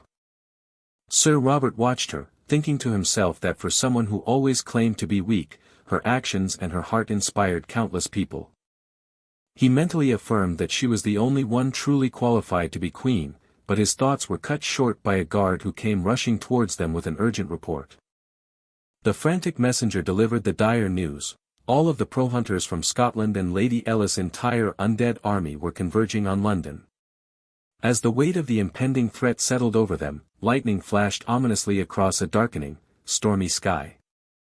London was engulfed in chaos as a series of violent red explosions tore through the city streets. Amidst the destruction, an endless horde of skeletal soldiers marched forward with chilling, unified purpose. One of the Queen's knights, bloodied and bruised, spat defiantly at the English soldiers blocking his path, ordering them to move aside. He gripped his sword tightly, his face a mask of pained confusion as he surveyed the betrayal around him. His voice cracked as he called out Lady Elisa's name, desperately trying to understand her motivations. He questioned how a revered hero of the Great Cataclysm could be responsible for such a horrific attack. Unseen by the loyal knight, a skeletal reaper with a great scythe loomed over a captured man held in a final, deadly embrace. The captive citizen let out a final, horrified scream, pleading for the madness to stop just as the reaper prepared its fatal swing. A cold, mocking voice cut through the pandemonium, feigning surprise as a new figure arrived on the scene. The voice, belonging to the witch Elise, contemptuously identified the newcomer as her little puppet doll, the Queen. Elise taunted Queen Aria, suggesting a doll should have stayed quietly in the palace, prompting the young monarch to demand what exactly was going on. The witch answered with feigned innocence, claiming the Queen's stubbornness had simply pushed her past her breaking point. Overwhelmed by the treachery, the young blonde queen could only stare back in stunned disbelief. Sir Robert's voice urged her to snap out of her shock as a pained groan escaped her lips. A surge of resolve amidst her despair caused her hand to clench tightly into a fist. Queen Arya finally asked if it was her throne that Elise coveted, to which the witch mockingly complimented her perceptiveness. Sir Robert erupted in fury, challenging Elise and questioning if she truly believed the people would ever acknowledge her rule after this. Elise scoffed at the very idea of acknowledgement, declaring that since she had decided to become queen, she needed no one's permission. She proclaimed her identity as Elise, the hero of the great cataclysm, the only one worthy to rule over the foolish human race. In a desperate attempt to end the bloodshed, the queen announced she would willingly give the throne to Elise. Arya declared she would lay down her worthless crown if it meant stopping the madness, causing her loyal attendants to cry out in protest. Just as a peaceful resolution seemed possible, Elise suddenly announced she had changed her mind, stunning everyone into silence. A sinister hand, adorned with long, black fingernails, pointed ominously toward the ground. Elise then issued a humiliating command for the queen to kneel and show all the citizens of England who the true monarch was. Outraged by the insult to his sovereign, Sir Robert roared in defiance at the witch's audacity. The queen softly apologized to her loyal knight, confessing she could no longer stand by and watch so many people suffer. She wistfully recalled her grandmother's belief that a person could become anything they truly wished to be. But she concluded with despair that such a hopeful philosophy was impossible in her harsh reality. With a heavy heart and a defeated spirit, the queen began to bend forward, her body surrendering to Elise's demand. Her followers cried out in anguish, pleading with their beloved majesty not to submit to such degradation. The queen silently told herself this was the correct decision, as she had always felt the crown never suited her. As she lowered herself, she finally admitted that the weight of her duty had always been more than she could bear. But just as her knee was about to touch the ground, a strong hand suddenly caught her, preventing her collapse. Looking up in confusion, the queen could only manage to utter the first syllable of a familiar name. Her eyes widened as she recognized her savior, asking if it was truly Hunter Kim SeoJoon. SeoJoon spoke with unwavering firmness, instructing her to lift her head, for its angle was a reflection of her attitude. He told her that if she was truly the Queen of England, or if she truly wished to become the queen her people needed, then she must never, under any circumstances, bow her head to someone like Elise. He warned her that the moment she did so, her crown would inevitably fall. Inspired by his powerful words, one of the royal knights let out a passionate roar of agreement. The knight proclaimed that they were all prepared to sacrifice their lives for her, stating they would have left long ago if they desired another ruler. Tears welled in the queen's eyes as she listened to the outpouring of loyalty from her subjects. Her people collectively pleaded with her, asking for their sake, that she never lower her head again. An infuriated Elise shrieked at her puppet doll, demanding to know why she had not yet knelt. The witch screamed for Arya to hurry up and prove to everyone who the true queen really was. A new light of determination glowed in the queen's eyes as she met Elise's furious glare with her own. Finding her voice, Arya declared with absolute conviction that Elise was neither a hero nor anything else of value. She then leveled a single, damning accusation against the witch, branding her a traitor. The queen continued, stating that while she could forgive being harmed herself, she could never forgive any action that harmed her people. She proclaimed that the people were the very essence of the nation, and that any act of harming them was nothing short of treason. Renouncing the witch's heroic title, Queen Arya officially condemned Elise, the Dark Witch, as a traitor to the crown. She then raised her voice, preparing to deliver the official sentence for this most heinous of crimes. In her full capacity as monarch, Queen Arya hereby sentenced the traitor Elise to immediate execution. She then turned and called out to Sir Robert, who instantly affirmed his readiness to serve. The queen gave her final command to execute the traitor, and Robert swore he would carry out the order with his very life. The knight commander turned to his soldiers, ordering all knights to ready their weapons for the coming battle. He commanded them to use any and all means necessary to execute Elise, and they responded with a unified roar of yes, sir. Amidst the newfound resolve, SeoJoon turned calmly to the stunned witch and asked what she planned to do now. He then gestured to the resolute monarch beside him, pointing out that the true queen she spoke of seemed to be Queen Arya after all. SeoJoon calmly turned to the stunned witch and asked what she planned to do now. He gestured to the resolute monarch beside him, pointing out that the true queen she spoke of seemed to be Queen Arya after all. An unsettling chuckle escaped Elisa's lips, which quickly built into a fit of manic laughter.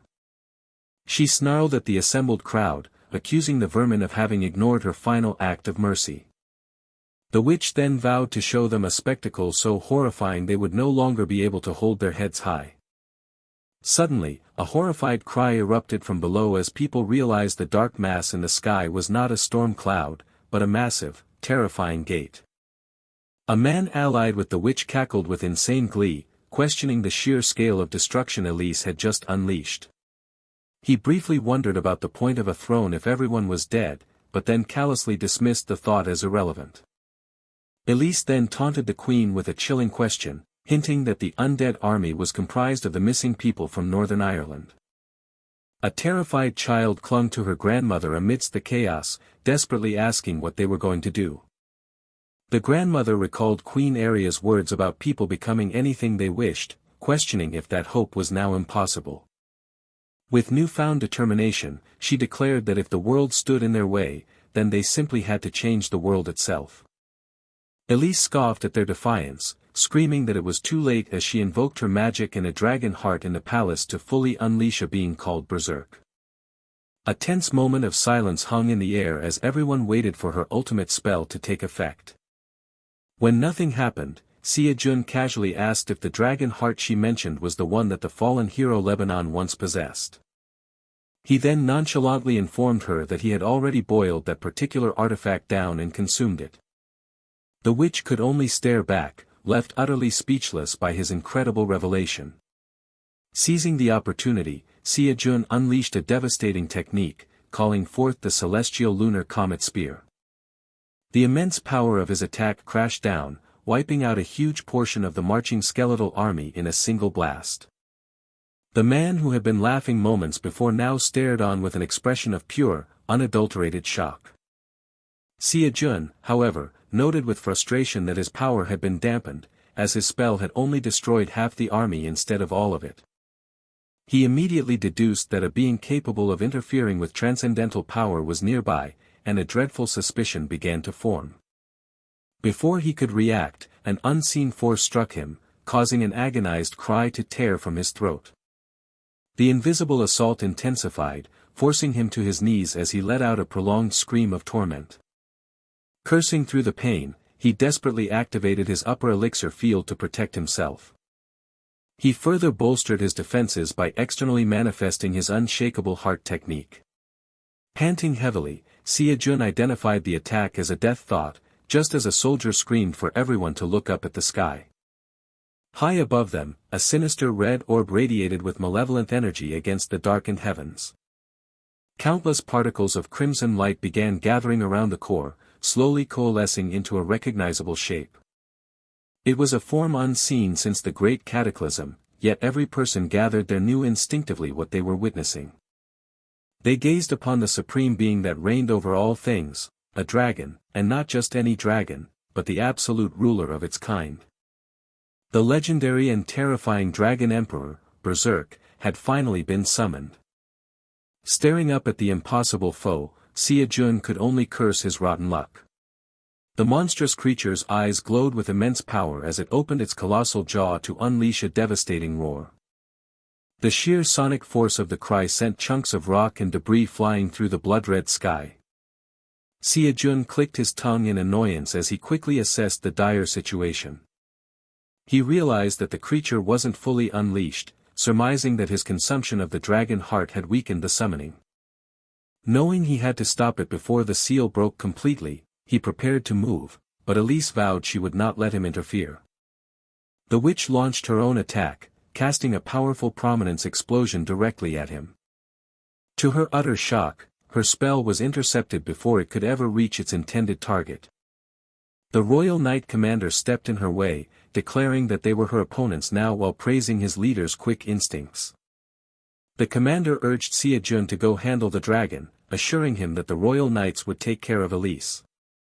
After a brief moment of consideration, SeoJoon accepted their offer and entrusted the witch to their capable hands. As Elise tried to give chase, the commander once again blocked her path, forcefully reminding her that her fight was with them. He then raised his sword high, commanding all knights to charge forward and slay the traitor. The battlefield was instantly engulfed in a series of fiery explosions as the knights clashed with Elise's forces. Elise shrieked in rage at her Scottish allies, demanding to know why the fools were not fighting. Despite her demands for them to be useful, her allies hesitated, confessing they knew nothing of turning people into undead, let alone summoning a dragon. One of the Scottish lords lamented that all they had ever wanted was to remove the English and place a Scotsman on the throne. He looked upon the chaos with despair, wondering how their simple ambition had led to something so utterly dreadful. In that moment of conflict, a warning cry rang out as a stray attack flew towards the wavering soldiers. Queen Arya herself appeared and deflected the blow, leaving the men she saved both relieved and utterly bewildered. One of them stammered that they had tried to depose her, but she calmly replied that she completely understood their feelings. She acknowledged their anxiety and admitted her own potential unworthiness, but insisted that they needed everyone's strength to overcome the crisis. When a soldier asked if she was forgiving them, the queen stated that there was no need to speak of forgiveness at all. She brought them together with a simple declaration: in this moment, they were all British people. Inspired by her words, the tide of the battle began to turn as a man with a bandana bravely engaged a skeleton warrior. The Scottish lord who had despaired moments before questioned how they were any different from the mindless undead if they just followed Elise blindly. With his resolve hardened, he turned to his queen and pledged his strength to her cause. He then rallied his countrymen with a powerful roar, urging them to fight not for a faction, but for Britain itself. Enraged by this sudden unification, Elise screamed at her former allies, calling them insignificant, clueless vermin.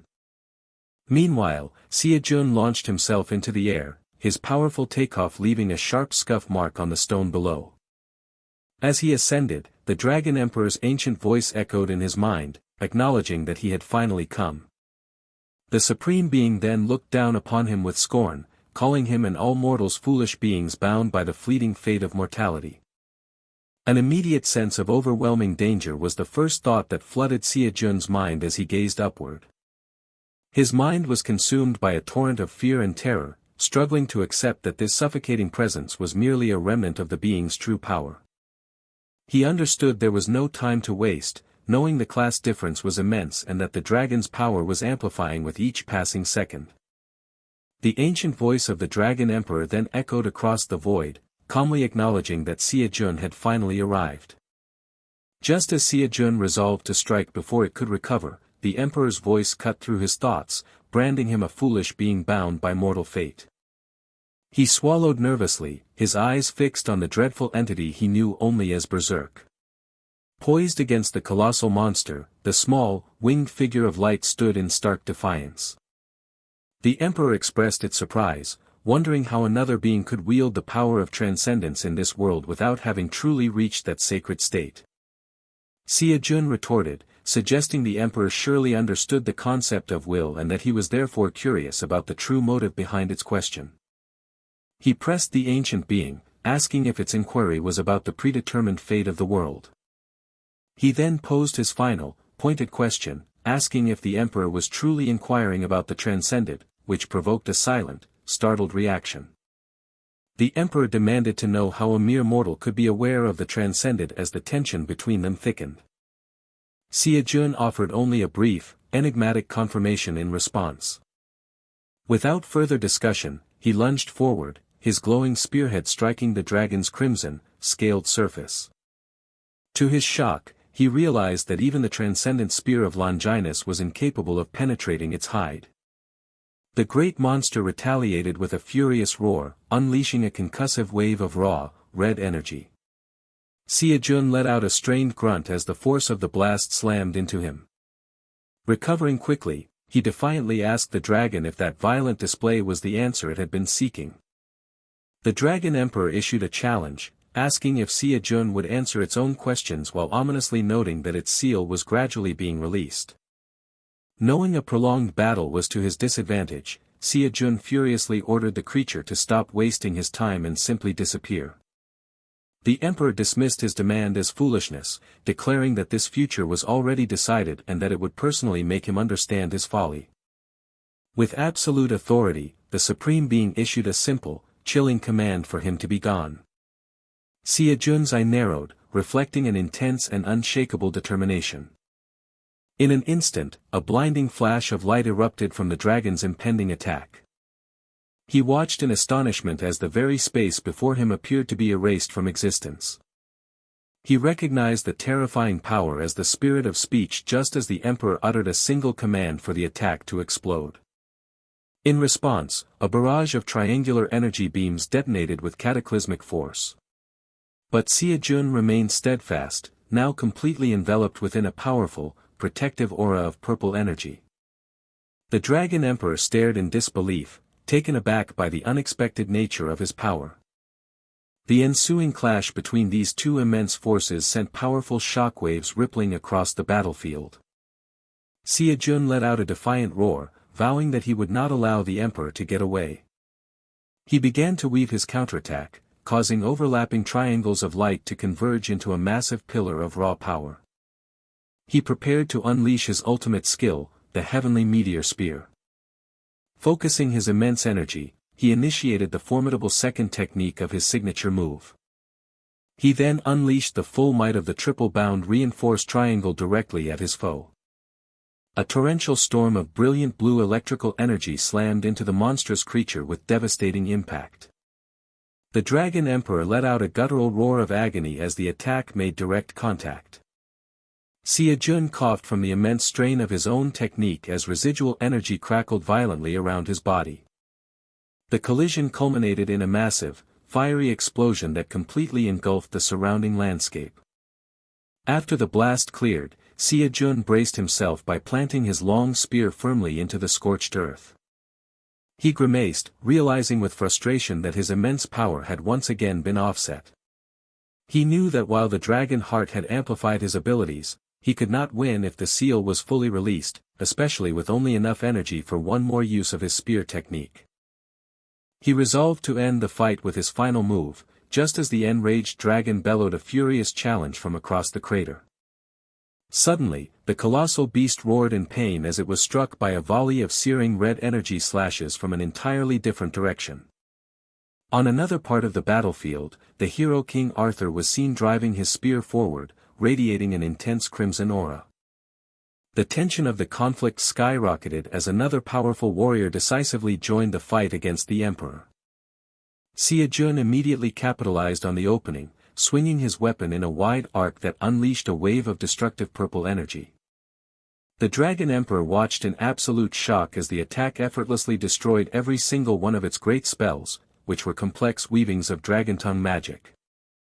At the same time, 3 magical copies of Merlin charged forward, their staves glowing as they prepared to launch their own assault.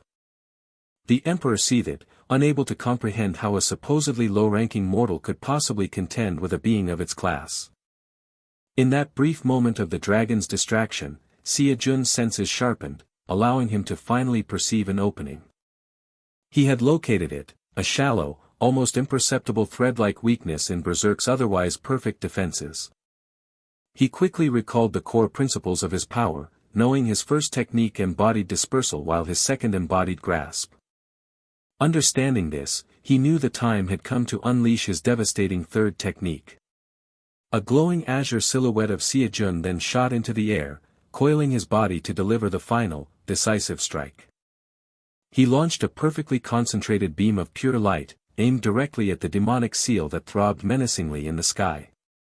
The sudden, pinpoint accuracy of the attack left all who witnessed it completely stunned into silence. The beam struck its target with a series of thunderous impacts that echoed across the heavens. Far below, the traitorous maid Elise was locked in a desperate duel, her blade clashing against a royal knight wreathed in purple energy. Queen Arya gazed up at the sky in total shock, her eyes fixed on the dragon's enormous wing as it was suddenly splattered with blood. A tide of hope washed over her as the unbelievable truth set in: he had actually managed to defeat the great monster, Berserk. A final, fading whimper escaped the colossal beast as its life force was finally extinguished. A choked gasp escaped the warrior's lips as he doubled over in excruciating pain. He then let out a manic laugh, sarcastically sneering that being a hero of the cataclysm was clearly nothing special after all. His companion chided him for his bravado while bleeding so profusely, but he stubbornly dismissed his wounds as mere scratches, furious that he had been pushed so far by mere brats. He conceded that his opponents were far beyond typical S-rank hunters, nearly at the level of heroes themselves, and bitterly cursed the Scottish traitors who had betrayed him. But then, his eyes widened in sudden, abject shock at a sight from across the battlefield. A queen uttered the name of the great dragon, Berserk, in a tone of disbelief. With dawning hope, she realized that the hero had actually done it, he had truly defeated the colossal monster. Unseen by the celebrating heroes, a solitary figure in a black cloak stood dejectedly on a desolate street. A low, unsettling chuckle rumbled from beneath the dark hood. The figure's laughter grew louder as they mocked the heroes, claiming they understood nothing at all. They ominously declared that no one knew the true reason Berserk was called the great monster of the end. As if to punctuate this dark premonition, a woman watched in horror as a massive building in the city abruptly exploded. An expression of utter confusion and alarm spread across her face. Far from the explosion, SeoJoon coughed violently, spitting a mouthful of blood onto the cracked earth. He reflected grimly on how dangerous that last exchange had been. He knew that if he had been even a fraction of a second late in twisting the axis of space, his heart would have been completely pierced. Frustrated, he cursed his own carelessness, admitting he had been too hasty in executing his third technique. Meanwhile, the young king lunged forward, his spear blazing with righteous fury in a relentless assault. A tremendous explosion of clashing red and blue energy erupted, shaking the very foundations of the battlefield. The emperor reminisced about the countless insects who had tried to stop him long ago, dismissing them all as utterly insignificant. He roared a vow to reverse their predetermined future and bring about their end, only to cry out in agony. A loyal companion screamed SeoJoon's name in a panic. The dying emperor taunted them all, declaring that this was their end and that they were all finished. He told them to look forward to the second cataclysm, morbidly wondering how many would survive before his voice faltered. With his final breath, he urged them to repent and despair before being forcefully silenced. A man with long black hair watched the emperor's demise, shouting with a shocked expression. He furiously proclaimed that the tyrant had been speaking nothing but nonsense. Nearby, a blonde warrior pointed their sword downward, their form wreathed in a swirling dark aura. A woman's voice suddenly rang out, pleading for everyone to look at the sky. She rallied the weary fighters, reminding them that Hunter Kim SeoJoon was still fighting for all of them with his life on the line. With renewed spirit, she declared that their fight was not yet over. A different foe, its body visibly breaking down, lamented the destruction of its beautiful form and demanded they stop speaking such foolishness. The hero defiantly finished her sentence, shouting that they would never give in to despair. The determined blonde woman then glared down into the decaying face of the monster she was fighting.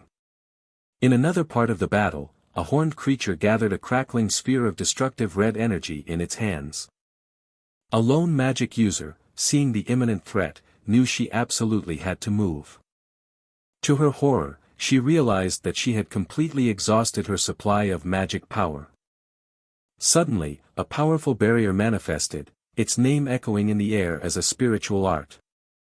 A knight cried out Heun's name in shock before grunting in pain from his own battle. The knight captain, surrounded by a glowing purple aura, swung his mighty sword at a massive dragon. The great beast was instantly engulfed by a storm of devastating purple energy slashes. The sheer, overwhelming force of the coordinated attack left its colossal target reeling in shock. A commander bellowed an order for all knights to attack, rallying them to fight alongside Hunter Kim SeoJoon. The Dragon Emperor roared in contempt, dismissing the charging knights as insignificant insects. The traitorous Maid Elise was struck hard in the chest, reeling back from the powerful blow. Her opponent mercilessly ordered her to get back on her feet. Elsewhere, a young female mage was sent flying backward, crashing violently against a stone wall. She resolved to squeeze every last drop of magic from her body and to keep fighting no matter what. A sharp gasp of pain escaped her as her battered body protested the strain. She pushed aside all doubt, steeling her will to do what must be done, regardless of her own limits. The Emperor's voice dripped with disdain as he uttered a single word for his foes. He then commanded them all to be gone from his sight. The aftermath was a desolate landscape littered with the bodies of fallen warriors and discarded weapons. A lone survivor stood with their back to the view, silently surveying the utter destruction. On the ground below, a fallen hero's hand twitched, a faint sign of life amidst the carnage. A woman stood protectively over the kneeling king, who still clutched his glowing spear. The Empress Alia mocked them with a cold laugh, calling them an existence even worse than insects. With chilling finality, she announced her intention to finish them off.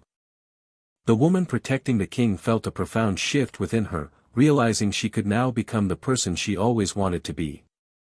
SeoJoon's voice then echoed, stating that the true Queen Alia mentioned was the girl next to him, and that if their world prevented people from becoming who they wanted to be, then they would just have to change that world. The Empress Alia's expression softened as she thanked Hunter Kim SeoJoon for showing her this new perspective. This sudden change of heart caused the blonde queen beside her to look over in complete surprise. Queen Aria looked down in shock at the sight of the hero King Arthur kneeling before her. In a memory, Arthur's voice inquired about the true power of his spear's first form. His mentor had admitted his own curiosity but strongly advised him not to use it, prompting Arthur to correctly guess that his body couldn't yet handle it. The mentor had confirmed his fear, explaining that without perfect unity between his body and spear, his very existence was at risk of collapsing from the recoil. He had then paused, indicating there was one final, even more important reason. The mentor revealed the terrifying truth: their world itself likely would not be able to withstand the technique's immense power. Back in the present, Arthur prepared to defy that warning as he invoked the name of his ultimate technique, the first form of the heavenly meteor spear. The sacred teachings revealed that each technique of the heavenly meteor spear contained its own unique mystery, starting with the first, annihilating thunder comet, which embodied the concept of disperse. The second technique, azure cloud thousand thunders, held the mystery of grasp, while the third, heaven-reaching spear, contained the mystery of pierce. These three tenets formed the weapon's true power. A heavy, determined footstep echoed, signaling the imminent unleashing of this legendary force. It was explained that only by combining these three profound mysteries, disperse, grasp, and pierce, could the complete form of the spear be manifested. A monstrous, draconic head materialized from pure red energy and arcane sigils, its fanged maw gaping wide. The sheer scale of this manifestation sent a ripple of shock through all who witnessed it. Arthur felt an agonizing pressure in his chest, a sensation not of a heart about to burst, but one that had already violently exploded. An unbearable and untamed force surged through his body, threatening to tear him apart from the inside. He acknowledged that this was not a power he owned but a borrowed force far beyond his current limits. Yet, he cast aside all concern for his own life, fully accepting that his existence might collapse as a consequence. With unshakable resolve, he committed himself to the final act, invoking the legendary name of the heavenly meteor spear. He then prepared to unleash its ultimate secret, the first form.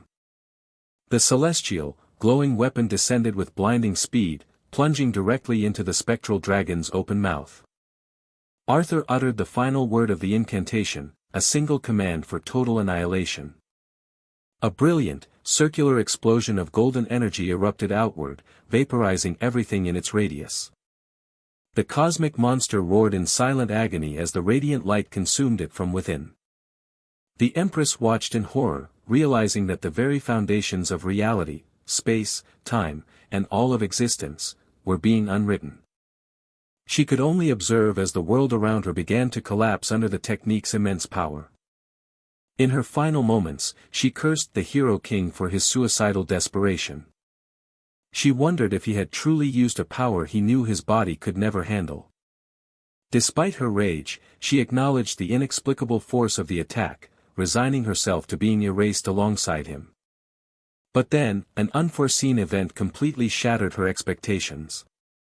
A mysterious hooded figure with ominously glowing eyes appeared from nowhere, reaching out a hand to intervene. The Empress gasped a single word of stunned recognition. She struggled to process what she was seeing, her mind reeling as she tried to identify the newcomer. In a silent show of authority, the hooded figure simply clenched their fists, radiating an aura of absolute control. The devastating battle had concluded, leaving unconscious survivors scattered amidst the ruins of the once great city. One of the fallen heroes began to stir, groggily returning to the world of the living. A woman shot upright with a jolt, frantically calling out for Berserk and demanding to know what had become of him. The blonde queen slowly looked up, finding the chaotic, dark sky had been replaced by a peaceful, sun-filled expanse. She observed that both the monstrous Berserk and the colossal gate had vanished, questioning if they had been completely erased from existence. Her breath caught in her throat as the full implication of their victory began to dawn on her. Nearby, two rival hunters stared at each other, their previous animosity forgotten in the face of shared disbelief. A man broke the silence with a jubilant cry, shouting that SeoJoon had done it and that they had all survived. His voice cracked with emotion as he proclaimed that their hero had defeated the monster of the end, truly achieving the impossible. Overcome with gratitude, he began to offer his heartfelt thanks to Hunter Kim SeoJoon. But his words of praise were abruptly cut short by a horrifying discovery. A desperate cry of alarm tore through the air as he screamed Hunter Kim SeoJoon's name. Another woman pleaded for him to hold on, begging him not to die after everything he had done. Amidst the chaos, another key figure, a dark-haired woman, lay motionless on the rubble-strewn ground. The person checking SeoJoon's vitals delivered the grim news that his heart had stopped beating. With urgency, he confirmed the situation and ordered Lady Arya to summon a healer at once. A close view showed a pair of hands pressing down on the hero's chest in a desperate attempt at resuscitation. The woman performing CPR cried out, pleading that Mr. SeoJoon could not be allowed to die. She continued to scream his name, her voice filled with anguish and desperation. Suddenly, a cold and dispassionate voice declared that their efforts were useless. The woman knelt over SeoJoon, looking up to see a menacing, hooded figure looming over them. At the same time, another woman in a formal suit stared up in shock as a hand reached down toward her. The mysterious figure issued a chilling command, telling them all to get out of the way. A blinding flash of pure white light suddenly engulfed the entire scene. In the next moment, a lone figure was seen plunging into a swirling, ethereal white abyss. Drifting in the void, SeoJoon's consciousness wondered if he had died, accepting it as a fair price for exhausting his energy centers to save his friends. His only regret was not collecting the money he was owed to finally challenge Heaven's equal, before a new voice broke the silence, asking if he was the new Transcended. The strange entity remarked how odd it was, noting he seemed far too weak for such a title, and then questioned how he could even be in this place. A sudden, shocking realization seemed to strike the disembodied voice. Its line of questioning became intensely focused and suspicious. It then demanded to know what relationship SeoJoon had with the very first Transcended. Unfazed, SeoJoon calmly retorted, asking that the mysterious being introduce itself first. The mysterious entity repeated its piercing question, demanding to know what relationship SeoJoon had with the very first Transcended. SeoJoon's consciousness was filled with nothing but confusion. He grappled with his situation, questioning if he was truly dead while trying to make sense of the strange black and white void and the identity of the figure before him. Meanwhile, the strange being remarked on how odd the entire encounter was. It grew frantic, expressing shock that it couldn't perceive SeoJoon's status since he hadn't yet transcended, a phenomenon that should have been impossible. SeoJoon finally interjected, pleading for the entity to hold on a moment and asking it to introduce itself first after its long, one-sided monologue. He then questioned the being about the first transcendent, which prompted the entity to ask in disbelief if he was truly ignorant of such a figure. After a moment of analysis, the being concluded that SeoJoon wasn't lying and had only heard the name in passing. The entity then considered SeoJoon's earlier question about its own identity, once again mumbling its thoughts aloud. It concluded that it was perfectly logical for a simple cadet from the Transcension Academy to have no knowledge of its existence. This statement caught SeoJoon by surprise, as he realized the being knew exactly what he was, making him wonder if it had a connection to the Academy. The entity explained that while it had no proper name, those who transcended referred to it as the Observer, leading SeoJoon to ask what that job actually involved. To SeoJoon's utter bewilderment, the being bluntly stated that it did not know. Growing impatient, the Observer once again pressed SeoJoon about the first transcendent, forcing SeoJoon to repeat his denial and question its persistence. The entity finally revealed its reason, explaining that it could feel the energy of that bastard emanating directly from SeoJoon. It then changed the subject, asking which dimension SeoJoon belonged to and clarifying that it meant the name of his world. SeoJoon cautiously replied, offering that the world it was asking about was likely Earth. A heavy, contemplative silence settled over the void. The Observer then made a startling claim, announcing that its role was to manage every dimension so they all flowed properly, directly contradicting its earlier statement. As SeoJoon mentally questioned the being's sanity, it quickly added that it remembered its purpose now. When SeoJoon asked if it was related to the Academy, the Observer curtly denied it and reiterated its grand purpose of managing all dimensions. Before SeoJoon could ask for more details, the entity irritably demanded he shut up and listen to its explanation first. It began by stating that every world is fundamentally governed by a single principle, commonly known as the law of causality. On very rare occasions, however, beings are born who inherently violate this fundamental law. SeoJoon immediately understood, correctly identifying these beings as the Transcended. The Observer confirmed his assumption, adding that after achieving transcendence, their mere existence caused grave damage to the world's natural order. It explained that its primary function was to isolate these powerful beings from the law of the world. When asked about the Transcension Academy's role in this cosmic balance, the Observer described it simply as a thorn in its flesh. SeoJoon was stunned, realizing he was conversing with a transcendent being whose power was comparable to any other. He tried to process the information that this Observer managed dimensions by isolating the very beings he aspired to become. From the entity's story, it seemed the Transcended were a threat to the world, not a benefit. This raised a critical question in his mind: why would the Transcension Academy actively train people to achieve such a dangerous state? He then voiced his own concern, asking if he too was considered a problem, and why the Observer was sharing this information with him. The Observer then revealed a chilling secret: beings existed in SeoJoon's dimension who had deliberately given up their chance at transcendence, a concept he found incomprehensible. The entity paused for dramatic effect before revealing their ultimate goal. It clarified that they had forsaken this power for the express purpose of destroying his dimension. In the physical realm, a desperate shout to save Hunter Kim SeoJoon pierced the air. A man was violently thrown backward as a sinister hooded figure loomed over SeoJoon's unmoving form. With a furious cry, a woman swung a sword wreathed in flames down upon the cloaked adversary. The hooded figure's eyes ignited with a menacing red energy that crackled with immense power. A choked cry of pain erupted from one of the combatants. Undeterred, the swordswoman stood firm, fiercely confronting the dark entity that had struck down her ally. A tense silence hung over the battlefield as the two forces faced off. The hooded figure mused aloud that SeoJoon hadn't truly died, as it had suspected, finally understanding the fate of the dragon heart. It lamented that its original future, where Berserk was unleashed over London to bring about a new cataclysm, had been distorted.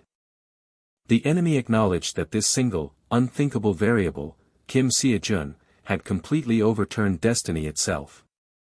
It ominously declared that the end was not yet over. The figure issued a chilling warning that as long as SeoJoon lived, that twisted fate could one day be reversed. On the ground nearby, a woman's face was frozen in an expression of absolute shock. She screamed SeoJoon's name in a desperate, horrified plea. She then frantically begged for him to get up and escape the mortal danger. Her voice cracked as she continued to cry out his name again and again. Back in the void, the observer explained that once a being becomes transcendent, they cannot interfere with their former world without incurring a significant penalty. However, by giving up transcendence, this enemy had gained the authority to meddle with dimensions specifically to bring about their destruction. The observer noted that since this being was no longer a transcendent, it was impossible for it to be isolated, which made SeoJoon realize the grave implication for himself. The cosmic entity then gave SeoJoon a clear and direct order, to find this existence. His mission, it stated, was to kill him. A visceral image flashed through the void, showing a hand cloaked in dark energy reaching forward to grab someone by the collar. SeoJoon was left to process the immense weight of the mission he had just been given. The staggering reality of a dimension-ending threat began to settle in his mind. The observer then informed him that their formal meeting would have to be postponed for a little while longer. It issued a final challenge, telling him to try his best to stop the catastrophe if he believed he could. SeoJoon calmly acknowledged the command, confirming his understanding of the task. He promised the observer he would find the being and prevent the destruction of his dimension, but pointed out that one crucial detail was missing. With the audacity of a seasoned negotiator, he asked how much he would be paid for completing the job. The ancient, all-knowing cosmic being was momentarily taken aback by his question. In the face of a cosmic entity, SeoJoon let out a boisterous laugh, his mind alight with a brilliant and greedy idea. Before him, the observer remained a silent, imposing figure, its face a swirling galaxy of stars contained within a deep hood. The vast, luminous being stood in judgment over the tiny mortal who dared to negotiate with the forces of the universe. SeoJoon audaciously proposed an advance payment for his services, a suggestion that inwardly stunned the ancient being, who could only think of him as a madman. The observer questioned his demand for payment, pointing out that he was ultimately fighting to protect the very world he lived in. SeoJoon countered this logic, reminding the entity that it also had a vested interest in the dimension's survival, as maintaining the world's proper flow was its primary function.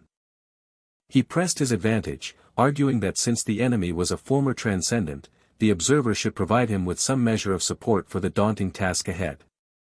He then voiced his doubts about his own capabilities, recalling the immense struggle against a barely released berserk and questioning how he could possibly defeat a being of even greater power. SeoJoon demanded to know the enemy's identity, and when the observer deflected, he accused it of shirking its own responsibilities and forcing him to act in its stead. A sudden spark of insight flashed through his mind.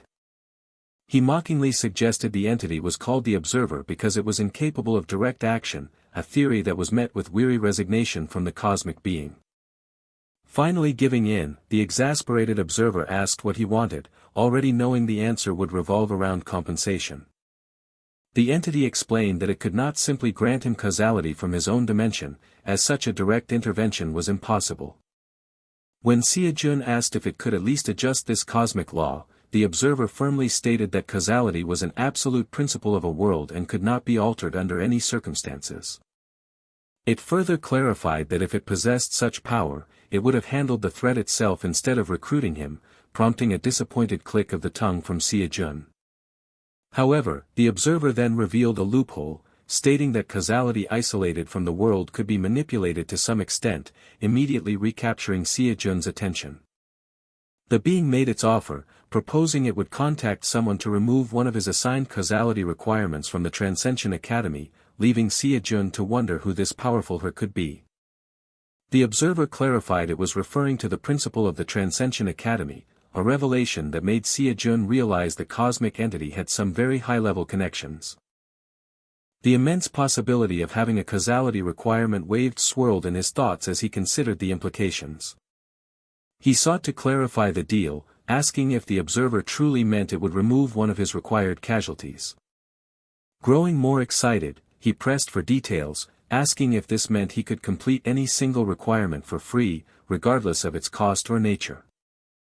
The entity confirmed his understanding with a terse reply, stating that it disliked repeating itself, which was all the confirmation SeoJoon needed. The realization struck him with euphoric force. He had just acquired a universal free coupon. He mentally celebrated his successful negotiation, marveling at his own skill in what he called affinity fraud, and spared a fleeting moment of pity for the unsuspecting principal. But then, a sudden, horrifying realization cut through his joy. Blinded by greed, he had completely forgotten that he was supposed to be dead and began to panic about his current state. The observer calmly informed him that his assumption was incorrect. It impatiently clarified that he had not died and urged him to leave quickly, complaining that the conversation itself was causing its own existence to feel unstable. SeoJoon, still bewildered, let out a sigh and asked how he was even supposed to get back. He questioned where he was and how he had arrived, prompting the observer to explain that he was in a border space, which could only be reached by transcending or by violating the laws of a world. The entity concluded that his use of annihilation was an act so powerful it had been judged as a violation of his world's laws, which had forcefully pulled him there. SeoJoon immediately wondered if repeating the act would allow him to return, but the observer flatly denied this possibility. It was explained that an action violating a world's law is initially flagged as an error and expelled from the system.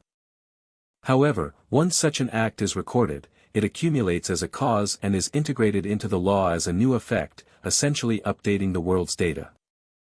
Therefore, his annihilation power was now a recognized part of his dimension's law, meaning he could no longer use it to enter the border space without achieving true transcendence. Still unwilling to let the opportunity go, SeoJoon asked how he could come back, which made the observer question why he would even want to. With a mischievous grin, he hinted that he might return in hopes of scoring another free coupon, visibly frustrating the cosmic being. Thoroughly fed up, the observer declared it had no desire to see him again and sternly forbade him from ever returning. Abruptly, SeoJoon gasped for air as his form began to flicker and return to his own world. Back on the battlefield, one of the surviving hunters noticed a strange distortion in the air where SeoJoon's body had lain. The hunter's confusion mounted as the distortion solidified into a familiar shape.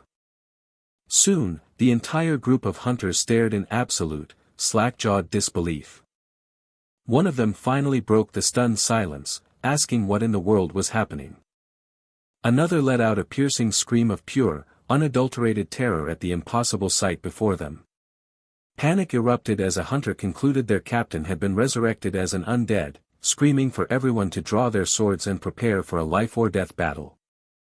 Someone else shrieked for an exorcist, convinced SeoJoon had returned as a money ghost. Completely baffled by the chaos, SeoJoon turned to SeoJoon and tried to ask her for an explanation. Her expression hardened with fury as she heard him address her so formally with the title Ms. SeoJoon. Trembling with emotion, she stepped closer and softly questioned his use of the honorific. With tears welling in her eyes, she desperately pleaded with him not to leave her alone. Her voice cracked as she repeated her plea with greater intensity, begging him never to abandon her again. She then threw her arms around the stunned SeoJoon, holding him in a desperate, tight embrace. He stood motionless for a long moment, absorbing the raw emotion of her actions. Finally, he gently returned the embrace and quietly promised her that he wouldn't. Meanwhile, in Washington, D.C., a high-level meeting was underway. Leah, the American hero known as the Saintess of Light, expressed her profound skepticism that a mere S-rank hunter could single-handedly defeat such a catastrophic monster. An aide confirmed the astonishing reports, adding the even more unbelievable detail that SeoJoon had apparently been resurrected 3 days after his supposed death. Demon hunter Leesberry chimed in, mentioning the strange rumor of a money cult that had started to worship Kim SeoJoon. After briefly questioning the cult's ridiculous name, Leesberry shifted to a more serious topic, suggesting that Berserk had not been truly defeated after all. He reminded the room that Berserk's very existence was the cause of distorted dungeons, and if it were truly gone, the phenomena should have ceased. Yet, as he grimly pointed out, distorted dungeons were continuing to appear across the globe. The President of the United States, Richard, gravely concluded that this threat was beyond their individual capacities and asked what their next course of action should be. He then gave a decisive order to inform the entire world, declaring it was time to once again assemble the heroes of the cataclysm. One of the heroes present reacted with shock, but another quickly retorted, questioning if they were expected to simply stand by and do nothing. As the discussion concluded, the president raised a hand, indicating he had one final point to add. He instructed them not to forget to summon the one hunter who had seemingly achieved the impossible, Kim SeoJoon. SeoJoon fell into a state of deep contemplation, carefully weighing the recent turn of events. He concluded that it would be foolish to accept the observer's words at face value without question. He had a strong inkling that the dimension-destroying being the observer mentioned was none other than the entity known as the Great Voice. It seemed highly probable that the unidentified assailant who had ambushed him right after he collapsed was, in fact, the Great Voice. Yet, a critical question remained: if he was such a hindrance, he wondered why the Great Voice had not simply killed him. He let out a long, contemplative sigh, unable to find a satisfactory answer to the puzzle. Deciding it was fruitless to dwell on an unanswerable question, he dismissed the thought with a weary sigh. With a rustle of paper, he turned his attention to a matter of more immediate and pressing importance. His eyes lit up with mischievous glee as he held the free coupon from the observer, pondering how he could use it for notoriously evil purposes. He considered attending Heaven's Equal Great Sage's lecture to master advanced arts, or perhaps even taking a class with Buddha himself. He recalled that Buddha's lectures cost an astronomical amount of causality, something he could never normally afford. But now, with the free coupon in hand, such a thing was no longer an issue. Still, he also considered simply acquiring another weapon. His imagination ran wild with the idea of stealing Odin's spear, Gungnir, or even taking the Rui staff from the great sage as payback for mistreating cadets. He laughed boisterously as he estimated the staff's causality value and promptly messaged his mentor, urging him to come right away. To his surprise, the mentor replied asking for a moment to take care of something else first, leaving SeoJoon slightly puzzled. SeoJoon noted this was not the first time this had happened and wondered what business his mentor always needed to attend to. The mentor's urgent business was revealed to be, of course, appearing instantly right beside his student. SeoJoon yelped in shock, completely startled by the mentor's sudden and unannounced arrival. Catching his breath, the mentor's eyes landed on the paper in SeoJoon's hand and he asked what the free coupon was. He then questioned if the principal had failed to explain anything about it to SeoJoon. SeoJoon confirmed that she had not, expressing his confusion since the observer himself had promised to speak with the principal. The mentor froze, demanding to know exactly who SeoJoon had just said would talk to the principal. SeoJoon plainly stated it was Sir Observer, a revelation that caused the mentor's composed demeanor to visibly crack. The mentor frantically questioned how SeoJoon could possibly know of the observer, prompting SeoJoon to innocently ask if he was not supposed to. The mentor vehemently corrected him, stating that it was a being he could not know, and was left utterly speechless when SeoJoon explained he had met the observer in person. The mentor was aghast, questioning SeoJoon's sanity for extorting a coupon from such a being, which made SeoJoon realize the observer was an even greater entity than had initially thought. He then explained that the Academy's entire system of demanding causality was a means to ask the observer for permission to interfere with the students' fates. SeoJoon observed that the observer didn't seem to like the Transcension Academy very much, a comment that clearly flustered the mentor. Admitting defeat, the mentor fell silent, leaving SeoJoon to wonder if this was yet another secret he was not privy to. Overcome with frustration, the mentor leaned in close and passionately insisted that his true desire was to help SeoJoon. He pleaded with SeoJoon to transcend as soon as possible, promising that escaping the bounds of causality would reveal all truths, which SeoJoon acknowledged he understood. With that settled, SeoJoon brought the conversation back to the main point, how to use the free coupon he had received. The mentor considered SeoJoon's idea of exchanging the coupon for lectures. He regretfully informed SeoJoon that this would be difficult, much to SeoJoon's confusion. The mentor clarified that because lectures were divided into hourly segments, the one-time use coupon was not applicable, leading SeoJoon to question why he couldn't get Gungnir or the Rui staff instead. The mentor immediately shut down that idea as well, explaining that those items had original owners. He elaborated that, causality aside, transcendental-grade equipment couldn't be taken just because one wanted it, as the owners were simply not selling. When SeoJoon suggested commissioning a new weapon of equal power, the mentor stated that was also impossible, as legendary equipment like Gungnir could not be replicated by other transcended beings. The mentor surmised that the observer had likely calculated all of these restrictions before handing over the coupon, forcing SeoJoon to realize he had been thoroughly tricked.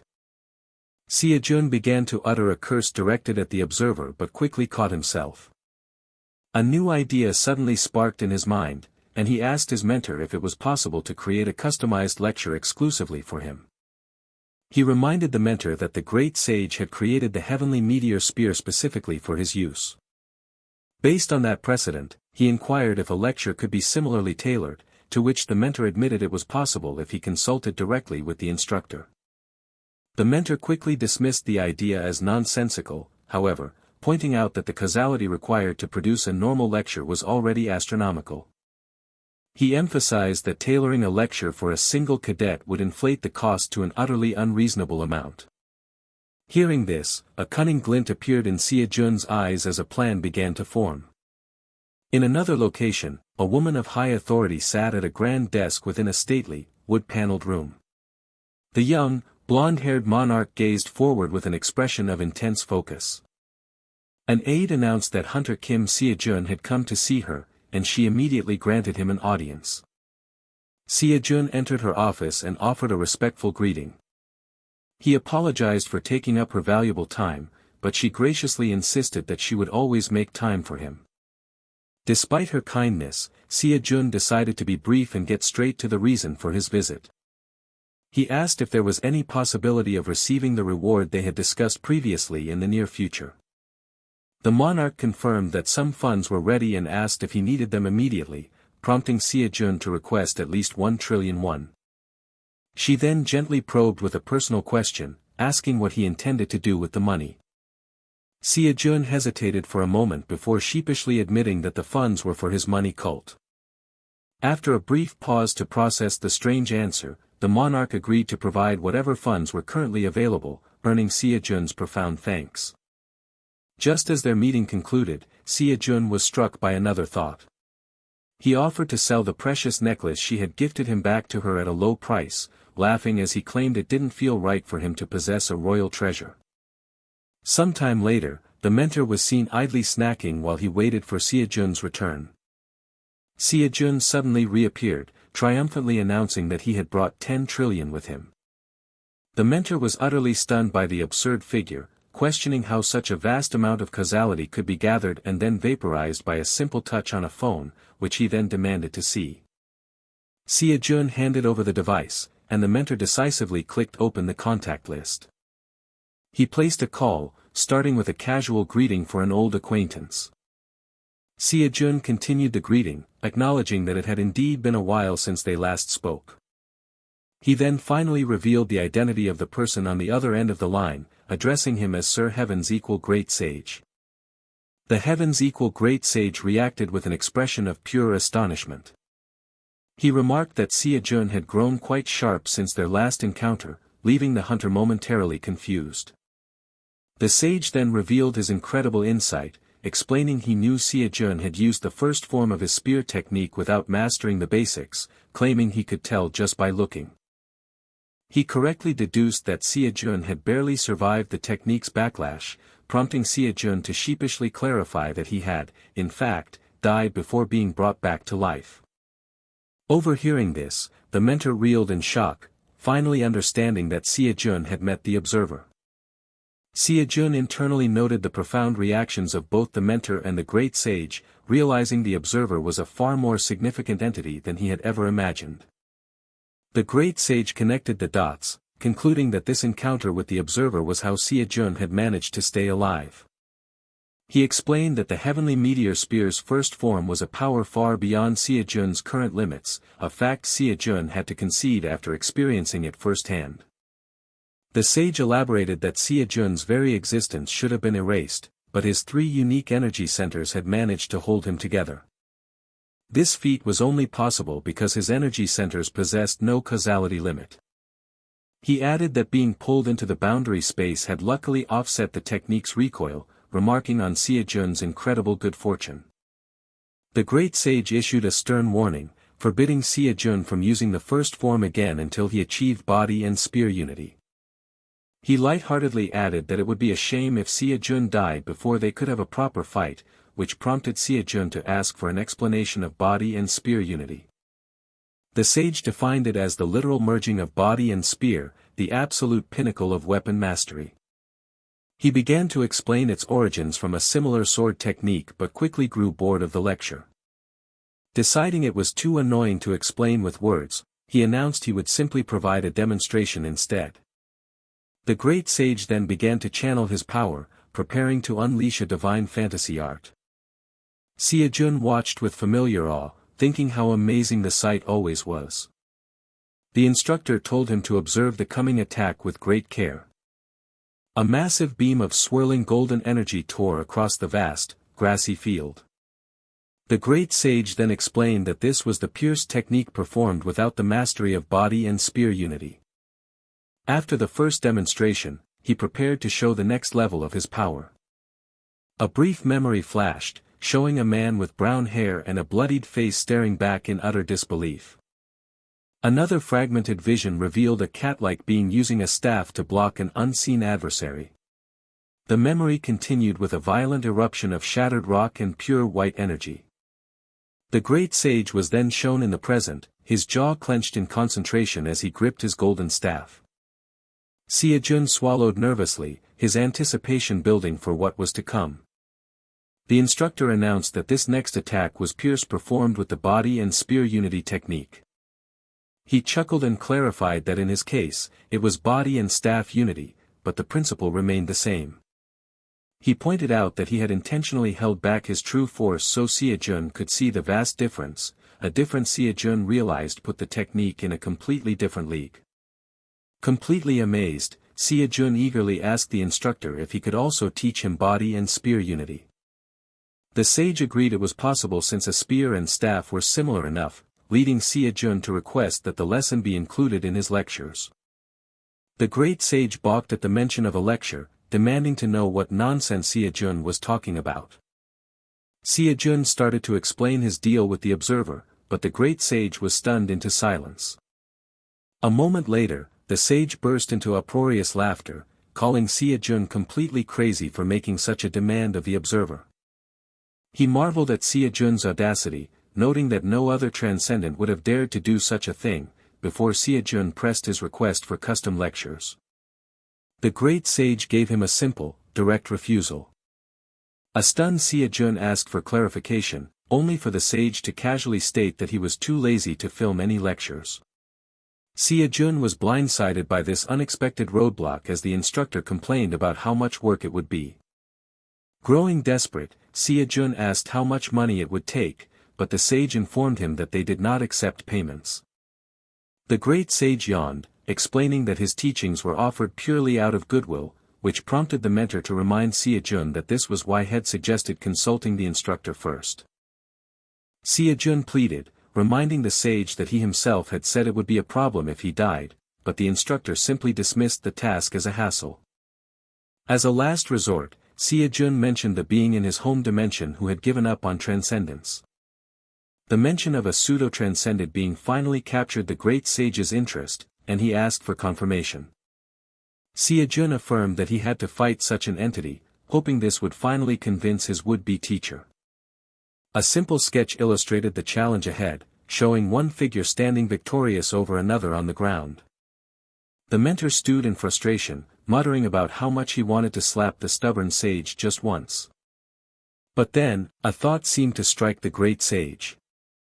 He glanced slyly toward SeoJoon with a look of sudden expectation, making SeoJoon realize what the wily monkey was plotting. SeoJoon immediately recalled the 1,000,000,000 won he had mentioned as an advance payment. He cautiously made an offer, asking if that amount would be enough to purchase a 10-hour lecture. The great sage's demeanor changed in an instant, and he cheerfully accepted the deal, proposing another match as the price. He set a new condition for victory: SeoJoon had to land a proper blow on him, not just touch his hair, and SeoJoon confidently agreed. SeoJoon felt the odds were now in his favor, confident that his newfound power made him a completely different fighter. Now a transcendent on par with a lord, he felt he could easily handle his spear's secret techniques and warned the sage not to underestimate him or try to back out of their agreement. Meanwhile, in another location, a monarch's fountain pen moved gracefully as she signed the last of her documents. She let out a sigh of relief, thankful that her long day of work was finally over. With her duties fulfilled, she decided it was time for a much-needed break. The young, blonde-haired ruler rested her head on her arms, her gaze distant and thoughtful. She found herself replaying SeoJoon's inspiring words, his suggestion that she could change the world herself. Her brief moment of peace was shattered when her aide announced that Hunter Kim SeoJoon had unexpectedly returned. An immediate sense of gloom descended upon her as she dreaded the reason for his sudden visit. Her mind was filled with a cloud of question marks, a stark contrast to her earlier clarity. She juxtaposed the idealized image of the man who had told her to change the world with the man who was likely about to ask for even more money. The great sage let out a triumphant and echoing laugh. He gloated that landing a blow felt even better this time, while SeoJoon silently cursed his own powerlessness. The sage then openly mocked the title held by Berserk, dismissing the monster of the end as a complete joke. He proclaimed that if Berserk was such a monster, then he, the heavens equal great sage, must be the original apocalyptic monkey.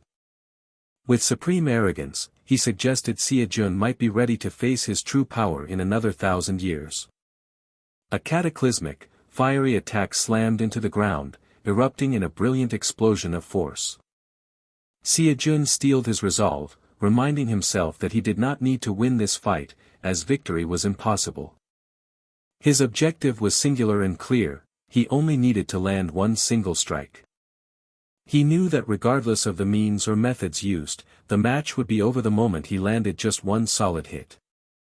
His opponent acknowledged the terrifying power radiating from SeoJoon's spear. The sage then admitted he likely couldn't block such a weapon with his bare hands as he had done in their previous encounter. Despite his determination, SeoJoon grunted in pain as the sage's counterattack found its mark. The sage, however, was impressed, noting that SeoJoon had skillfully mixed feints into his offensive. A violent explosion of blue and purple energy burst outwards at the point of their impact. SeoJoon was momentarily stunned, caught completely off guard by the sage's unpredictable move. The sage pointed out his next target with chilling precision. With a sharp ki, he launched himself forward to attack. A whirlwind of combat ensued as the sage's fiery strikes clashed against SeoJoon's sharp slashes of blue energy. The sage roared with laughter, finding the exchange incredibly entertaining, until a sudden realization made him pause. The two transcendent beings moved in a blur, exchanging a furious volley of red and blue energy attacks. The Monkey King demanded more, urging SeoJoon to continue entertaining him with his power. In response, SeoJoon focused his energy, drawing upon the power of his three distinct energy centers. He unleashed the first technique of the heavenly meteor spear, which met the sage's azure sky-soaring flow head-on. The sheer force of the collision wrung a pained cry from SeoJoon's lips. He was thrown back, spitting a mouthful of dark blood as the internal damage became apparent. But the sage wasn't finished, activating his clone transformation art to multiply the pressure. A chorus of clones cheered themselves on, preparing to advance with a lively rhythm as SeoJoon watched in horror. The heavy, rhythmic stomping of the clones advanced on him like the drumbeat of doom. Just then, a system notification confirmed he had fully acquired the sage's unique spear style, disperse, grasp, pierce. SeoJoon let out a desperate roar of defiance while a clone cheekily taunted him from the side. Overwhelmed, he could only lament the astronomical sum of money this brutal lesson was costing him. The real sage observed with intrigue, impressed that SeoJoon was already subconsciously applying the principles he had just learned. With this display of instinctual mastery, the sage officially declared the lecture complete. From the sidelines, the mentor reflected on the sage's immense power as a top-tier transcendent being. He was astounded by SeoJoon's phenomenal growth yet simultaneously horrified as he calculated that another 30 trillion won had just been spent. SeoJoon frantically realized that victory was impossible unless he could somehow weaken the sage, his thoughts drifting back to the poisonous banana trick. He dismissed the idea, certain the sage would be suspicious of bananas now, but then a new, cunning idea began to form. His mentor was startled by the sudden shift in focus, asking why SeoJoon was suddenly staring intently at him. The old man's face was a mask of pure confusion at the unexpected attention. In a stark contrast, SeoJoon's expression twisted into a wide and devious grin. The mentor saw the unsettling smile and nervously questioned what was happening. Lying beaten on the ground, the mentor sarcastically asked SeoJoon if the sage was finished with his celebratory beating for completing the lecture. The sage feigned ignorance before casually suggesting they take a short rest before starting another round. The mentor's face went pale with shock at the thought of enduring the ordeal all over again. SeoJoon calmly mentioned his fondness for bananas, interrupting the tense moment. He offered one to the sage, whose ears immediately perked up at the possibility of a treat. Instead of giving it to the sage, SeoJoon's hand moved to pass a small, golden banana to his perplexed mentor. The sage immediately retracted his interest and refused the offer, clicking his tongue in disappointment. SeoJoon announced that he had expected this outcome and that his real plan was just beginning as he prepared to eat.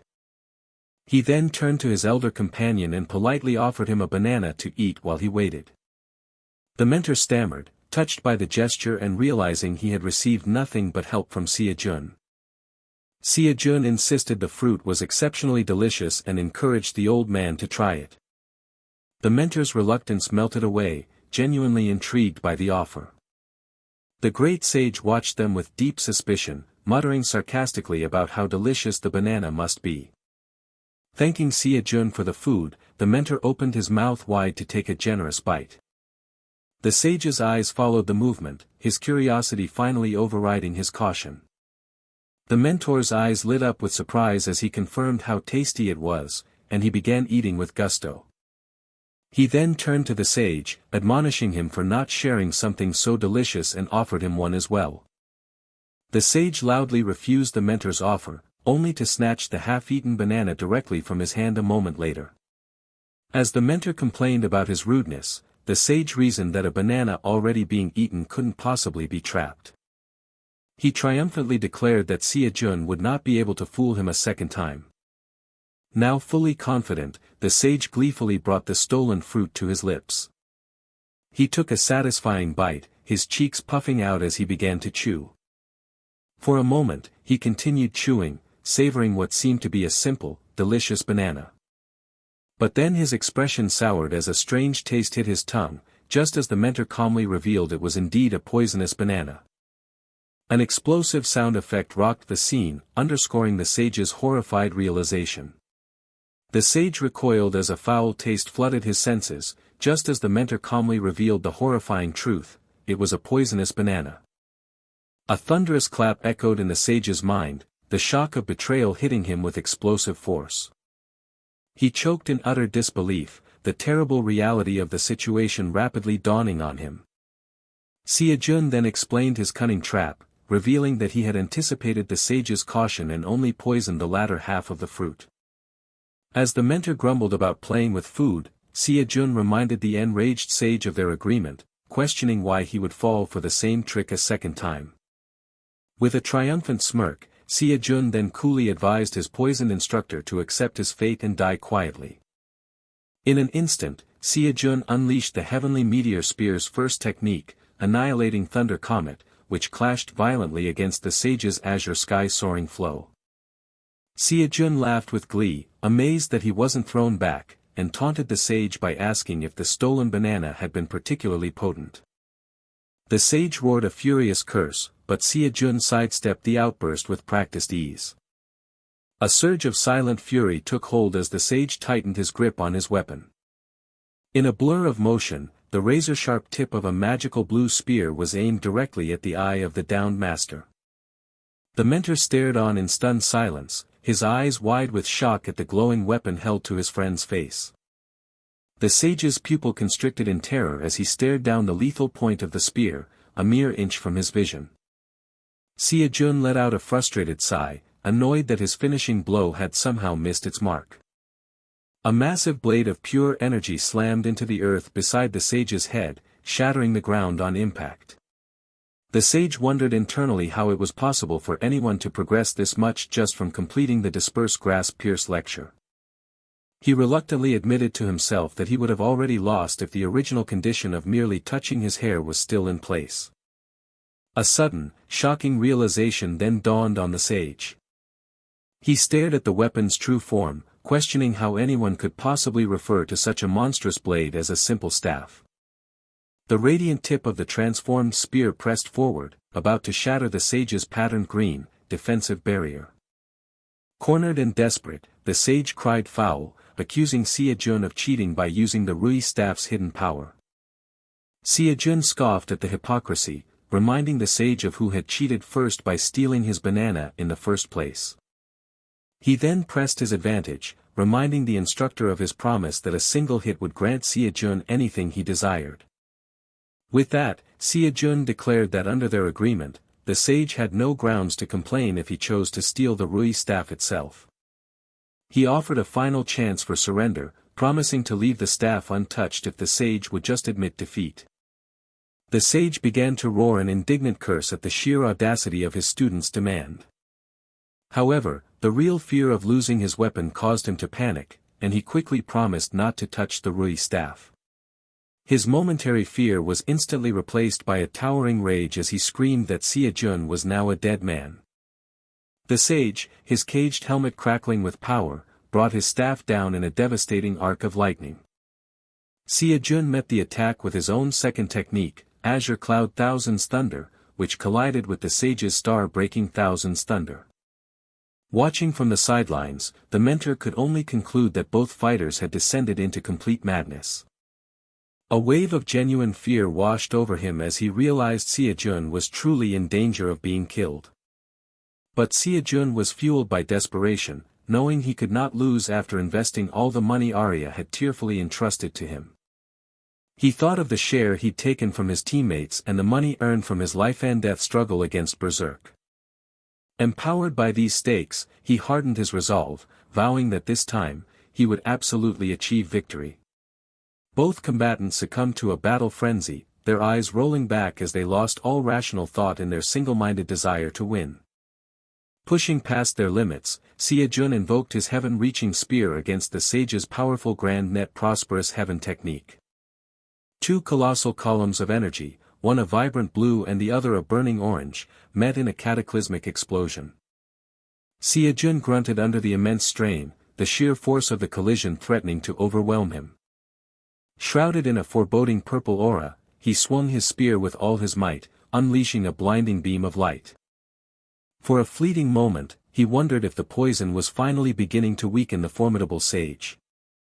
The sage acknowledged his student's monstrous power but taunted that he had surely exhausted every last drop of his magic.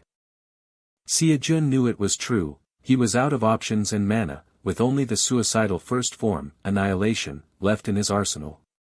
He fell silent for a moment, his face a mask of grim determination. The sage began to tell him to give up and accept his defeat. He stopped short, however, as he sensed a sudden and terrifying new surge of magical power. The sage's eyes went wide with disbelief and horror as he understood what SeoJoon was about to attempt.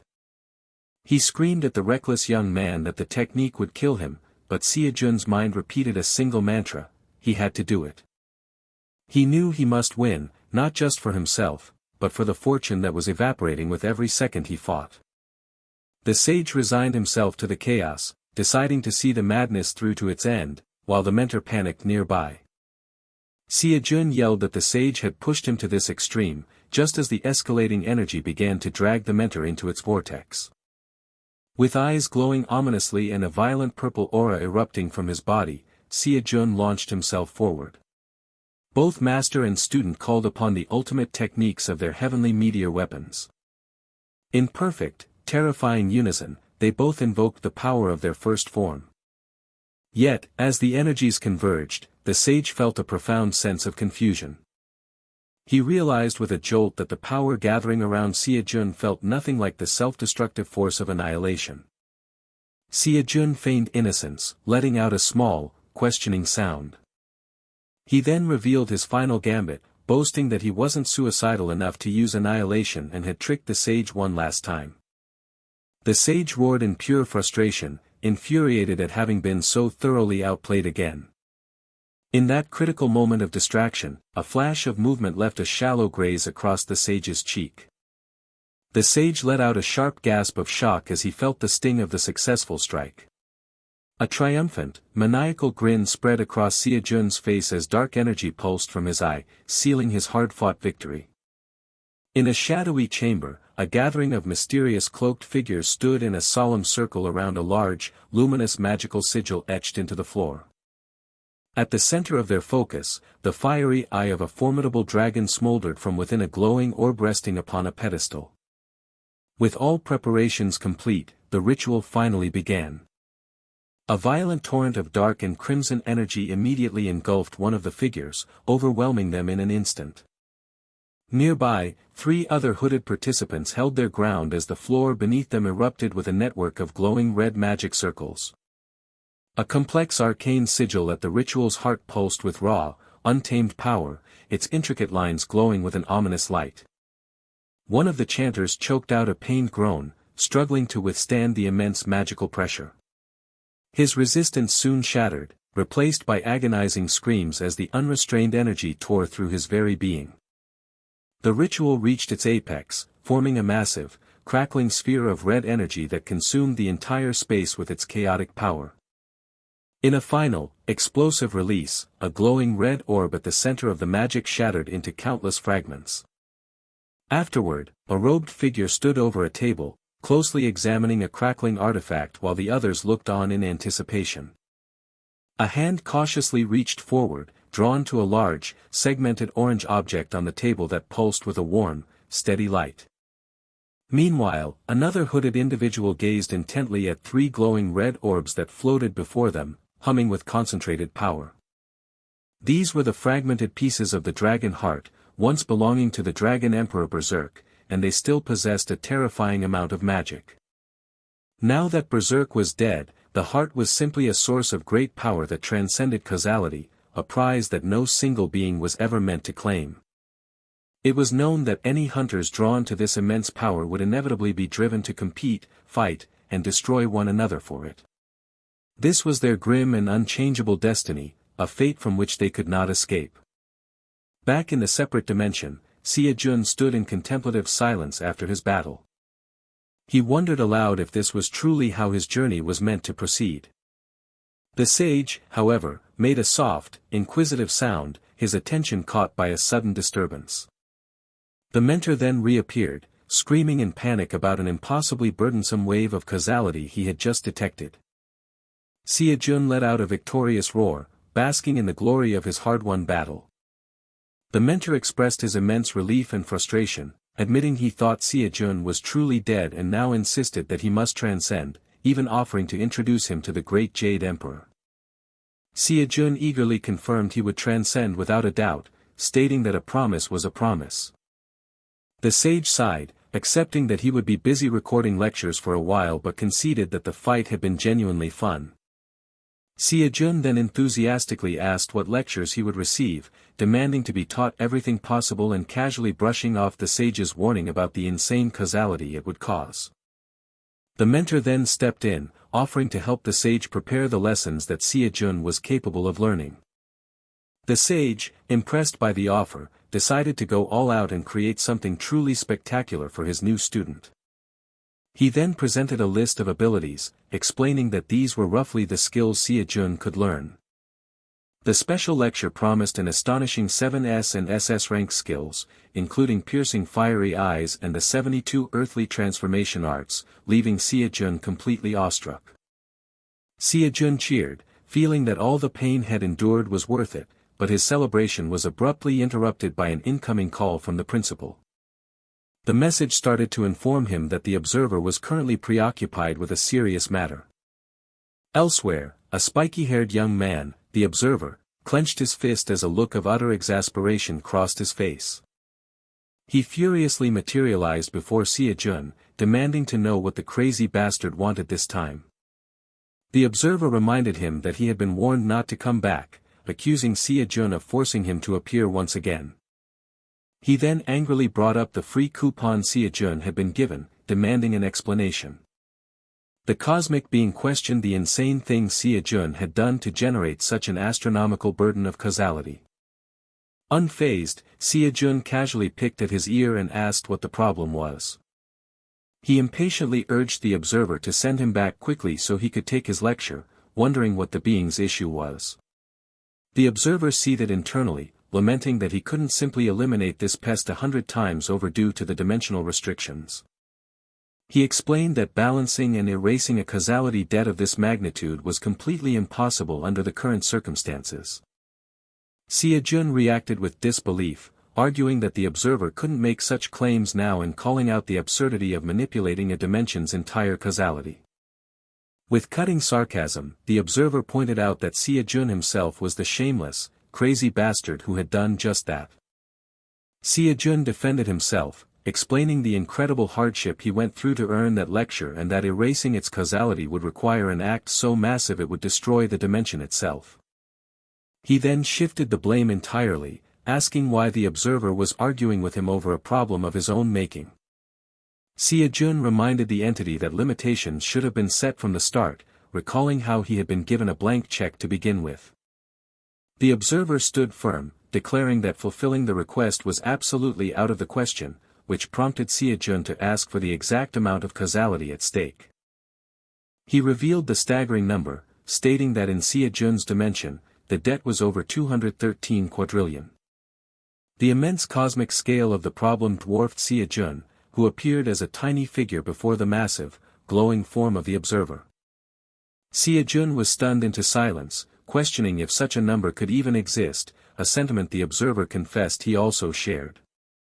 The observer then gave a grim update, announcing that the total had already surged to nearly 380 quadrillion, causing SeoJoon to demand why it had increased. He explained with immense frustration that the crazy monkey, the great sage, was relentlessly adding more lectures to the reward, increasing the debt by the second. SeoJoon couldn't help but be impressed, remarking that Heaven's equal great sage was truly living up to his title by going all out. The observer stubbornly repeated his refusal, pouting as he insisted that it was absolutely not going to happen. SeoJoon seemed to relent, calmly acknowledging that even the observer couldn't just collapse an entire dimension over this. The observer let out a small, confused sound, caught off guard by SeoJoon's sudden change in attitude. SeoJoon then shocked him by reversing his position, stating firmly that he would not accept the observer's refusal. With a defiant roar, he challenged the cosmic being to sue him if he had a problem with it. He argued furiously that simply voiding the coupon would make all his struggles meaningless, demanding that at least a portion of the deal be honored. SeoJoon justified his extreme request by explaining he needed this power to fight a transcendent being who was trying to destroy the dimension, spitting defiantly as he refused to back down. Finally worn down, the observer relented and asked SeoJoon for his proposal on how much of the coupon's value should be allowed. The observer took a moment to compose himself, realizing this troublesome mortal was the only one who could stop the dimension's collapse, and offered a compromise, one technique per lecture, and nothing more. SeoJoon immediately agreed, finding the terms of the new deal to be perfectly acceptable. Having secured a concession, he wasted no time and began to lay out the terms for his new, modified reward. The observer, already at his breaking point, cut him off and briefly considered just erasing SeoJoon, his dimension, and everything else in it. SeoJoon laid out his final, non-negotiable terms, 2 free coupons and a complete refund for all the causality he had used, stating he couldn't work otherwise. The observer internally scoffed, convinced the mortal had no choice but to fight the dimension's destroyer, and considered simply revoking the coupons and forcibly ejecting him. However, he realized this was impossible because the coupon had already been activated, and voiding the causality debt now required SeoJoon's permission, a flaw in the system he silently cursed. He reflected on the delicate web of causality connecting all dimensions, knowing that a single collapse could trigger a universal chain reaction. The cosmic being knew that forcibly sending SeoJoon back would erase the immense debt, an outcome he was desperate to avoid.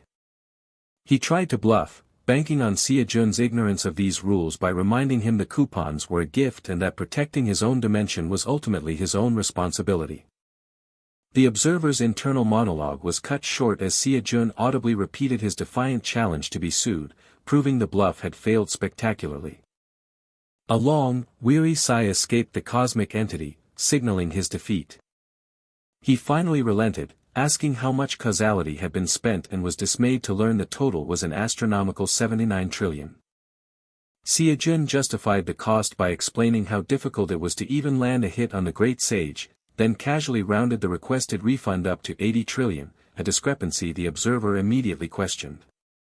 With infuriating calmness, SeoJoon explained that the great sage's manifestation cost 1 trillion per hour, and since another hour had just passed, the total had officially ticked over, causing the observer to fume.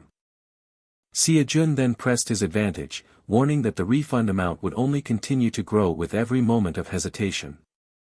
With a final, frustrated sigh, the observer conceded but stipulated that a refund using SeoJoon's dimensional currency was completely out of the question. SeoJoon reacted with utter disbelief, loudly demanding to know what the problem was this time. He furiously argued that the refund must be in the same form it was spent, questioning what he was supposed to do with a useless substitute. SeoJoon then mocked the observer's apparent powerlessness, which nearly pushed the cosmic being to erase SeoJoon and his entire dimension on the spot. Changing his strategy, SeoJoon countered with a new proposal of 3 free coupons instead. The observer internally panicked at this suggestion, terrified by the potential chaos SeoJoon could unleash with 3 such items.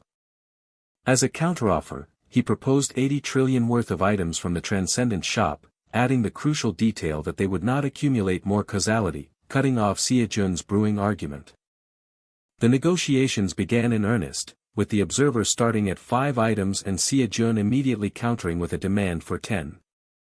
They went back and forth, from 5 versus 10 to 7 versus 10, with SeoJoon refusing to budge. Utterly defeated, the observer finally screamed his agreement for 10 items, begging SeoJoon to stop pushing the matter. SeoJoon mentally tallied his winnings, 2 downgraded coupons and 10 transcendent items, and concluded that it was a very good deal indeed.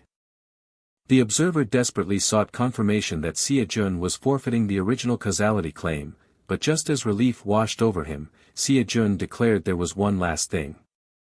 As a final condition, SeoJoon demanded a free coupon as a penalty should he ever be summoned to the boundary space without his consent again. He justified this by explaining the inherent danger of being pulled away without warning, especially during a life-or-death situation. The exasperated observer quickly agreed to the penalty, urging the mortal to leave and muttering that they would probably never see each other again anyway. Meanwhile, back in SeoJoon's reality, the great sage was still frantically adding rewards, screaming that they were all doomed to be annihilated by the observer. SeoJoon's sudden return startled both of his companions, with Grace shouting in astonishment that he had actually made it back alive. In response to her shock, SeoJoon simply let out a long, booming, triumphant laugh. When asked if he feared the observer, SeoJoon calmly stated the entity was the one at fault, prompting Grace to declare him dimensionally insane as his laughter continued. Once he calmed down, SeoJoon explained the new terms, noting that each coupon was now limited to learning a single technique. He suggested choosing the Heavenly Meteor Spear and Body and Spear Unity, a plan the great sage endorsed, agreeing that SeoJoon's current level wasn't high enough to master both Taoist arts and the spear technique. SeoJoon then revealed his plan to convert all 10 vouchers into elixirs, an idea the great sage loved, who then eagerly offered to pick out the perfect selection. The sage began listing legendary treasures: Amrita for immortality, Ambrosia for divinity, Soma for the gods of India, and the fabled 10,000-year snow ginseng. The incredible list continued with divine ghost intoxicating wine, to the source of all life, commander liquid granting the power of 1,000 men, and a fallopia root containing millennia of inner chi. He finished the list with the golden apple of the gods and the great return pill, leaving Grace in absolute awe and praising the sage's impeccable taste. The great sage explained that only SeoJoon, with his limitless energy center, could consume all of these elixirs at once without his body breaking, a fact that amazed Grace even further. A grateful SeoJoon thanked the instructor for his invaluable help and offered him a large quantity of bananas as a gift. He presented a mountain of the fruit as a token of appreciation for future lessons, leaving the great sage utterly stunned by the sheer volume. A serene vision flashed through his mind, showing a gentleman offering a glowing apple to a small child. SeoJoon was abruptly pulled from his momentary reverie. He realized with a jolt of disappointment that he had run out of funds and could no longer afford the promised bananas.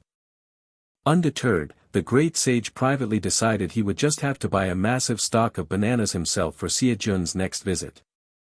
The scene shifted to a determined man, his teeth gritted as he clutched a glowing yellow sphere of raw power.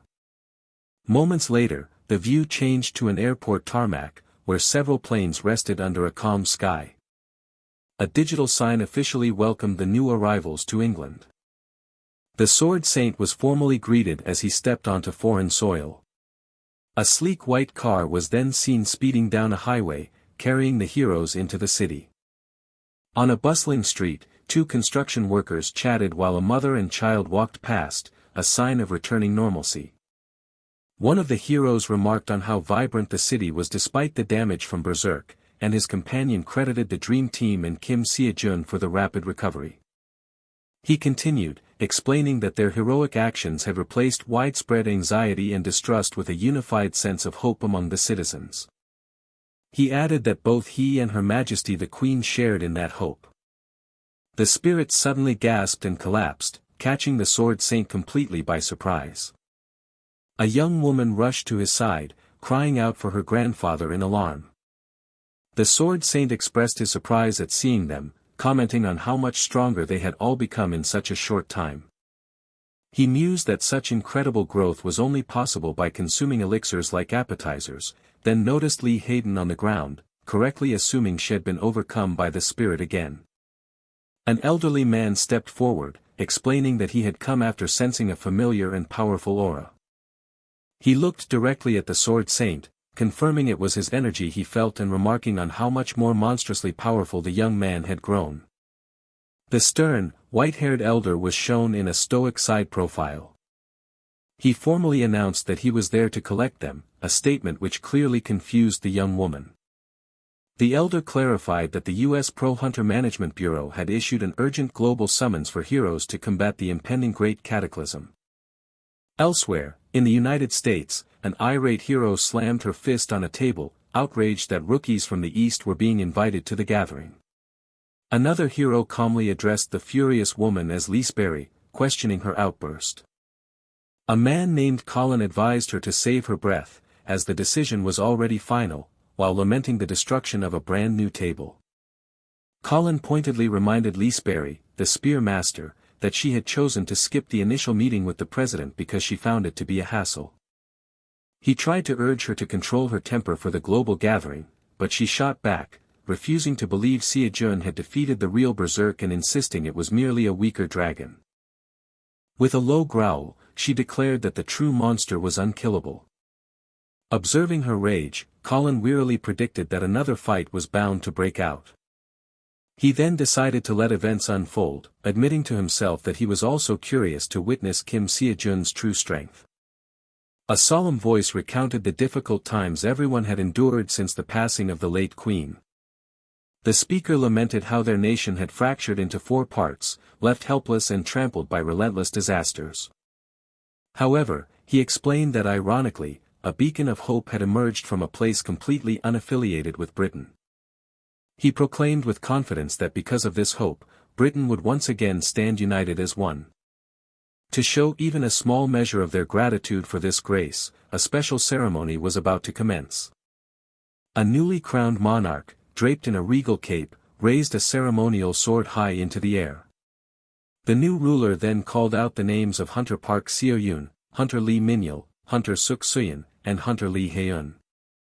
The four heroes were formally honored with the esteemed title of Count. Following this, an even greater honor was announced, as the title of Duke was bestowed upon Hunter Kim SeoJoon. At the monarch's command, the entire knight squad drew their swords in a grand, unified salute.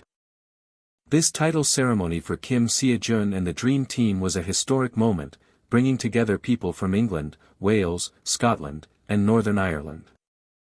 It was an extraordinary event, as noble titles were conferred upon foreigners rather than citizens of the realm. In an unprecedented move, the title of Duke, traditionally reserved for royalty, was awarded to a mere hunter from a small eastern nation. Despite the break with tradition, not a single person raised an objection, instead erupting into a unified cheer for their new majesty. Later, aboard a private jet, one of the team members expressed his gratitude for being able to borrow the aircraft from the British royal family. Another quipped that their captain might just sell his new Duke title to cover the flight cost, half joking about his unpredictable methods. Elsewhere, the new Queen of Britain formally addressed Hunter Kim SeoJoon. Their hands met in a firm, respectful handshake, sealing the bond between them. She thanked him sincerely for breaking down her narrow worldview when she had been on the verge of despair. SeoJoon humbly deflected the praise, insisting he had only given her a small push and that she had broken free on her own. The two shared a warm, genuine laugh, their camaraderie evident to all. The Queen then declared that, like her grandmother before her, she would prove that the country could become anything its people dreamed it to be. A spiky-haired member of the Dream Team was shown laughing happily in support of the Queen's declaration. Nearby, his bearded companion smirked with unwavering confidence in their allies. SeoJoon then affirmed his loyalty, addressing her respectfully as his queen. The scene then shifted across the Atlantic to Washington Dulles International Airport in America. Onlookers marveled at the sheer number of people, pointing out the rare appearance of Australia's famed hero, Jackson. The bearded hero from SeoJoon's team maintained his confident smirk as they prepared for the next challenge. SeoJoon's pledge of allegiance to the new monarch still seemed to echo, a testament to the bonds they had forged. Back in the United States, heroes from all corners of the globe continued to gather at the designated airport. The crowd buzzed, remarking on how unusual it was for so many powerful Australian figures to assemble in one location. Whispers then spread about the recent arrival of the Asian hunter rumored to have defeated Berserk in England. A few onlookers struggled to recall the now famous hero's name. At that moment, a man in a suit formally greeted Kim SeoJoon, confirming they had been waiting for him. He introduced himself as Lucas, the deputy director of the U.S. Pro Hunter Control Bureau, who would be their guide. Lucas then gestured politely, inviting SeoJoon and his team to follow him. The other heroes watched in astonishment, shocked that the deputy director himself was personally escorting the newcomer. Australia's hero, Jackson, wondered aloud if he should test the newcomer, but his companion quickly chided him for his immaturity. Jackson defended his curiosity about SeoJoon's true strength, while his friend begged him to behave and uphold their country's dignity. The companion firmly stated there was absolutely no reason for Jackson to step up and cause a scene. Jackson noted that everyone else was likely just as curious, before idly wondering if they would receive a participation fee for the meeting. Unaware of the attention he was drawing, SeoJoon was lost in his own thoughts, worrying about his expired lecture pass and lack of funds. He was distracted by thoughts of his financial woes when an unknown man approached, asking if he was the Asian hunter named Kim SeoJoon. Nearby, the spear master Leesberry suddenly appeared, angrily questioning Colin's presence at the airport, who simply retorted that he could go where he pleased. Lucas attempted to intervene, telling the confrontational hero to stand aside, but the man was confident no one there could stop him. The unknown warrior expressed his disappointment, claiming he had come to see the man who defeated Surge but found SeoJoon unimpressive. SeoJoon, however, was completely lost, realizing his spirit translator was turned off and he couldn't understand a word. He silently fretted over his inability to comprehend the English being spoken all around him. One of his teammates politely informed the confrontational group that they would simply wait outside. SeoJoon then urged his friends to move along, asking Haeun to please turn on the spirit translation so he could understand the situation. Another companion offered the aggressive hero a polite yet dismissive farewell wave.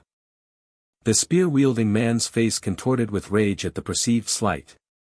He let out a furious roar, incensed that they had dared to ignore him. In a flash of anger, the spearman lunged forward to attack, as a startled SeoJoon looked up just in time. SeoJoon's eyes widened in pure shock at the completely unprovoked assault. The crowd of onlookers began to murmur amongst themselves, wondering why another fight was breaking out and sighing over the lack of peace. The attacker grunted with immense strain as his spear suddenly stopped dead in its tracks, refusing to budge an inch. He stared in utter disbelief, completely baffled by the invisible force that had effortlessly neutralized his attack. The spearman stared in disbelief, wondering what was happening. SeoJoon let out a weary sigh, already tired of the confrontation. He acknowledged that he was being underestimated but stated he wanted to avoid trouble and end the encounter there. One of SeoJoon's concerned teammates immediately asked if he was alright. However, the spearman, Colin, relentlessly taunted SeoJoon, calling him a coward and demanding he fight back.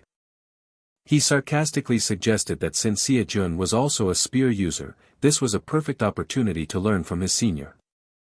Colin continued his verbal assault, labeling SeoJoon a coward who falsely claimed to have defeated Berserk and calling his companions useless lackeys.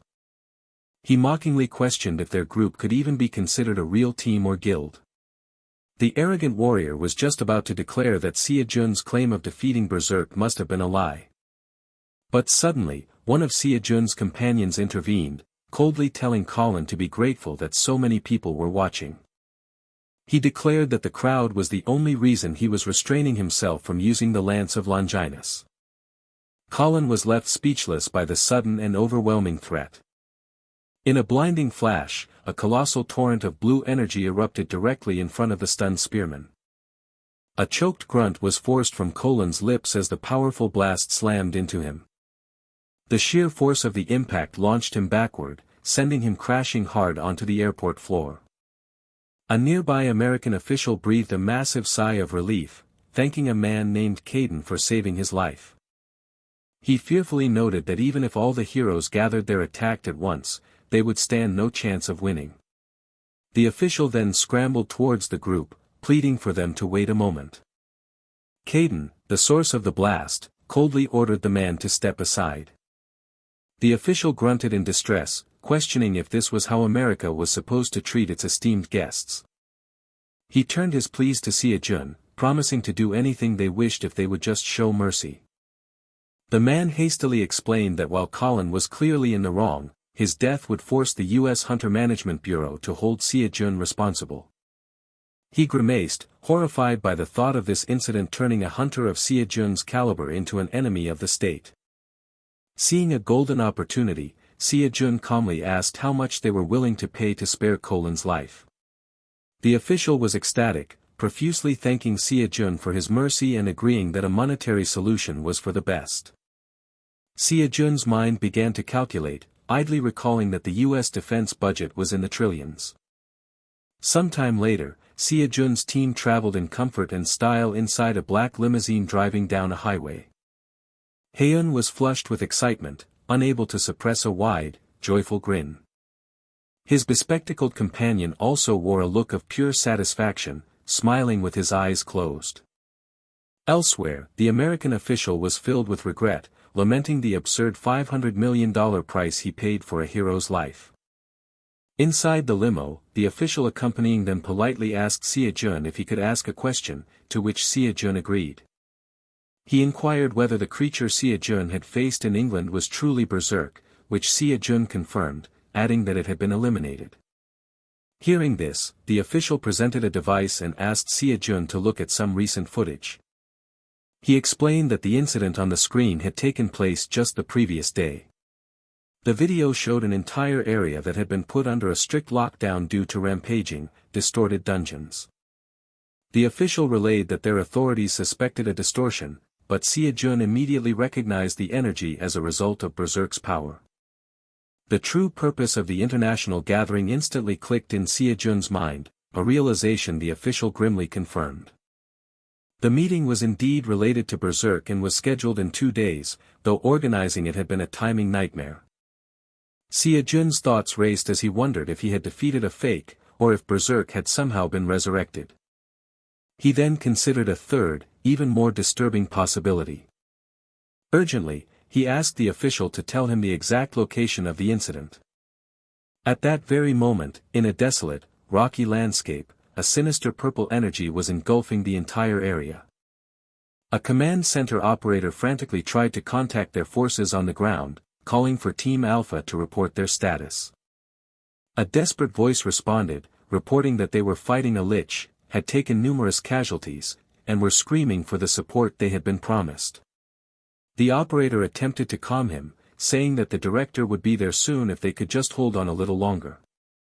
But his words were cut off by the sight of another violent shockwave of purple energy bursting from the battlefield. On the ground, another soldier fell, his comrade staring in shock and horror at the aftermath. The survivors shouted in frustration, realizing their monstrous foe had already recovered from their last attack. He cursed its impossibly fast regeneration rate, yelling for his squad to find the vessel containing the lich's life force. It was then that he realized this was no ordinary undead creature he was fighting. The skeletal monster began to glow intensely with a malevolent purple aura as its power surged. Suddenly, a massive explosion of brilliant blue and purple energy ripped through the battlefield, interrupting the lich's charge. The soldiers on the ground could only let out grunts of confusion at the sudden, powerful intervention. A new arrival surveyed the scene, commenting that while he had been uncertain watching the video feed, things were now clear. He recognized the distinct magical signature emanating from the undead monster. With absolute certainty, he identified the power source as the heart of Berserk. The focus shifted to the lich's tattered red cloak, where a sinister red gem pulsed with a malevolent light. The hero decided to end the fight quickly, identifying 3 energy centers he had to destroy before the lich fully absorbed Berserk's power. He then unleashed a devastating attack with a powerful cry. As the lich's massive form crumbled, beams of light erupted from its structure, and a single figure fell through the sky. The triumphant hero casually remarked that he could finally keep his promise to play soccer with his uncle Manhwa using the lich's skull. A close-up showed the lich's now featureless white head crackling with fading electrical energy. From within the dissipating energy, however, a terrifying, grinning skull with glowing eyes materialized. Back at the command center, the operator was frantically calling for someone named Logan. He desperately asked if Logan was alive, and a voice finally crackled back, telling the director to stand down and continue his own mission. Logan then requested a medical team on standby, causing the operator to panic and offer healers, but Logan clarified he wasn't injured. He calmly explained that as soon as he returned, he believed he would need to see a psychologist right away. The hero could only express his utter shock at the scene before him. He sarcastically wondered if the devastated battlefield had somehow become a new, unlisted tourist attraction. The onlookers were baffled, admitting they had no idea what Hunter Kim SeoJoon was currently doing. It became clear that he was searching for something specific as he quietly wondered where the heart of Berserk could be. He recalled the significant power boost he got from a dragon's heart and eagerly anticipated how much stronger he would become after consuming the heart of Berserk. His hand descended towards the skeletal remains of the lich, sifting through the debris on the ground. But a moment later, a flicker of confusion crossed his face. He realized with a jolt that the heart of Berserk was nowhere to be found among the ruins. He briefly considered if his spear strike had destroyed it, but immediately dismissed the thought, knowing his attack lacked the power to completely annihilate it. Suddenly, a dreadful possibility began to dawn on him. A small, sharp object suddenly fell from above, clattering against the dusty ground. His eyes widened in startled recognition as he saw what it was. The scene then shifted to a tense meeting where two men in suits stood on a heavily scratched floor. The older man confirmed his identity as Director Leesberry of the Pro Hunter Management Bureau, correctly guessing the other was Hunter Kim SeoJoon. Internally, Leesberry marveled at the reports, finding it hard to believe just how monstrous the hunter truly was. He bitterly regretted not stopping a man named Colin, a decision that had now cost him a staggering $500 million. Composing himself, he formally introduced himself as the director of the United States Pro Hunter Management Bureau. He began to thank SeoJoon for his cooperation in the hunt, but the hunter cut him off, gravely stating that the Lich was not yet defeated. The director reacted with confusion, finding the hunter's statement strange. SeoJoon explained that he had searched the entire area but couldn't find the Lich's life force vessel, leading him to believe it had gone into hiding. He warned that the creature would likely not reappear until it had fully mastered Berserk's power. When the director questioned the name, SeoJoon confirmed that he had clearly felt the distinct magical power of Berserk emanating from the Lich. He explained that the Lich's life force was stored in a crystal, and this vessel must have been used to empower the heart of Berserk. SeoJoon confessed that because he couldn't unleash his spear's full potential, a terrifying new being, unlike anything the world had ever seen, was about to be born. He urgently insisted that they needed to gather the world's most powerful heroes right away. Director Leesberry stood in stunned silence, absorbing the horrifying implications of SeoJoon's words. Snapping into action, he immediately ordered his subordinate, Lucas, to summon the heroes. He declared that the meeting would be in 2 hours and that they were leaving immediately, ignoring Lucas' desperate plea to wait. Lucas protested, arguing they couldn't rush the situation since the heroes hadn't even arrived yet. Leesberry commanded him to tell anyone who complained that it was a direct order and to proceed with the plan, promising to handle any fallout himself. The subordinate warned that such a rash move could cost the director his job, but Leesberry shot back, asking what good his position was if the world was destroyed. Lucas fell silent, unable to find a counterargument to the director's grim logic. He then quietly asked his superior if he truly believed such an unbelievable story. Leesberry sharply reminded him of how Colin had been turned to mush right before their eyes, questioning how he could still harbor any doubts. The director then made a startling admission, confessing that even he would have met the same fate. He stated with certainty that none of the summoned heroes of the Cataclysm were a match for Kim SeoJoon. Leesberry reasoned that a being of such immense power had nothing to gain from lies and that his own instincts told him something was terribly wrong. With absolute conviction, he declared that the hunter was telling the truth. Elsewhere, a meeting of heroes had grown heated, and one of them slammed his fist down on the table, cracking the surface with his rage. He angrily demanded to know why they were being gathered for a task as simple as finding a Lich's main body. Another hero voiced his own skepticism, questioning how Berserk's heart could be on a Lich and how a rookie hunter could have possibly defeated such a monster. Just then, a calm voice cut through the commotion, offering to provide them with answers. Two imposing, dark silhouettes with glowing red eyes emerged from the shadows, commanding the room's attention. The shadowy figures stared menacingly at the assembled heroes, their presence silencing the dissent. A man stood at the center of a dark, circular chamber, his reflection surrounded by ghostly apparitions. He began by clarifying that the entity his team had faced in England was definitively Berserk. Furthermore, he stated that they had confirmed with their own eyes that the creature had been completely annihilated.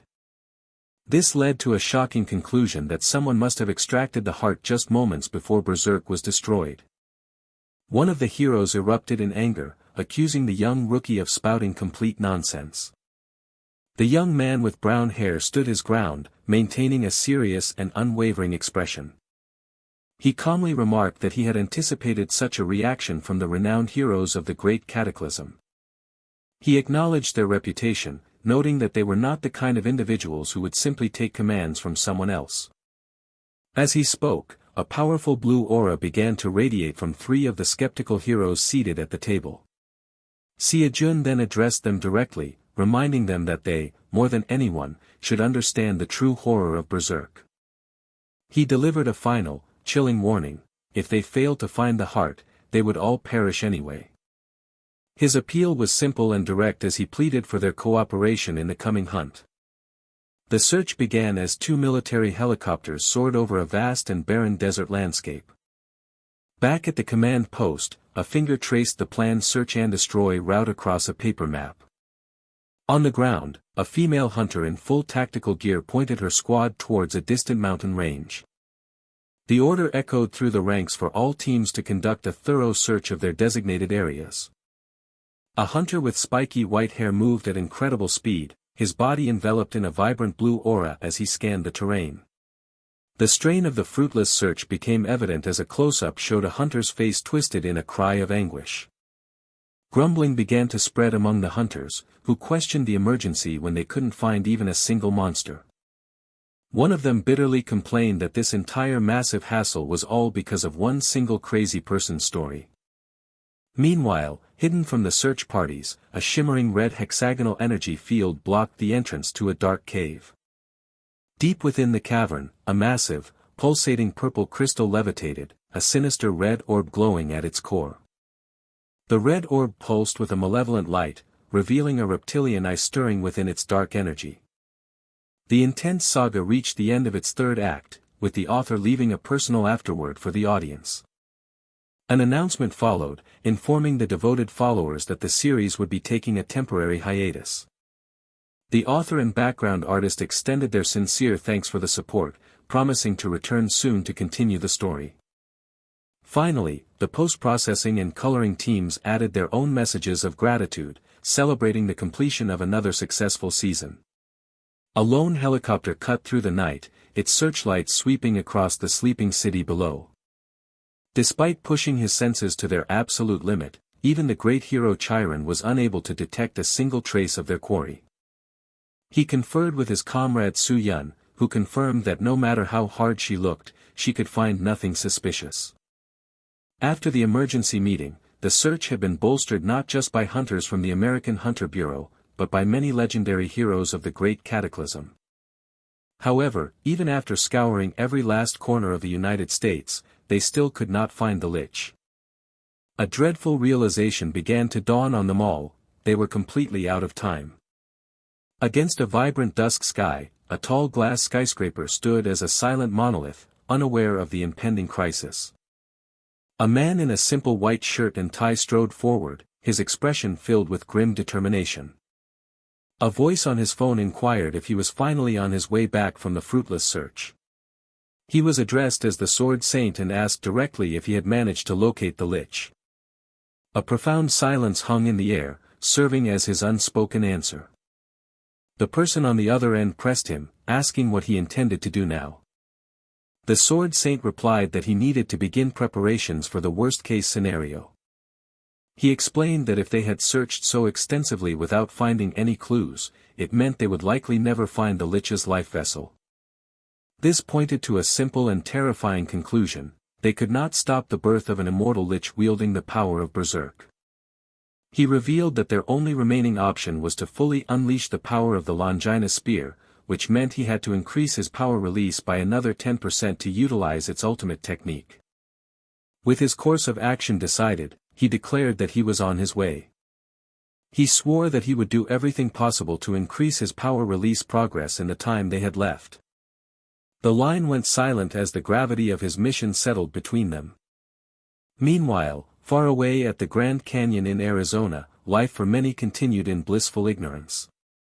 A tourist happily asked her partner to take a picture of her against the breathtaking scenery. They remarked on how peaceful it was, finding it difficult to believe the entire country was on high alert.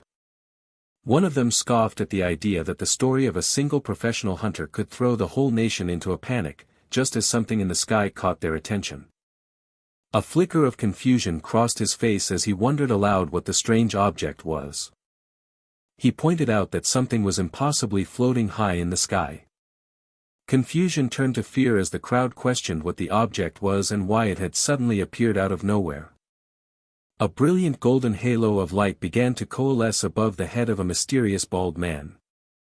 The light formed a terrifying crown atop a skeletal head, its eye sockets burning with a malevolent red glow. A terrified gasp was all one onlooker could manage before chaos erupted. A desperate scream tore through the air, urging everyone to run for their lives. A fleeing man risked a glance back over his shoulder, his face a mask of pure shock and disbelief. A close-up view captured another man's expression, contorted by the extremity of his terror. Suddenly, a massive explosion of golden fire and arcing lightning consumed the entire area in a blinding flash. In the aftermath, a lone hunter in a tactical vest sat trembling on the scorched ground, shell-shocked. He could only utter terrified, incoherent sounds, his mind unable to process the devastation. A disembodied voice declared with disappointment that the survivor was not the one it was looking for. At a command post, an agent watched the live feed and whispered a single word in utter horror. A commander demanded a damage report, but was told it was impossible to assess the situation amidst the chaos. An update confirmed the entity had left the Grand Canyon and was now heading towards Phoenix, having already eliminated the nearby heroes. An urgent inquiry was made about Kim SeoJoon's location, only to be met with the bewildering news that he had locked himself in his room for days. The command center had contacted him, but his only reply was a terse request for more time. Taking charge, a senior official ordered a man named Lucas to gather all combat-capable hunters while he personally informed the remaining heroes. A hunter with a long ponytail answered the call, deftly drawing a pair of daggers from sheaths on his lower back. He remarked with a grim nostalgia that this dire situation reminded him of the old days. A man in a sharp suit walked with purpose, his stride confident as he headed towards the fight. Two younger agents approached an older man, insisting that their grandfather allow them to go with him. He immediately shut them down, ordering them to stay right where they were. They protested, arguing that they were strong enough to fight, but he forcefully silenced them. He issued it as a direct order, warning them that this battlefield was not a place they should ever step into. He repeated his command to stay put, his tone leaving no room for further debate.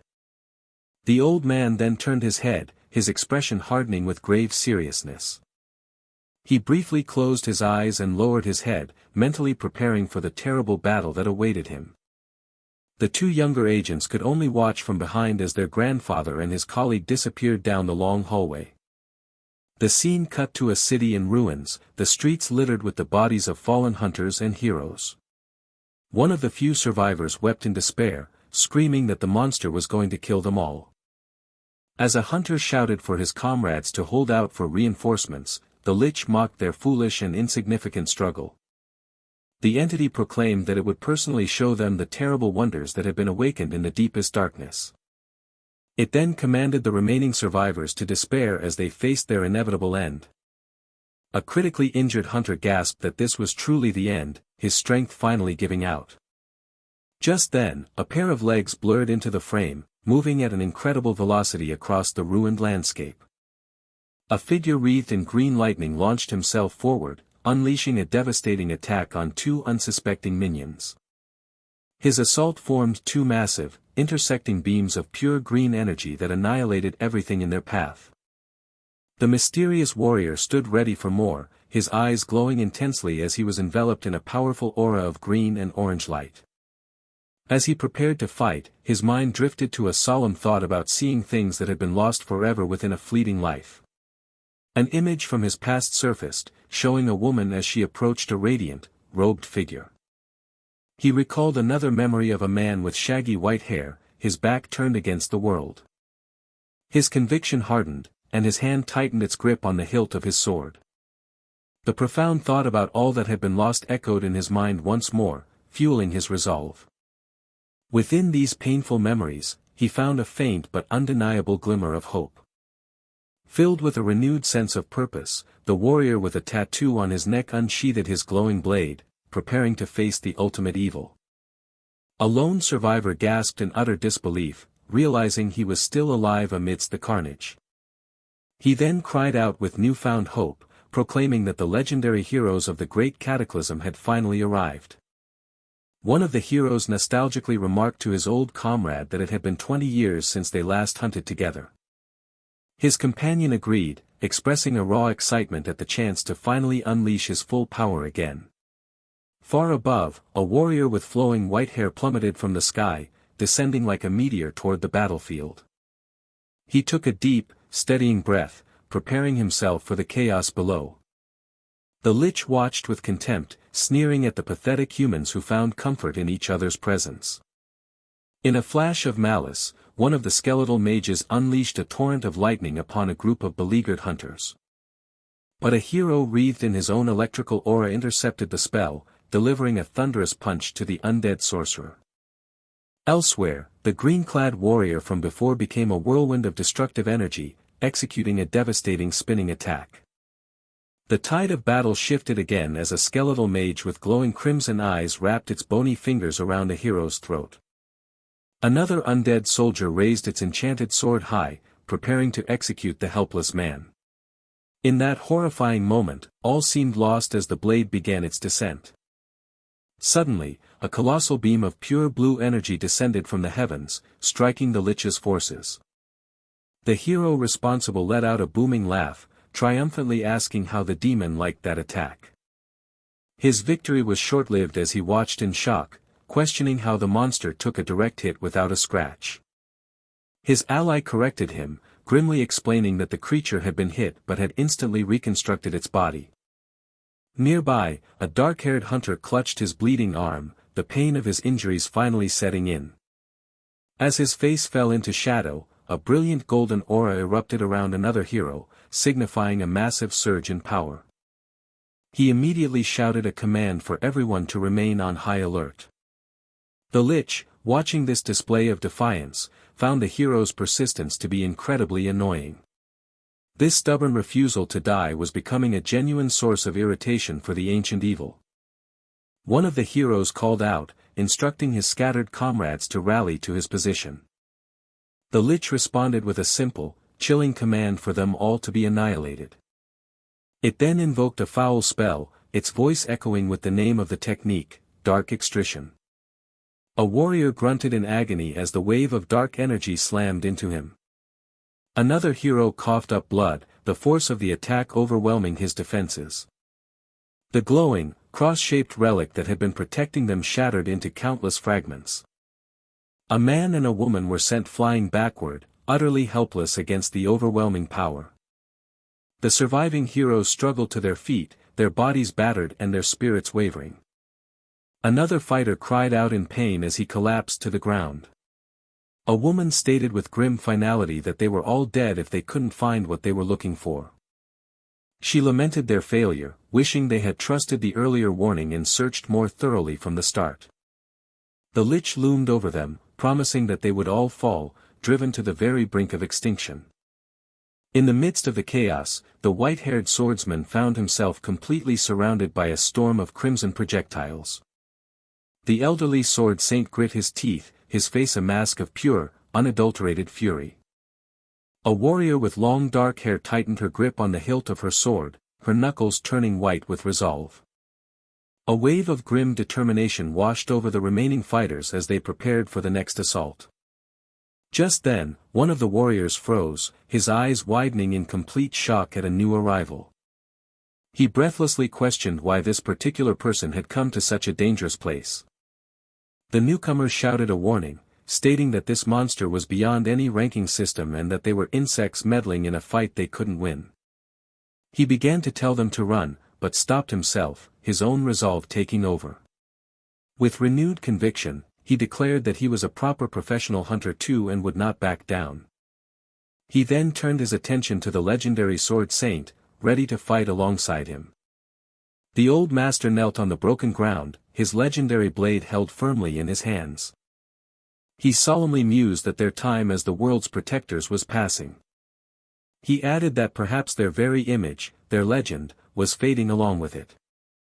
As if to defy his words, a female warrior with incandescent eyes swung her crackling energy sword with immense power. The battlefield erupted as three of the legendary heroes clashed with the enemy, unleashing a dazzling display of magic and steel. Another female fighter soared through the air, her fist wreathed in flames as she lunged for a powerful punch. Yet even amidst this heroic charge, a warrior confessed his fear that their fight might just be a meaningless struggle. His thoughts were interrupted as he registered something completely unexpected on the battlefield. A sudden development caught the attention of both the heroes and the monsters alike. Two of the heroes were forced to retreat, desperately dodging a hail of magical spears that rained down upon them. One of the older heroes sighed in exasperation, remarking that their stubbornness reminded him of someone he once knew. High above the destruction, a lone blue helicopter from a news agency hovered, documenting the apocalyptic scene. A reporter inside questioned the ethics of broadcasting the event live, fearing the global panic if the heroes were to lose. Her colleague grimly stated that it didn't matter either way. He elaborated that if they failed to stop the Demon King right here, humanity was already doomed. Unseen by them, the Demon King simmered with rage, finding the entire situation completely distasteful. It hated watching these worms dare to run forward with hope, even as one of the heroes yelled for his allies not to give the monster time for another skill. A hero declared that they would no longer flounder in fear, choosing to fight on even if their struggle was meaningless. This display of unbroken spirit was not entertaining to the Lich, it only made the entity angrier. With a furious roar that shook the heavens, the Demon King unleashed an explosive wave of pure, dark power.